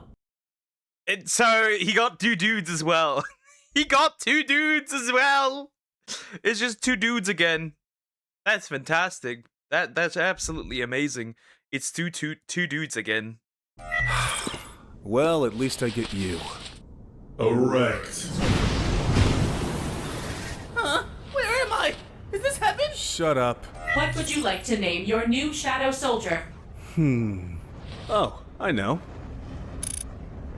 Perfect. Shadows, return. I probably look so cool just now. Jinu's song. Huh? Oh, Jinchul. Was this your guild's dungeon? You don't have to worry about thanking me. It was all in a day's work. You're under arrest for suspicion of incest and the solicitation of a minor. Just continues. Power fantasy is fine in my opinion. It's just depends on how the power creep and development happens, because Mash from Mashal is what Asta should be. Saitama works because he's a satire of shonen, etc. Yeah. What also works? Shadow from the Eminence in Shadow, right? That one works as well, right? Because right, the thing doesn't take itself seriously already that much anyway. Right, so it kind of works. That's pretty much it. And then there's right, Kirito has some issues with that. However, right, Sword Art Online is also kind of power fantasy like. But sometimes he does get definitely absolutely cooked. Look, I can explain. Don't worry. Because of your assistance in today's dungeon raid, we're pardoning you of your suspected crimes. Wait, really? Diddy only got 4 years. What'd you expect? I mean, I'm innocent, but I guess I'll take it. Wait a minute. Miss Cha? Act cool, Jinu. Hey there, Cha. You, see me take down that dungeon boss? No, I just got here. Fuck. I mean, that's too bad, because I totally kicked that dungeon boss's ass. Jinu was just a concierge for the dungeon raid, and nothing more. Huh? Under orders of the Hunter Association, it is to be known that this dungeon was cleared by team leader Bill. Huh? Alongside the B-Team Strike Squad. You hear that, guys? We were useful. But I definitely helped out a little bit, right? Of course. I mean, those bags weren't going to carry themselves. Don't worry, Jinu. We'll keep your power level under wraps. We don't want people thinking you're a beater. A beater? That's worse than being a gooner. What's wrong with being a gooner? A beater, so you know, SAO type of thing here. Still better than you know. That's just crazy. A beater. I don't know. I just prefer real women. Ugh, you fucking nerd. But I'm at least getting paid for this, right? No. Great. Hey, hold on. Huh? It's Sasuke, right? Jinu, but that's close enough. Well, I just wanted to say. It's Sasuke. I can't do this anymore. What do you mean it's Sasuke? How do you get to Sasuke? How? Hey, thank you for helping my team. If there's anything that I can do to repay you, just let me know. And I mean anything. Really? Nah, but thanks for carrying the bags, bag boy. All right, let's head out, everyone. Aw. Bitch-like. Minus 50 aura points. Fuck you, system. A new route. Okay, he's a master beater. Indeed he is. God, why can't I get a single normal route? The one semi-normal route I got, I failed. And even she was 5 in demon years. It's like it's impossible for the system to find anyone who's not related, a guy, underage, or some sort of freak. Stepsister route and stepmom route are not technically related. I'm not hooking up with my mom's system. What about side character route? Well, there's right. That's a new one. That's a new one. Could be worse. It could be worse. Hi, I'm Hee-Jen. Oh, you're the girl from the Ice Elf Gate. We didn't talk much, but you seem pretty normal. I'm glad you remember me. You were the guy who is dating the high school girl, right? I can explain that. No, it's fine. It's actually a good thing. I'm sorry? Let me guess. This woman is what people will call a prison hopper to a degree, or somebody who's into criminals, something like that. I've been looking for someone who shares a similar kink. The hell does that mean? Well, you see, I think it would be so hot if you dressed up like a baby and let me breastfeed you. Yeah, I don't think we were compatible. What about big titty witch route? How is this going? Oh god. That's outrageous. So, I hear you're a mage. I've actually been brushing up on my magic skills myself. Yeah. You into strap-ons? Yeah, no. Big booty witch route? You ever have someone piss in your mouth? I think I'm good. Nurse route? Femboys? No, thank you. Teacher route? Someone's been a bad student. You know what? At least this route's semi-normal. Now how about you bend over and I'll go get my ball gag and whip? None of these were normal. Dear God, can I please just get one normal route? New route available. Oh, Ginu. Ever since that day you sacrificed yourself to save my life, I've wanted nothing more than to be your life partner. When you were confessing to me in the dungeon, I could tell you felt the same way about me. Right, Ginu? Right, Ginu?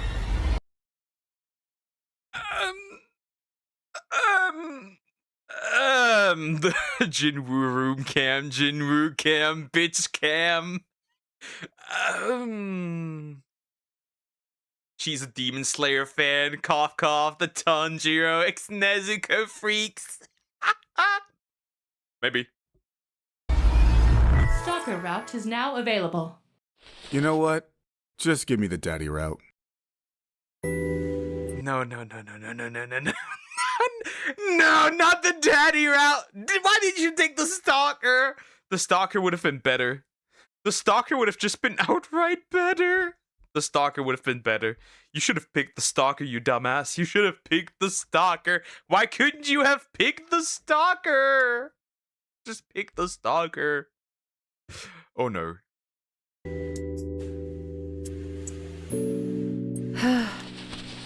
At this rate, I think I'm gonna be single forever.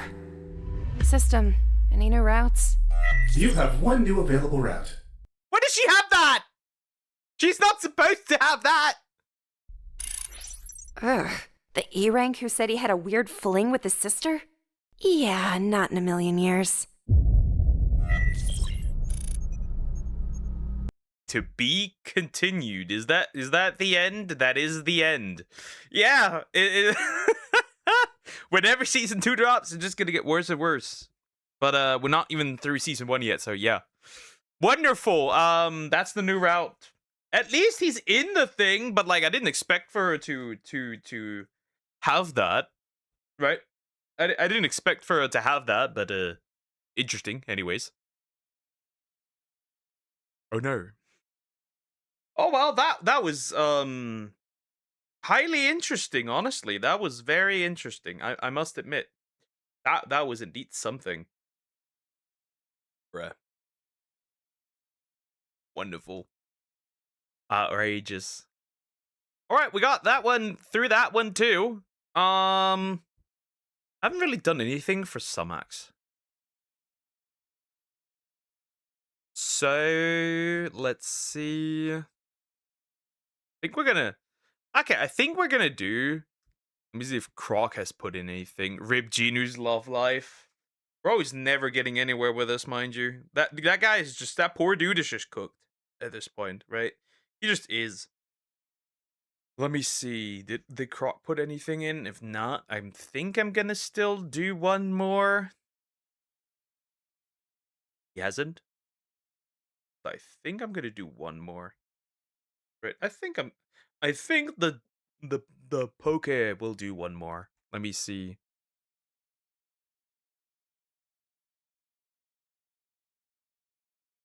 Actually, let's do this one. I think she would want to see the ones. Otherwise, she's complaining. So let's do the Suburban Will one, and that's it for the day. I think, methinks, and that's that. Right? Since I only upload 2 a day, it's like fine now, right? I'm not gonna stress over how much I will watch or want to watch, so like this is fine. Right. This is fine. This is fine. This is okay. I can work with this. So let's do this one for today. Got all the drama done so far. Self-improvement is killing Gen Z by Suburban Will. Yeah, we're gonna look at this. I like to react to his videos, even though we don't really agree on all of the stuff. But anyways, we're gonna look at this. Also, please consider liking and subscribing. I appreciate it. Yes, that is indeed true. Gen Z is doing that, in fact. In fact, it's been quite bad, right? Looks maxing, right? Actually, just looks maxing. Hustle culture, right? People working themselves to death at this point, right? We're at this time as well. Though, to be fair, can't really expect to get anywhere if you don't actually do anything. So, like, yeah. Anyways, let's go in. I recently found out that YouTube sometimes classifies my channel under self-improvement, and that a lot of the time, my videos can be found alongside other self-improvement related content in the recommended feed, which is funny, because some days I genuinely wake up at 4 p.m. I don't really consider my videos life advice because I don't think I'm someone who's in a position to be giving life advice. Just like you guys, I'm also trying to figure things out. My videos are more like me openly reflecting on my own experiences with things and just talking about some of the things I've learned along the way. I do think it's cool that despite that, many people have found my videos helpful in their personal lives. I think we're all at that age where everyone is trying to become a better version of themselves. Especially when you look at the world around you, it feels like a lot of things are out of our control. But the one thing you can control is yourself. So while you may not be able to make the world better overnight, the simple solution is to start by bettering yourself. Everyone wants to make a change, whether that be the problem is, right? The problem is that first of all, people aren't doing the right things, right? They're not doing the right things, which is an issue when it comes to actually improving something. They don't figure out, right? Especially when you look at like people who are constantly miserable, and you can tell when somebody's constantly miserable because they will tell you that they're miserable, right? Especially people with victim complexes. They refuse to do the changes that actually would help them. For example, there's a lot of people who have people in their life that make them miserable, but they refuse to cut them out of their life. Anyways, Mr. Beast got another 500 million subscriber play button given by YouTube CEO himself. Can't wait for 1 billion subscribers. Play button, but hi. Hi, Zoom, how you doing? Hope you're doing well. The YouTube CEO can fuck off. getting in shape, reinventing your wardrobe, trying to find a partner, making more money, or even finally deciding to chase your dreams. Working on yourself is something everyone should do. But unfortunately, like a lot of things, it gets a lot more complicated than that when it comes to our generation. But before we continue, today's video is sponsored by Opera. I've recently started using Opera as my main web browser, and it's honestly changed my experience for the better. I know a lot of people don't think too hard about what Chinese spyware. Technically the same as Brave, but I don't kind of care. The only good thing that Opera has brought is the Opera VTuber, and that's literally it, right? That's it.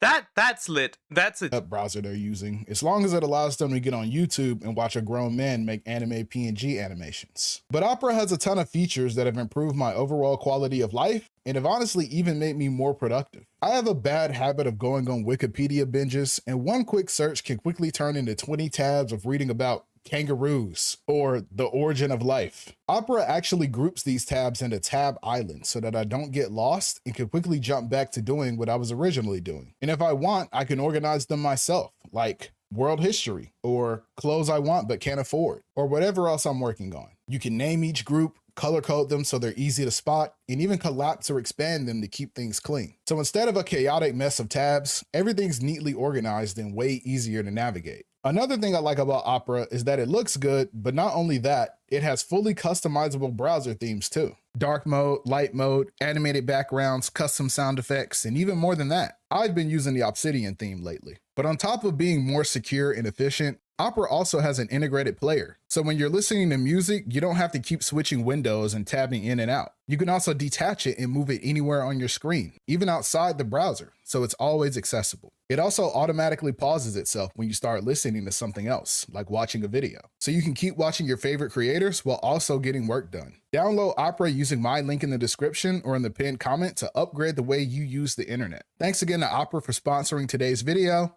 The only reason I would need such a feature is because I work on my art mutations, and then I like to see some stuff. Anyways. And now, back to business. I don't really think this is a secret to anyone, but there is a very toxic side of self-improvement culture for young people, especially for young men. I think it's easy to laugh at some of the more ridiculous examples out there, but under the surface, I do think a lot of us are deeply hurting on an emotional level. Feeling like you're not good enough is something I've talked about a lot on this channel, and it's a feeling many of us can relate to. A lot of people feel like they're falling behind in the various areas of life, professionally, socially, and even physically. And when that pressure starts to get to you, inadequacy can start to turn into... Oddly enough, you know what the crazy thing is there? Technically, that's not true. Right? All this like gym and right culture is technically just a psyop. We have the data showing the opposite. We see people getting fatter and fatter and fatter. We actually don't see a reversed trend. We may see it online, but let's face it, a lot of us are consuming like self-improvement stuff, but we're not actually doing anything, right? We're not actually working on anything. It's just like it makes us feel good, and then we feel like we have done something, right? It just like, you know, you dopamine it, and then you just continue normally, right? A lot of us don't actually do anything. That's just a harsh truth. So yes, people are falling physically behind. Overall, we're all getting fatter and fatter. America. Insecurity, which is why I think it's important to understand that when it comes to self-improvement, there's a big difference between self-love versus self-hate. And sadly, a lot of young people hate themselves. You might hate the way you look, or maybe hate the situation you're currently in. You want to make a change not because you love yourself and think you deserve better, but because you hate who you are and you want that part of you to die. But I just don't think that's healthy. Self-improvement is self-care, not self-sacrifice. Growth does require discomfort, but you shouldn't be actively harming yourself as a part of the process. Hey bro, have you seen my hammer? I need to... I can't tell if you need some help or some privacy. Bro, I'm just bone smashing to improve my facial structure. A guy on TikTok said my cheekbones are too feminine to attract women. There are a lot of things about you that repel women, but I don't think your cheekbones are it. Don't be mad at me because you're not disciplined enough for looks maxing. You can keep being a sub-6 chud and get mogged. First of all, I'm at least a 6.5. Second, I need my hammer back. Fine. I'll start my jelk maxing routine until you're done. You're what? So basically, I take my hand and put it around my... You know what? I'm good. The problem with self-hate... What the fuck? That's a new one? I've never heard of this one, right? I know, I obviously get the hammer thing, right? I obviously get the hammer thing. I've seen it, right? The hammer thing, right? With like clavicula. Honestly, I think that a lot of this is actually just a result of what's the word you'd use? Growing nihilism in our society, right? We like How do you say it? We are the mouse utopia, right? We are the mouse utopia. Is that eventually you start projecting that hate onto the world and the people around you. And this makes you vulnerable to bad actors who want to take advantage of you. Self-improvement scams have been around since they were selling people snake oil in the 1800s. It's just now, instead of snake oil, it's an online course. Millennials had Ty Lopez in his garage with that new Lamborghini, and now Gen Z is being brainwashed by TikTok larpers telling you to drop out of college and start dropshipping. The world feels a little extra bitter these days because we're realizing a lot of the traditional paths aren't really getting us anywhere. So a lot of people want to take advantage of that frustration and use it to get you to buy what they're selling as a solution. I remember when I was in college, there was this thing called Forex, and nearly everybody I knew was trying to get me to join, and they give you the same pitch every single time.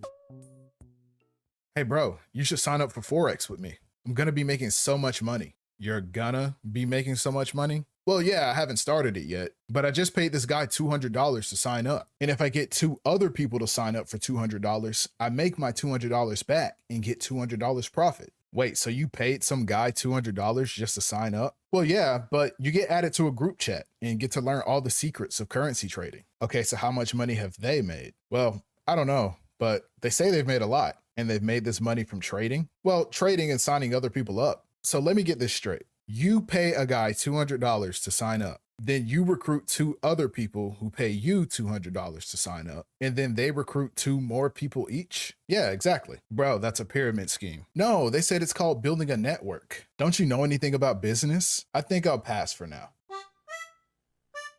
I think young men are especially vulnerable to this. And I think it's the real reason why a lot of toxic ideology is starting to become a lot more popular with young men. Many guys feel like they're falling behind in the world, like their lives don't matter, jobs don't need. Oh no, it's not a feel. They are. Like, it's not a feel like they fall behind. They are falling behind. Like, they are. They are. Like, there's no argument to be made, right? More homelessness, more men checking out of society, the suicide rates are climbing. We have more school dropouts than ever before. This is mostly men. Men are getting paid less. More and more, right? Companies are preferring women overall. Parents prefer to raise girls in comparison to boys. Like, men are definitely falling behind. There's no argument to be made, and there's nothing to fix it because there's nothing to be gained. Right? There's nothing to be gained. It's just the truth, right? Can't afford a home, can't afford a girlfriend, can't afford a wife, can't afford can't afford kids, can't afford a car, can't afford a driver's license. What do you do? What do you do? That is a harsh reality. That is not a feeling. That is happening. That is happening. Right? We have the data on this. That's happening. That's just true. And obviously dating is one of the major drivers. And there needs to be something said that people don't want to hear is that we are equal, quote unquote, right? We want to strive for equality, but not on a social level. That means, right, for dating, women still prefer overall. They can say all they want, how they disagree with that, but the data and IRL experience don't show that. Women overall still prefer a man that makes more. But you can't prefer a man that makes more if you're supposed to make the same. So we're cooked now. Right? Not to mention that now, right, the ladies have fought for freedom, which, cool, good for them, right? Financial freedom. Or rather the right to choose, but now they're no longer able to choose, right? We went from women should be able to choose whether or not they want to be, for example, stay-at-home moms, whether they want to be working, whatever, right? We moved that away from that, and now we're more like, you have to work. Which obviously results in a slight problem is that now, right, we are in a position where schools are raising our children, but boys fall behind in school, meaning that our boys are now in a system that damages them more than it actually helps. without the parents being in there to, right? Without the parents having their hand in there to raise them. Because let's face it, if both parents are working, the child is no longer really spending time with their parents. Like that's just the reality, right? Need you. Women don't need you. The world doesn't need you. And a lot of these people on the internet are really good. Well, they are telling us that. They are indeed telling us that they're like, you can't just like go on TikTok. You just like post of like women saying like how they hate men, how they don't need men. Yeah, right. We have that. Like we have that. Young men are being told that. So how this happened is we said masculinity bad. Right? Not specific aspects, but masculinity overall bad. The future is female. Okay. So we made that, right? We don't have or masculinity is toxic. Now we don't have anything to replace that. You basically said men are not allowed to be men, but you don't put up anything to replace that. And now we're here. Now we're here. It's a bit cooked. It's a bit cooked. At telling young men exactly what they want to hear. A lot of men feel under attack and are looking for any relief from the hostility. That's not a feeling, that's a reality. That's a reality. Men are constantly under attack. We have it here constantly, right? It's like, men are the problem, right? Men commit all the crime. Well, have we looked at the statistics of which men are doing that? Yeah. I'm going to say that they see us trying and that they respect us. Traditionally, men gain respect by earning money, supporting their families, and being leaders. But for our generation, where it's hard for young people to find careers, it's hard to support yourself, let alone a family, and where older generations refuse to give young people a chance to lead, men feel devalued and lost. People often talk about an us versus them mentality being something dividing our generation, but for men, it often feels more like me versus everybody. So men are led down paths where we reject community and see ourselves as being at war with the world and everyone else in it. I've noticed that a lot of Gen Z guys genuinely believe that you have to give up your life just to date or get married. There's this jaded view that other people are problems to be solved instead of allies against the same struggle. So we end up losing the plot and take the self out of self-improvement. I've spoken before. Ironically, the men and women essentially suffer from the exact same problems from like when it comes to actually also dying. Like, right? It really is just like health issues and sewer slide. The problem is that it's for men much higher. Like it's much higher. It's outrageously higher. So right. Is that crazy? How we have a slight problem with the male sewer slide rates. They are likely much higher. Like they're much higher. Because a lot of accidents might actually be sewer slide attempts that were fucked up. Where the one trying it fucked up. So it could be that a lot of some sewer slides are accidents, actually, by nature, and some accidents are actually sewer slides. That's another issue. We have a lot of issues here. And women actually have the same thing. It's hilarious. In a way. Because we technically, right, we're fighting each other, but we technically suffer from the exact same issues. It's interesting. Or like, maybe not from the exact same, but like we have the same issues when it comes to like survival. About how some people will take the message of self-improvement and use it to pick at your insecurities. They make you question yourself so that you look to them for the answer, creating a problem so that you buy their solution. It's like when you take your car to the shop for an oil change and the mechanic tells you there's something wrong with your engine too. But the truth is that these are almost never the solution you're really looking for. Come on. Nice, bro. Good set. You're gonna be swole in no time. Yeah, maybe once I'm jacked, the ladies will finally want me. What? Nah, bro, you got it all wrong. Huh? But on Trad and Chat, they said girls only like guys with big muscles. Nah, bro. Everyone knows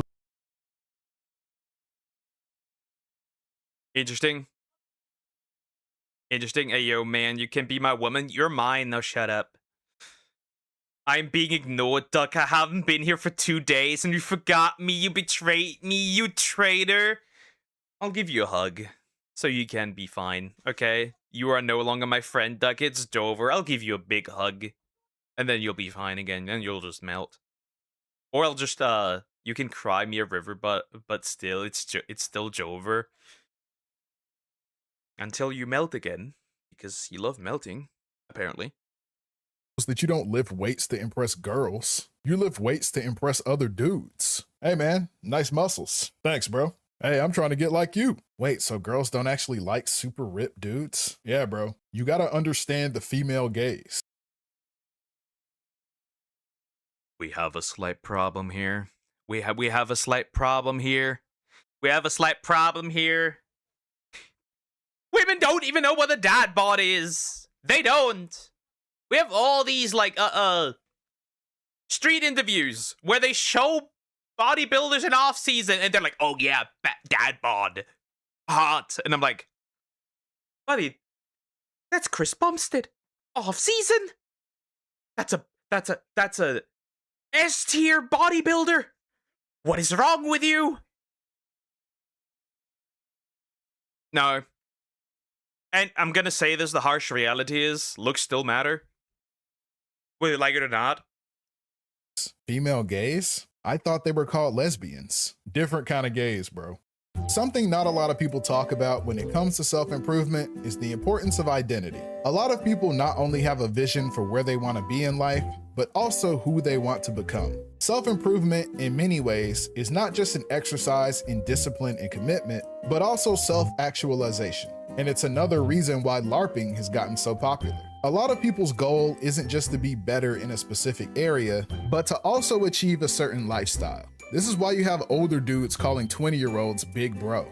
Like, dude, you're 27, cut it out. And this is kind of the issue with self-improvement content, because it turns the act of bettering yourself into a performance rather than a genuine effort. So now there's people who put more energy into pretending to be a grinder than actually grinding. The truth is that the people who really are living the lifestyle probably aren't putting it on the internet. Self-improvement isn't about what you have, it's who you are. Self-improvement requires self-awareness. It's important to have a vision for the future, but you also have to have a plan on how you're gonna get there too.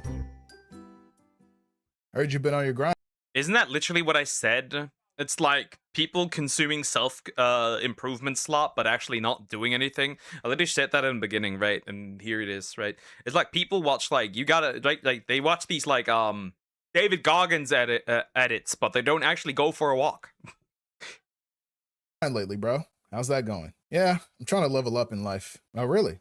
How so? So basically, I want to get a BMW M4, then I want to get a six-pack, then I want to date a model, and then I'm going to buy a house in the hills. Wow, those are some big dreams. How long do you think it's going to take? Like a year, maybe? A year? Maybe like 14 months? Okay. Have you set any tangible, measurable goals to hold yourself accountable? Or is all you want to do is LARP?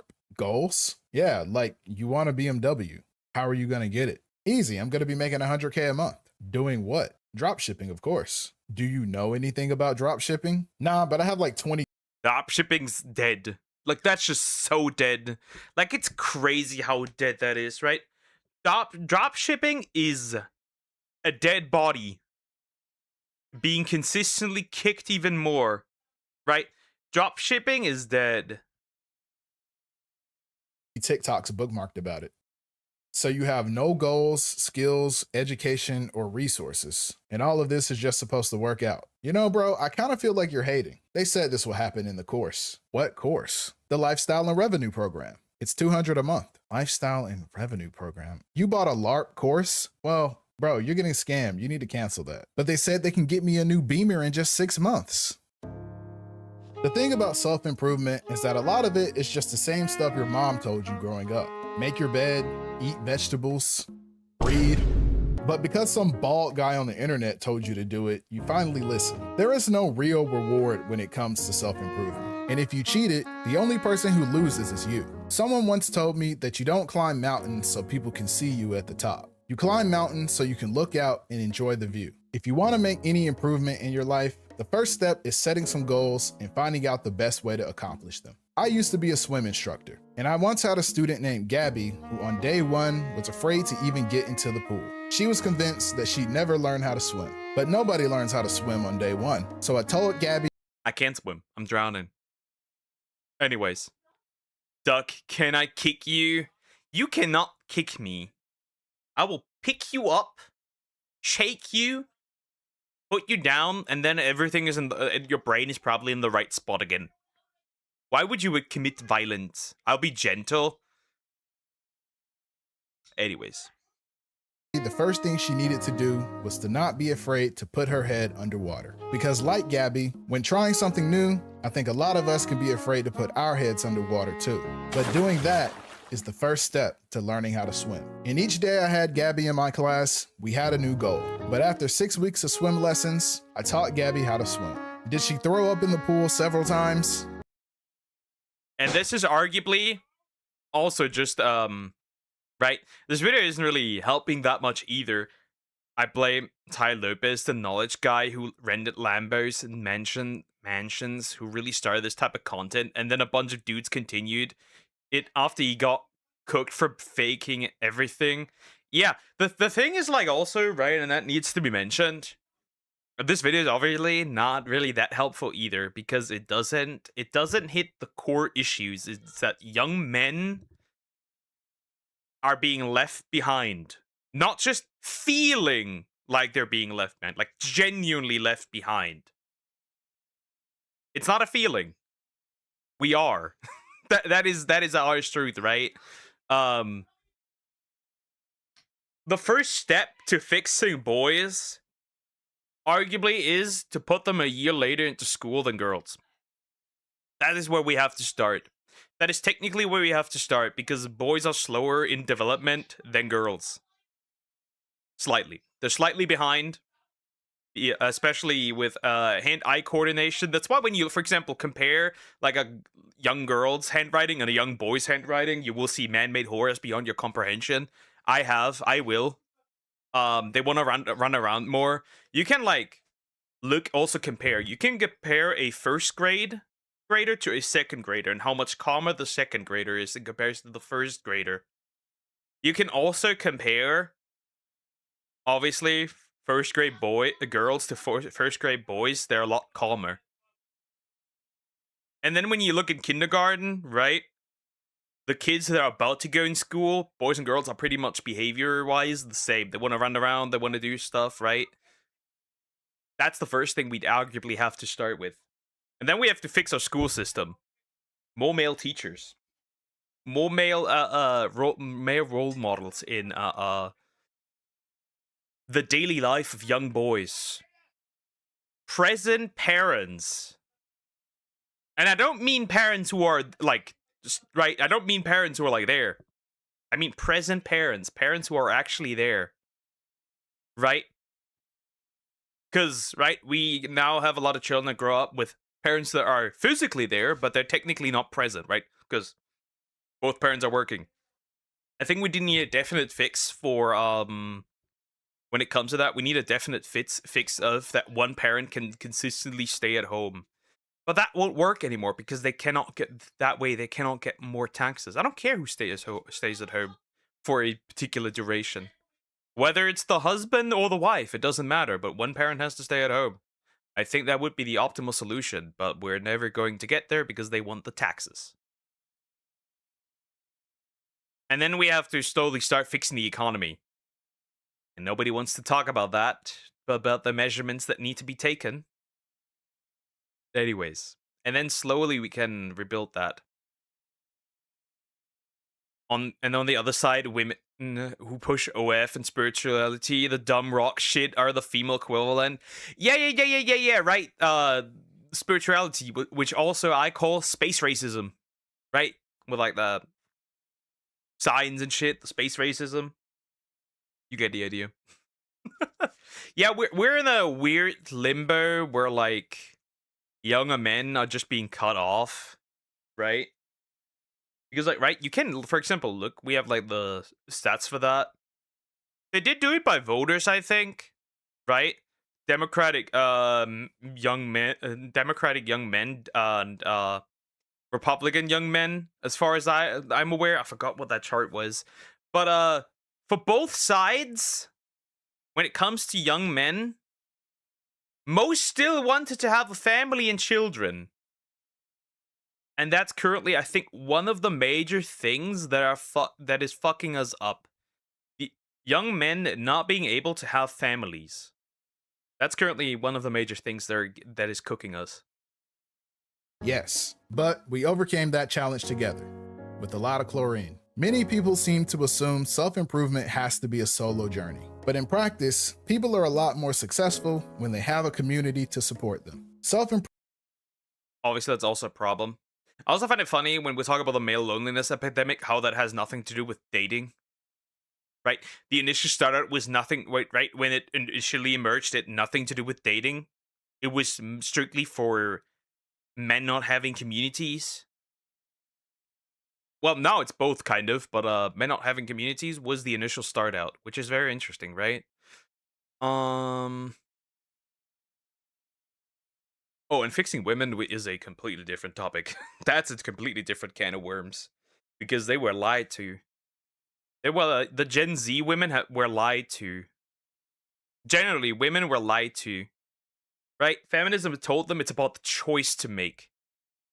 Well, now you don't have a choice. Now you don't have a choice. Isn't that wonderful? Right? It's about choice. Yeah, my ass is about choice. It's about taxes. It's about taxes and control of our children. Anyways, and being exploited by people who were born richer than you. That's really all that is to it. That's really all this has led to. They've been lied to as well. They just don't want to admit it. Improvement is ultimately an act of self-care, learning to accept yourself and love yourself. It's not about how much money you have, what car you drive, or how big your muscles are. Be a better person. That's the goal. Thanks. But see, the deeper issue lies with, is being a better person giving me results? You can say self-improvement is being a better person, which arguably, I agree. But does that give results? The reason why young men fall for liars like Fresh and Fit, which arguably sometimes they are right to a degree. Sometimes. Or sometimes they are, sometimes they're right, or like right, they can't, right, even a blind chicken sometimes finds something to eat, right, type of thing. The problem is, if being a better person is not getting rewarded, then it does not, then your entire thing, it just falls apart. We can see this. You can say about Caligula what you want. He's gonna die probably, not like soon in the future, in some way, shape, or form due to drug overuse. But young men see that it's working. Right? So they try to emulate it. See, if being the better person does not work, then why are you trying to be a better person? OF girls. Other young women see that, so they're going to emulate that because it works. We would need to build a society where doing the right thing because it is the right thing is being rewarded. That is not happening. Now we're here. We had communities. It was called lobbies, where you would make fun of each other and call slurs by 12-year-olds, and they ruined it. There is something to be said that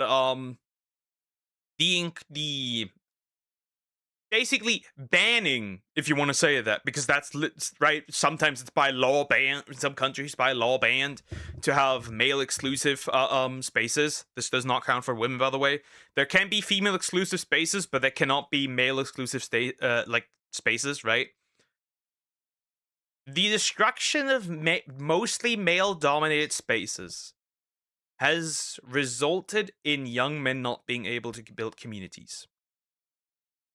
That is where we are, right? Gaming, is a mostly male-dominated space, right? But since we're trying to pander to an audience that does not exist, we're trying to destroy these spaces. And that's what we got. Anyways, to a degree, I agree, but I think our measurements would probably the right. I agree with him, but the way we probably would do it is very different. The way I would solve this is very different. My way would definitely be more of a traditional approach, not a type of like now the how do I say this? The fieldsy type approach. My approach would definitely be like, we gotta fix this shit. I know how, and we're gonna do it. Whether they like it or not, that's my type of approach, right? Make essentially nuke paid corn, make paid corn completely like non-existent. That would actually be an interesting approach, right? You can make corn, but you can't monetize it. I wonder how that would work, how that would affect it, right? Right, that way we would essentially eliminate all the OF chicks. Anyways. It's not a matter of F and F being right, it's a matter of common sense statements, like working out and eating right set by F and F. The Tates, etc., being treated like it's crazy new information. Yeah, that's exactly what it is. Because, right, when they say it, it's like, wow, crazy, new information. Yeah, it's true. It's like right. These are the logical things to do. But now we're here again. Now we're here.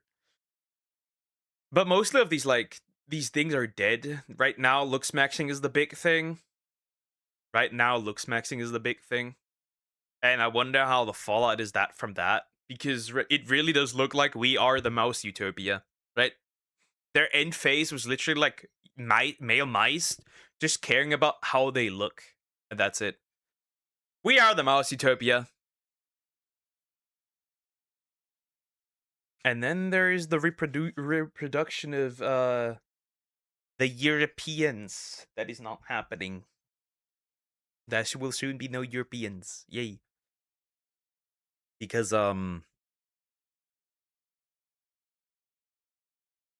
how much do you have to abuse an animal for it to not want children? That is something that's interesting, that we need to look at as well. Because it doesn't matter if young men want children if women do not want children. And this has nothing to do with income. Income does not scale with children, which is also, right? We cannot build families. Income does not, right? Income does not scale children. The more money you have, apparently, the less children you'll have, which is something that's must be named, right? It's not like how much social benefits there are, how much money you have. That's a cultural thing.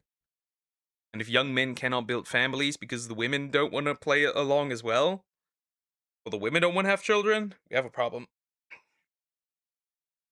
But I think the core issue that we need to solve is actually just like purpose, right? That's another thing, purpose.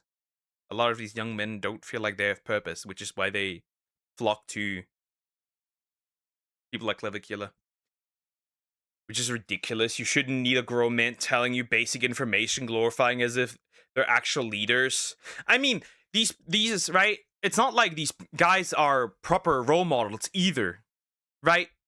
None of these men are married.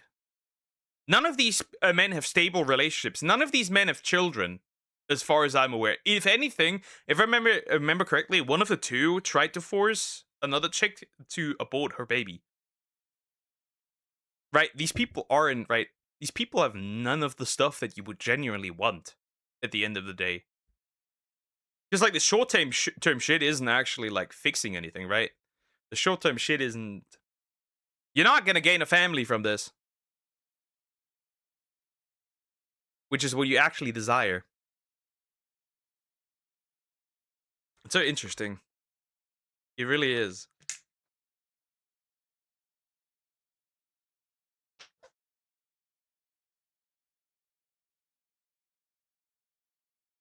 Yeah, I think that's going to be enough for today, actually, honestly. I do think so. I do think so. I don't want to over record stuff, right? And honestly, I'm kind of tired. I don't really have anything that I do desire to watch currently anyways. So like, it's fine, right?